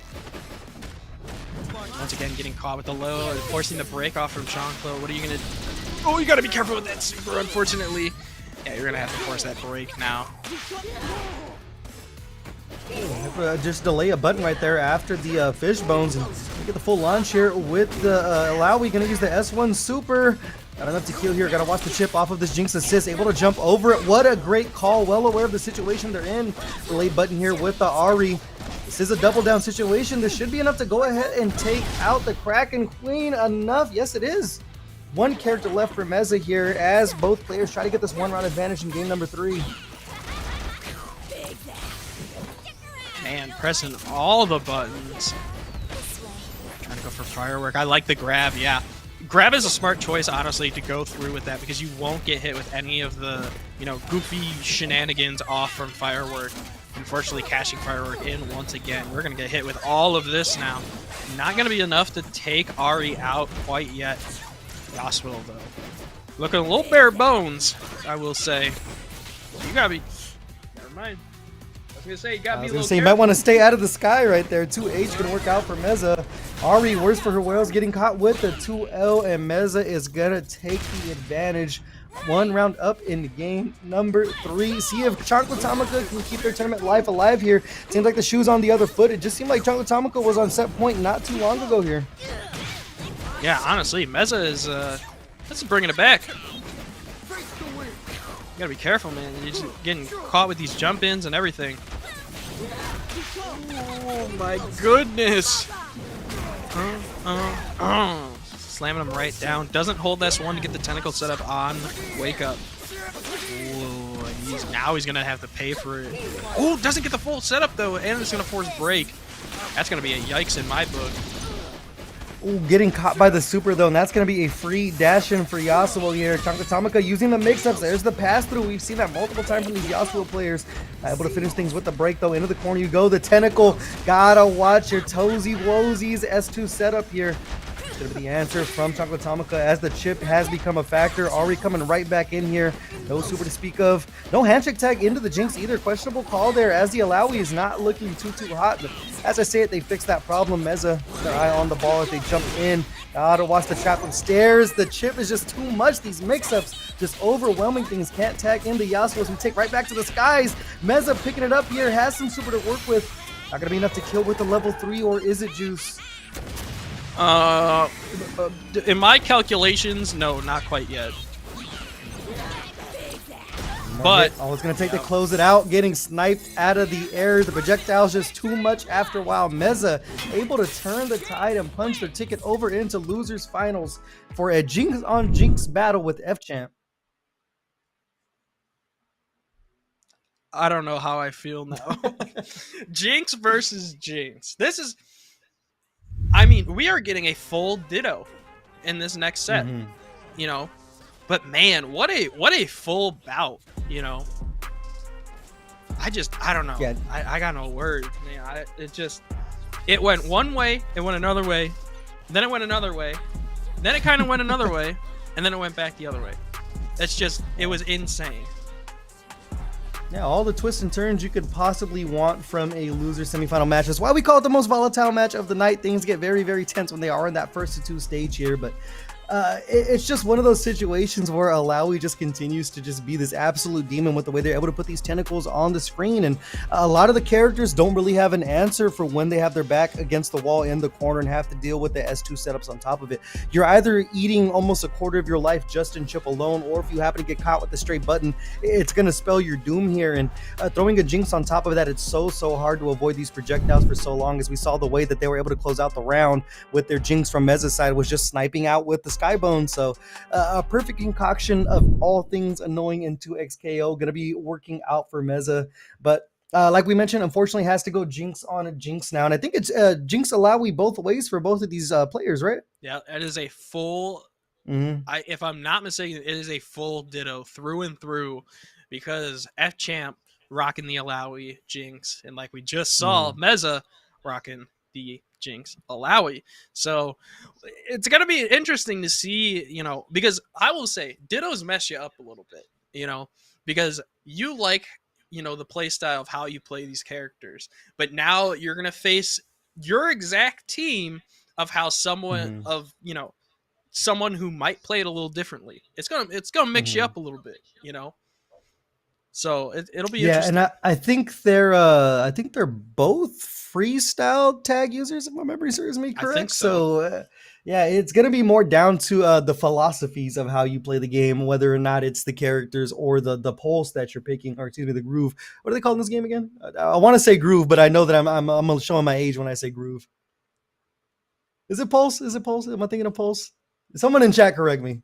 I don't know. This guy's over here commentating top 8. I'm over here calling them grooves like I'm playing CVS too. Come on now. What do you expect? Let's go with grooves. I'm 30. They sound Come better, on. man. They're grooves. You're 30? Yeah. I know I look good. I know I got this, this man. luscious, Hispanic and Native American skin with the nice hair and everything. But yeah, your boy's 30, man. Yeah, Dude, I hide it well. Someone said I looked 35, and it was the most disrespectful thing I've ever heard in my life. It's the beard. The beard makes it look like you have like a family of 5 at home and you work on an oil rig. Do you know how old I am? You got to be what, like 25, 24? Oh, okay. Did I get it right? You clean with it? Yeah, I'm 25. Yeah. Okay. Yeah, I can tell. That's one like hidden talent I've always had. I've always been able to guess like how old somebody is. I've been doing that for a very long time. You can't fool me, Juice. You can't fool me. No. But somebody said I look like I was 35, and I was like, man. Yeah, it's just the beard. It's just the beard. It's the best beard in Chicago. I'll tell you that. You look like you're like 3 Monster Energy drinks in as you're driving a big rig across the country. I'll tell you right now, I have a full stack of Red Bull under my desk that I got from Roundhouse. So it's just been chilling there. Hell yeah! And if it was Monster, it'd be White Monster. White Monster's the best. While we do have it, White Monster is the best. While we do have the pause, I want to remind you guys to use that Matcherino command down below, ! Matcherino. Go ahead and claim yourself a code. There are 12 left. Get this prize pool a little bit higher. If you're feeling generous, throw a little something in there, because this is some high level 2xKO action you are seeing between these players right now. I mean, as from both of the commentators, you can see sometimes we're lost for words because there's these mix-ups on mix-ups. I mean, there's a reason why I'm not in Grandmasters yet, and it's because these mix-ups do exist. These players continue to throw out, so show a little love and claim those codes now. Just 11 left over on the Matcherino. Remember, that's ! Matcherino down below. And if you're in the chat and you didn't enter today, man, I'm trying to see you play. I'm trying to see everyone sink their teeth into this game, because tag fighters are back, Juice. And I've never loved to say a sentence more in my life, but tag fighters are back. It's true, man. I went 0-2. That's whatever, and now I'm here. So it happens, It's Got to take your lumps. You know what I mean? As a commentator, I always tell people you got to play the game. You know what I mean? You don't got to go win Evo, but you got to play the game a little bit. You got to play the game. Especially with this game. I mean, it's one of the few games I've ever played where it almost feels like labbing is funner than like playing against people. I will sit in the lab for this game and I'm like, oh, I'm going to get some ranked matches in today. And then 2 hours will pass by and no ranked matches will be played because I'm just doing Teemo nonsense over in training mode. So there's just so much to sink your teeth into with a free-to-play game. It's so unbelievable that we'll just give this game out for free with all the different layers of tech that they're in. But enough chitter chatter. We're gonna get directly into our losers final match. First to 3, winner move on to grand finals, loser go home. We have F Champ and Meza, Jinx and Alawi Jinx Juice. If you're in this situation, what character do you put first? Oh, probably Alawi, honestly. I think you go with the Bruiser first. You get as much damage as you can, and then you play the safe game, and you just use Jinx right after. And we're starting off with a happy birthday. Yeah, I think Alawi first. Cash in damage, and then you play the lame game. Well, it was working out for F-Champ in that situation. They're forcing that early break there to avoid the happy birthday situation. But I was going to say it's hard to get around these projectiles, but the air throw going to work out there directly into the S1 for the damage here. Jinx almost offline as we're handshake tagging into the Alawi. Somehow 2H'd both of them in that situation, was able to pick things back up, but we do see the break from F-Champ. Make sure that Alawi stays nice and healthy. Getting caught either way though, Meza will not be denied a very merry unbirthday as we cash out with the S1 Super. Oh my goodness, no, that Alawi is so done for. That Alawi is gone in this world, unfortunately. Wait, what? Oh, I forgot. We're in a Ditto. Never mind. This is going to be so confusing. Oh, God. Yeah. Oh, no. Gotta remember which colors are which right there. I'm trying to lock in no. right now. F-Champ rocking the purple Alawi so I don't lose track of these things. Purple and blue, too. They went with colors that are so close to each other. But either way, right now, F-Champ able to cash in. That S1 Super Tentacle is down right here. Looking for a parry. Not able to run up and get the throw in that situation.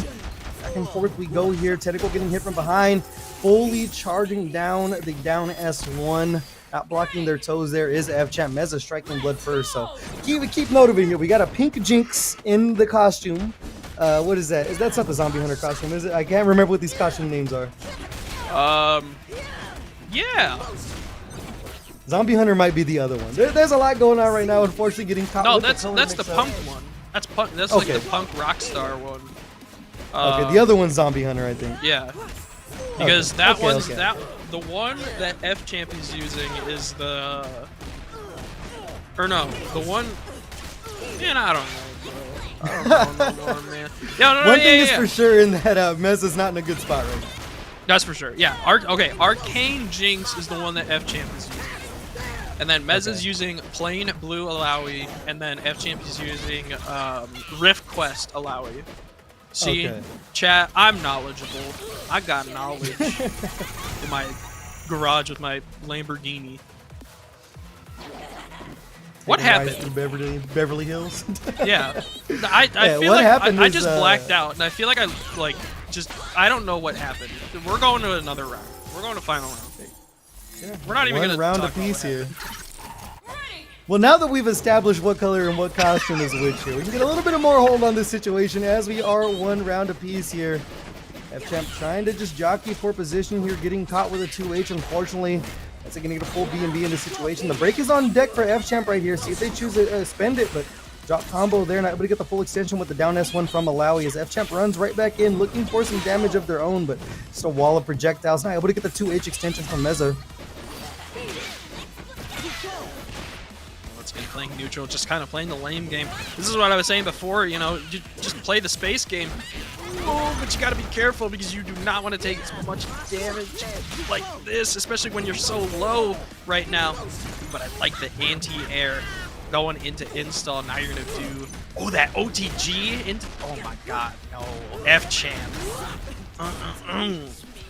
Gonna be able to take out that Alawi now. Looking strong, still two characters on the board. Once again, the S1. Yeah, Rekka Series just taking their damage. So nice will show it twice. They go into another one.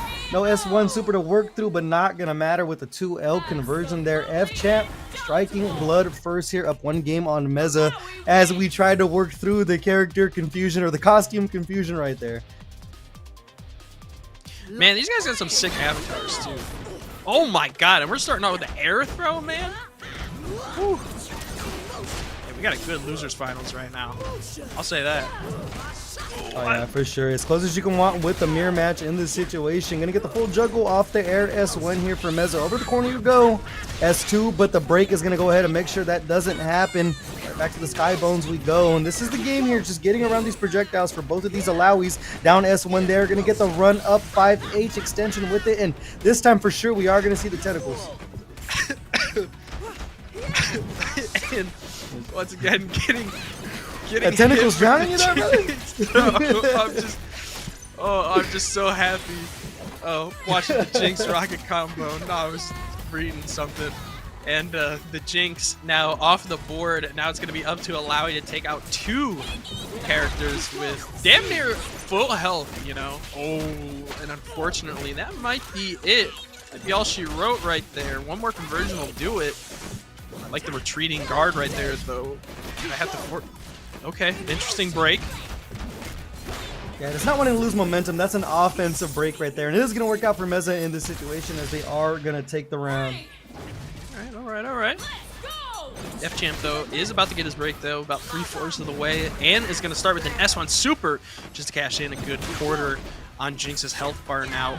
Oh, and just the Michael Jordan dunk on Alawi's head. Now going to be able to take some health off of the Alawi, too, off that OTG. Oh, my God, and the dunk once again, man. I swear, if this was a montage, you would see that vine of the guy dunking on that one, like, you know, neighborhood, like, basketball hoop. You know what I'm talking about? Yeah, I know exactly what you're talking about. That jump man just continues to work out for Meza in this situation, or excuse me, F-Champ.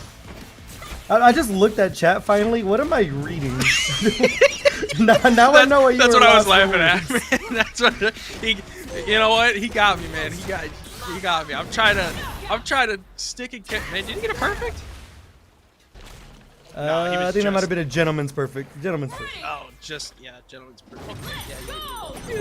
It counts in my heart, you know. But no, that's what I was laughing at. He got me. It's so out of pocket.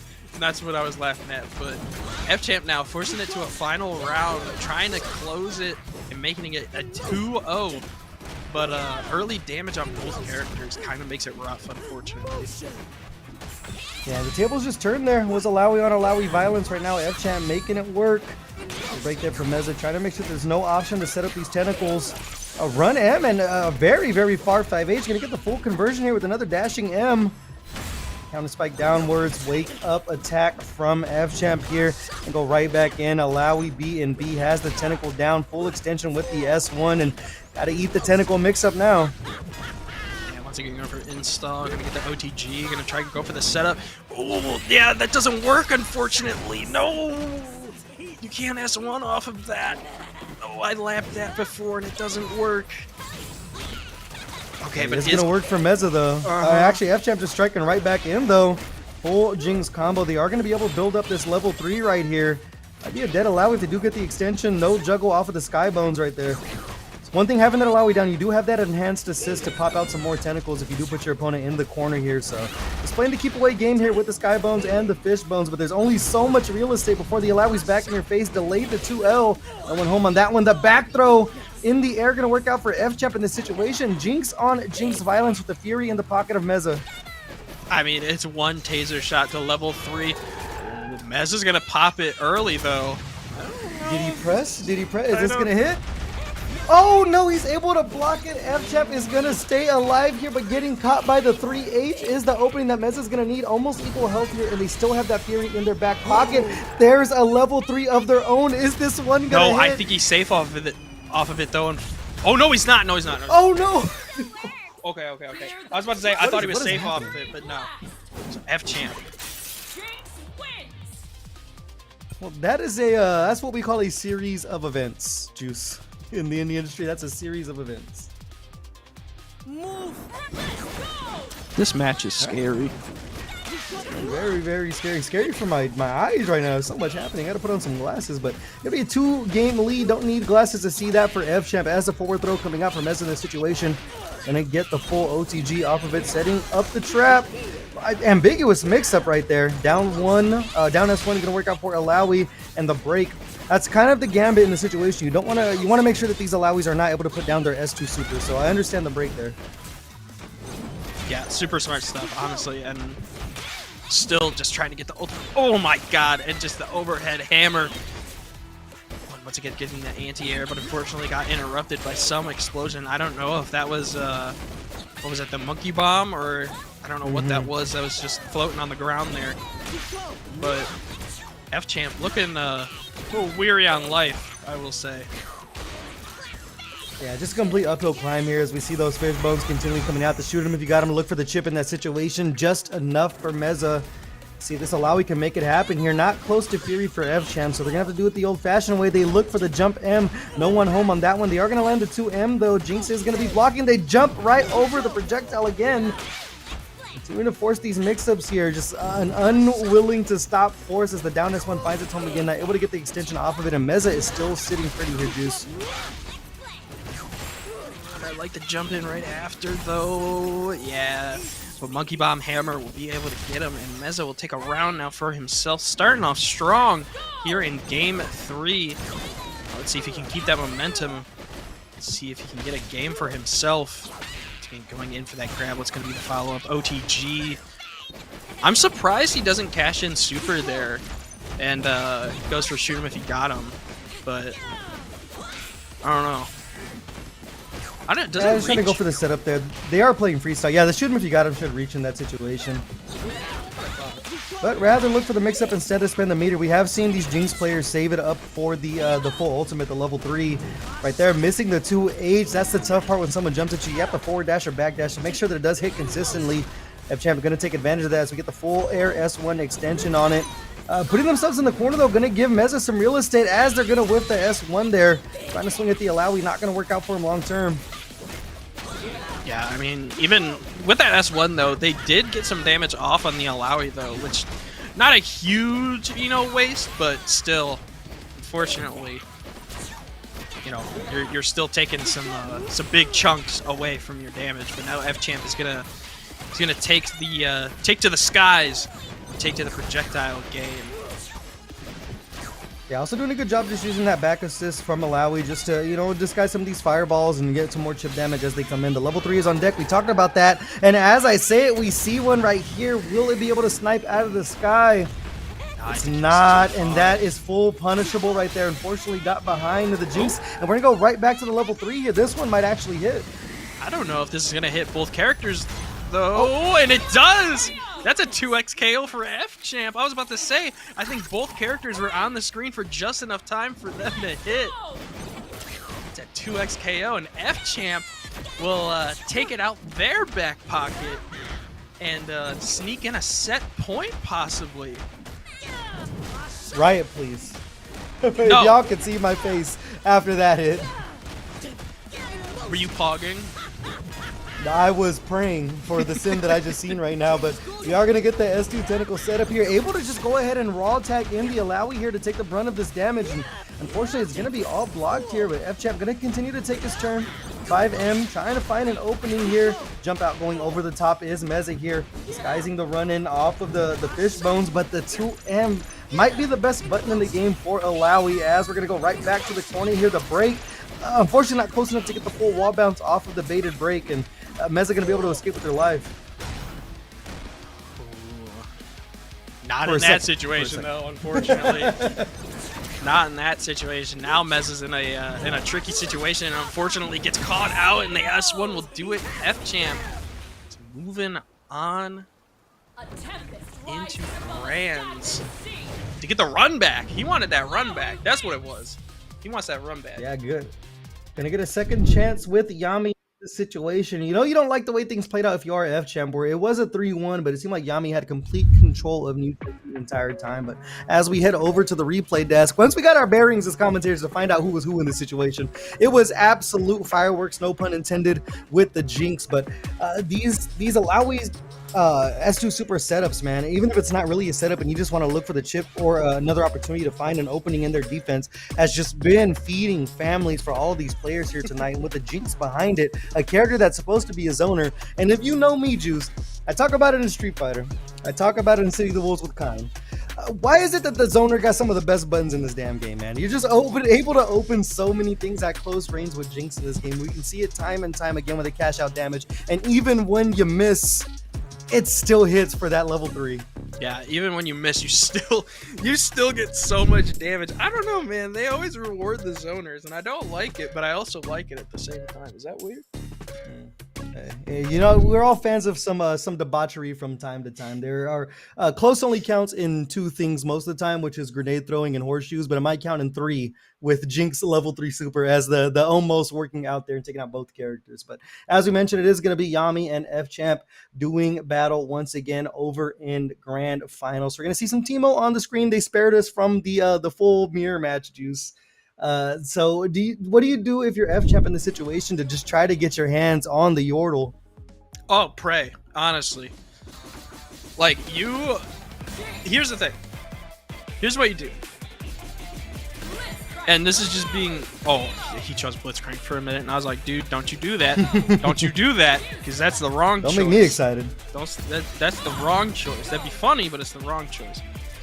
So, in this matchup, the best thing to do is Alawi S1 Super when he's, backing away and just throwing out shrooms. I know, people don't like to waste meter like that, but this is what Yami does. He will literally jump away, he will use slingshot, he will use, shroom. That's going to be your best bet of just cashing in as much damage as possible early on Teemo. And that's what I've noticed that, like, a lot of people, and just spectating a lot of ranked matches, that's what a lot of people will do, just raw. That people will just super when he's just doing stuff. And that's what I started to do as well. So I think that might be the best bet of just keeping him out keeping him out from doing his shenanigans. Well, we'll see how things play out here as F-Champ is going to be able to get the machine gun into the running M here. Gotta make the damage count while you can against Teemo. They are very, very fragile here as we get the down S1. Not sure if they meant to put him behind him, but it's going to work out as they get right back in front. The break right there to keep Teemo alive and try to regain some of that health here. But as we've seen, this Echo coming out from Yami has just been doing most of the work here. The Teemo has just been there to almost aggravate as the Echo is getting most of this damage in. As we turn to the Shroom Loops, the burst right there and the falling M going to work out for F-Champ. F-Champ just looking strong. Starting off strong. Gets the overhead OTG. Not a full conversion, unfortunately. Does interrupt the assist, but is going to be costly. Is going to cost this Jinx. Now Alawi going to be able to come out. Hopefully, let's see what it's going to bring out to the table. Is sitting on full bar, too. Yep, and is going to cash it. I knew it. I felt it in my bones. I was just about to say it, too. Could not throw a super like that in anyone's face with that level 3 on deck. Unfortunately, right there, Yami gonna learn that the hard way as F-Champ gonna be taking the first round with that level 3 right here. Going in now to the second round. Interrupting Echo there. Taking a little good chunk off Echo too. He's gonna go for the double super into the mix-up, excuse me. Now I'm going to go for Time Winder now. And we've seen it before. We're going to see it again for sure. Double Time Winder. Tag launches well right back into the mushrooms there. Fishbone's assist, able to go ahead and break up the monotony, but getting caught by just a little bit of the air M from Teemo. Going to be the full extension and going to build up some darts in the middle of that. I love the combo there to make sure you build the badge just a tiny bit along with the kill. And we are going to get the poison dart super online, so that makes Teemo just a little bit more dangerous for the rest of the set. Or excuse me, the game. Dude, that Teemo combo was gnarly. And he's going to get Slingshot badge off as well. He's got literally all the tools just to play keep away at this point. So he's basically got, he could just play, peekaboo at this point. Ooh, and we're going to are we getting Shroom Loops? Yes, we are. Got the 2 Shroom Loops. We got 3? Oh, no. Yeah, it's going to be the S2 Super as well. Not going with the down H in the air extension off. It's going to go directly into the Echo here. Handshake tag should be enough super. Not going to even risk the Fury in that situation. Yami, you can tell, has been in the lab. These Teemo combos are nuts. That was insane. Oh, and a happy birthday. F-Champ not able to break quite yet. Is going to have to hold that from that super. He can break at any time now, though. Is going to have to hold that, though, especially with the mushroom damage. Is going to break now just to save his Jinx. You pointed out before that mushroom damage when the badge is online is crazy with the poison here, and a lot of great health from the Alawi right here. Cannot afford to really get caught with any of these mix-ups as both characters are worse for wear. Teemo on Spring getting caught with the jump M in that situation, spending the offensive break here, wants to keep control of the situation. Hit with the hot rock. Here comes the mushroom, the 3H. Go ahead and send it out there looking for the chip in that situation. We've seen that setup before when they go for the handshake tag with the Echo to force these mix-ups. Getting caught by the Rekka though. It's going to be an opening for F-Champ as they're on their last legs. Yeah, you got to be careful. You got to be careful with some chip damage out too. Going to go for the Mega Man Super. Is going to get him out with that one. Right now it's just going to be up to this Jinx in the final round. This is going to be an uphill battle for sure. Gonna take a bunch of chip damage now with this. Ooh, does open up the Echo, though. What do you do in this situation? Do you try to go for the level 3? Gonna go for the level 1? I don't know if that's enough. Yeah, that's not quite enough. Ooh, but the assist is, though. Okay. Yeah, smart to look for Chip in that situation here, and uphill climb still against his Teemo, but if you build up that level 3, this character is very, very squishy, and you can make something happen with it here. 2 Skybone extension off of it. A lot of projectiles on Spring. Going into the shoot him if you got him. We're going to jump. It's the block off it. We're going to look for the Chip in this situation with the S1 Super Shades of Mega Man. As my co-commentator pointed it out, Yami taking the first game.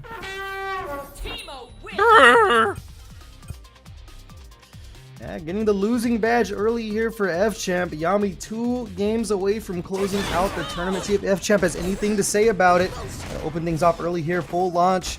A little bit of Jenk happy birthday in the situation as Teemo's over in the corner here. That delayed jump M has been working out for Yami in the middle of these block strings from F-Champ. This combo is absolutely insane. Oh my god, and he's so close to getting Syringe Badge too. Now he's going to tag in Echo and just getting extra damage off the Alawi, forcing F-Champ to bring in Jinx. I think that's what he wants too, honestly. He wants to put pressure on the Jinx, knowing that Jinx is going to be the strongest one to bout right now. Oh my god, is he going to be able to... Oh, not going to be able to take out Alawi quite yet. Pretty close to it. They look for another delayed jump M right there. And he caught with the 5L, but you know, no harm, no foul. The Teemo is still alive and healthy as we're trying to build up this slingshot badge little by little. Poison Dart almost also online. The 2M right there, going to throw in the Echo, will not be denied with the 2M. Going to see some Shroom Loops over in the corner. A lot of times you see players eliminate one character and stop moving, but well aware from Yami to keep the combo going. Unfortunately getting caught here by F-Champ's Jinx. Over to the corner you go, almost building up that level 3. Cannot afford to get caught with it, so they will tag in the Echo, who has a lot more help to work with. Ooh. They're getting caught with that super now. It is going to be caught with the Sidewinder. This might be it, unfortunately. He's going to go for the tag launcher into that. Yep, Mega Man super. All right, Yami didn't even make him watch the level 3. They just went straight into the combo super. Wow, he's not feeling disrespectful yet.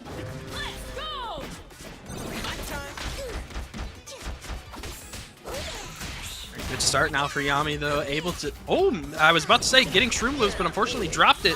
F-Champ now going to be able to capitalize and get the S1 Super. That's what I was saying. Alawi S1 Super is absolutely insane. So, oh my god, and a happy birthday situation, too. Forcing him to break and switch to Echo now. God, dude, tell him about that, man. That was insane.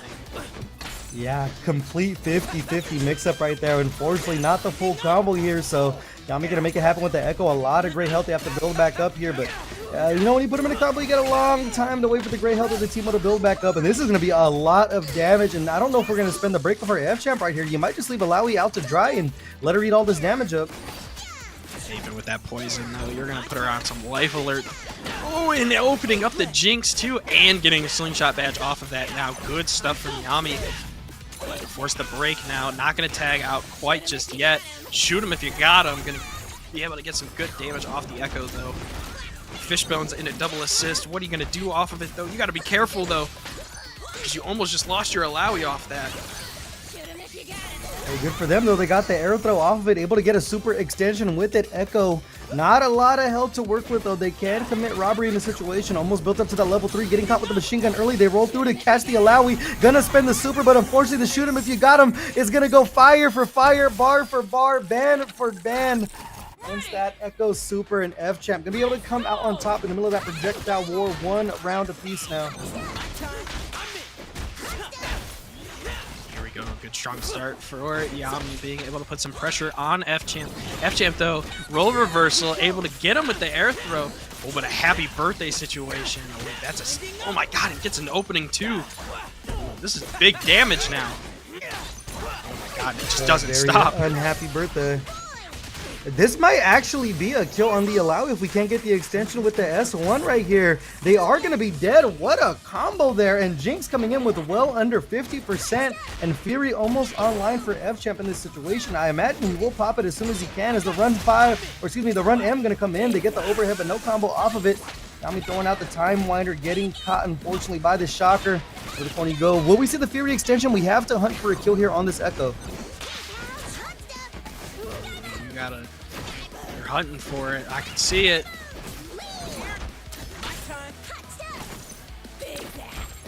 Going out the projectiles here from the Teemo. Gonna go directly into the S1 super here. Shoot him if he got him. Fate meets fate, fire meets fire. Somehow the shoot him if he got him is able to just knock Teemo out of the air in this situation. Not a whole lot of damage here.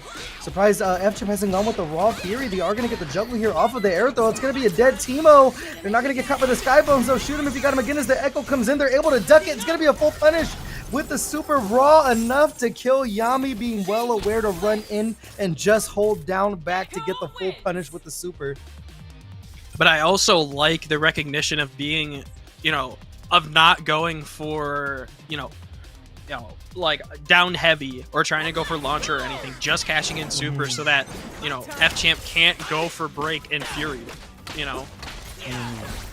That was close. It was close. And Yami definitely was able to clutch that up. So yeah, that's actually a great point right there to make sure that there was no super on there. I didn't even realize that the break was on point. So Yami doing a good job, just like you, very eagle-eyed in that situation. And now it's time for F-Champ to put up or shut up as they are down 2 games here in grand finals. Got to make something happen. Here's the Alawi comes in, just not able to catch the Teemo out of the sky. And speaking of getting caught out of the sky, the Echo's going to get the pickup on the Alawi here. They have the break, but not going to spend it as we go into the install. Yeah, the install is so scary, but F-Champ not afraid. And that air grab, man. F-Champ's been doing really good at snatching him right out of the air, I will say. Unfortunately, is gonna, like I said, or just snatch him right out of the air in S1 once again. Might be onto something, and once again getting caught out of the air with the down S1. Not able to get the punish there with the flow off of Teemo. Could have been full punishable, but not able to get the 2H off in time. Nami gonna take advantage of that though. One more hit, all they need. Air S2 right there to get the knockdown from Alawi, and able to tag out for the Jinx as F-Champ gets the shocker off of it with a break of response from Yami to keep both characters safe. I think unfortunately Yami thought that the Alawi was going to die off that super, but unfortunately just lived with pixel health. He is going to be able to clean up this Jinx, and Alawi just looking worse for wear, unfortunately. But he is going to be able to clean up that Teemo though. But I think Yami honestly is strongest with Echo, so we'll have to see what he's gonna do with this, because it's anybody's game right now. Yeah, you have enough meter too to go for this enhanced assist from Teemo, and it's one of the best in the game, so you can only block for so long right there. Echo able to take a big swing and find its home. Yami now on tournament point. What is going to be the response from F-Champ here, as it seems that Yami just has every single answer right there, able to get out of the way of the 2H, 2M starter, big time damage with the Shroom Loops over into the corner, and I suspect we might see the S2 into the down H3 or the Echo tag in here.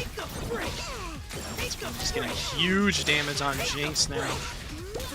My goodness, just look at all the damage now. Yeah, definitely gonna have to force. Oh, not gonna go for a tag. I thought he was gonna tag out into the Alawi there. Good interrupt there though for Yami, just trying to force Jinx to stay in as much as possible. Now Alawi coming in. Got to be careful with those badges on deck for Teemo though. Able to get the 2M in that situation. F-Champ still has his break online here, so it's Operation Get Echo to the corner and put down that S2. Oh, not doing it. Couldn't get it off, unfortunately. The overhead is going to open you up. Now you're going to take a bunch of damage now, and this is looking good for Yami. Go for install. Oh, and the grab right back to the corner. Get back over there. What are you doing? Go for tag launcher, gonna force break. That's gonna be unfortunate for F-Champ. Oh, okay. I was gonna say. Yeah, push block able to get him out of danger right there, and coming right back in with the S1 super. 50% left on the Jinx to try to stay alive in tournament, and they're dealing with a full flame slingshot from Teemo here. Super meter slowly building up little by little here. S1 gonna look for some chip. It's actually gonna hit them, and that's gonna be enough to close out the tournament. Yami with a 3-0 over F-Champ in grand finals, and they are your week 7 2XKO Breakout Series champion. I don't know if you saw, but frame 1 Yami in the Twitch chat said GG's right as that S1 hit too. That was insane. Yeah, they had time to type. They had time to type as the S1 was coming out. And F-Champ also in the chat saying GG's well played. Man, what a set. What a set to close out the night for sure. I mean, anybody, honestly, F-Champ shown that it's still anybody's game, no matter what. Yes. That Yami, you still can bleed. You still can bleed. So, but man, what an incredible set to end the night off. And yeah, there's that recognition of the knowing that there's the break and just cashing in the level 1 so that F-Champ can't break, and the push block from the level 3 as well into the S1. Just insane stuff. What a great bout from both players. Yeah, you can tell Yami's definitely been in the lab with their Teemo and Echo. There's a lot of setups in there in that situation, and I know people are hating to play against Teemo, especially using a big body character. I know that F-Champ also had the Jinx to go projectile for projectile, but from someone who played Alawi for a very long time, and Alawi Blitzcrank at that, it's hard to get around Teemo when they start getting the nonsense going. So definitely an uphill climb for F-Champ, but it was an absolutely stellar top 8 from top to bottom. Saw some really close matches there, like Chanklatamaca and Obelisk, and then also between Meza, those 2-1s were very, very close and came down to the absolute wire. And we see a 3-0 from F-Champ over in loser side, and Yami returning the favor over in grand final. So Yami just looking too strong for the rest of our top 8 tonight. Yeah, honestly, I mean, you can see it just how strong Yami is right now, and who's gonna dethrone Yami? Who's gonna step up and dethrone Yami when it comes down to next week's bracket? It's gonna be exciting to watch, but man. Yeah, I'm going to have to do some film study because I might have to, pick up Echo to pair along with Teemo. I've been doing Teemo Alawi, but I mean, Yami might have, awakened my third eye in the situation. The team was looking very, very strong. But massive shout out to everyone that did play tonight, that did hit the match arena, and that watched along with us as we head over to our top 5 picks. And as you can see, Echo and Alawi continue to be very, very popular characters, but Echo by a long shot. 80 picks so far in October in that character. I mean, some would say the second best character in the game and a little less, demanding of your hands than Yasuo is. So it's no shocker that they are the most picked character in the game right now, especially over here at the Breakout series. But we are seeing Warwick, who is the newest character in the game, show up with 36 picks. So it seems like the name of the game right now outside of Jinx is aggression juice. Yeah, definitely for sure. It's just absolutely insane to see 80 picks of Echo, almost double of every single other pick. It is absolutely insane. I mean, 2 weeks ago, you would have seen 80 of Yasuo, but Echo taking the cake now. The meta is always changing. Next week we might see Teemo up there. You never know. I hope so. Nah, but Echo is just a character that has such great synergy. It seems like with whatever character you put them with. So no surprise to see Echo just climb the tier list very, very high, very, very fast too as well. So we'll see how things develop as things go forward. But I think that is it for us tonight. Mr. Juice, Sir Juicington the first, where can the folks at home find you, and what are you up to, in these upcoming days? Oh, I'm taking a little bit of a break. You can follow me at Deathboy Juice TV, of course. Recently just partnered with Zenny Gaming, so got some awesome eyewear, but taking a break for a little bit, and then hopefully we'll be back with more Sea Viper challenges with that 15-pound spring. But where can they find you? You can find me down below, as always, at Non-Factor FGC. If you want to hear me complain about Blanca's bad matchups or how Salvatore, Blitzcrank, all my characters that I play, they all need buffs. Buff Teemo, actually, too, by the way. I just picked up Teemo, so buff Teemo, even though they're already one of the best characters in the game. But upcoming, I will be commentating over at Festival of Fights down in SoCal. So if you are in the area, pull up to play some 2XKO, Street Fighter, Tekken 8, or City of the Wolves. I will be on the mic for top 8 of City of the Wolves and for 2XKO. So holla at your boy over down at Festival of Fights. And then 2 weeks later, I will be over at Risk down in SoCal. So if you're in the SoCal scene, you see your boy right here. As I always tell everybody, first shot of Hennessy is on me. But that will do it for us for tonight on 2XKO Breakout Series week number 7. Thank you once again for joining us. Live long, prosper, and if your mama's still alive, call her and tell her that you love her. Have a great night. See you next week.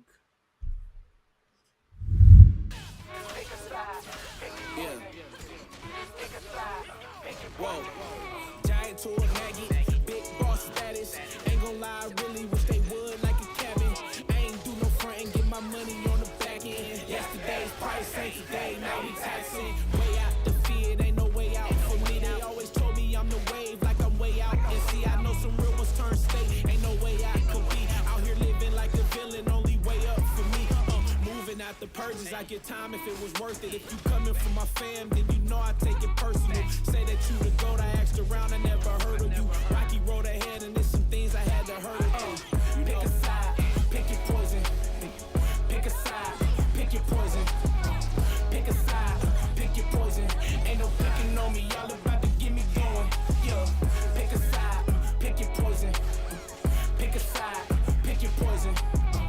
Pick a side, pick your poison. Ain't no picking on me, y'all about to get me going. Yeah, windows down, so all the haters see me. Back then they didn't want me, now they wanna be me. Keep the grass cut low, cause them snakes still sleazy. Always knew I had to glow, I just had to find a reason.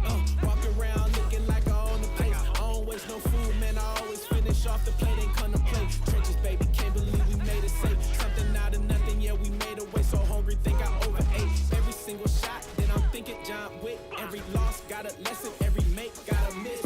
I can't even think of a man that had me terrified. We got options, pick your poison or just pick a side. Pick a side, pick your poison. Pick a side, pick your poison. Pick a side, pick your poison. Ain't no picking on me, y'all about to get me going. Yeah, pick a side, pick your poison. Pick a side, pick your poison. Pick a side, pick your poison. Ain't no picking on me, y'all about to get me going.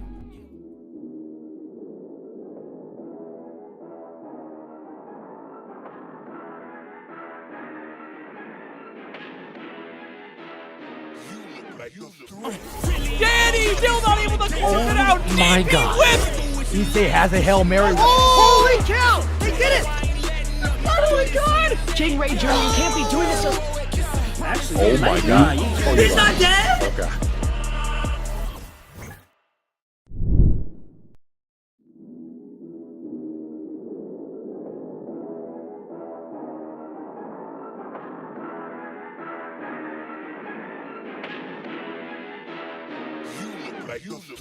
Really, y'all don't know this, y'all in danger, I'm a threat. I'm a gamble with your life, cause you know that it's a bet. It's a bet. You know I ain't letting up, my foot is on your neck.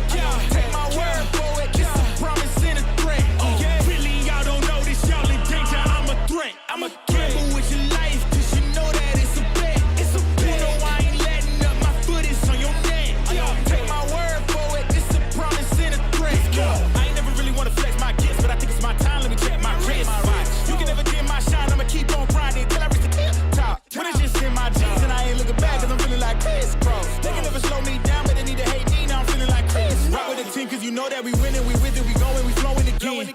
I might just go by a Benz, I might just blow my events, whoa. I did it all for the feeling, alive but I'm making a killing. I'm gonna break every ceiling, cause I need a million, but I don't need your money, you can pay me in respect. Cause once I do it big, what's to follow is a check. I need 100 bags, nothing more, nothing less. And the ops feel away, cause I'm next, I'm a threat. Oh yeah. Really, y'all don't know this, y'all in danger, I'm a threat. I'm a gamble with your life, cause you know that it's a bet. It's a bet. You know I ain't letting up, my foot is on your neck. Take my word for it, it's a promise and a threat. Really, y'all don't know this, y'all in danger, I'm a threat. It's a gamble with your life, cause you know that it's a bet. You know I ain't letting up, my foot is on your neck. Take my word for it, it's a promise and a threat. I ain't been feeling spectacular, flow so sick it's hazardous. Y'all still suck like trash.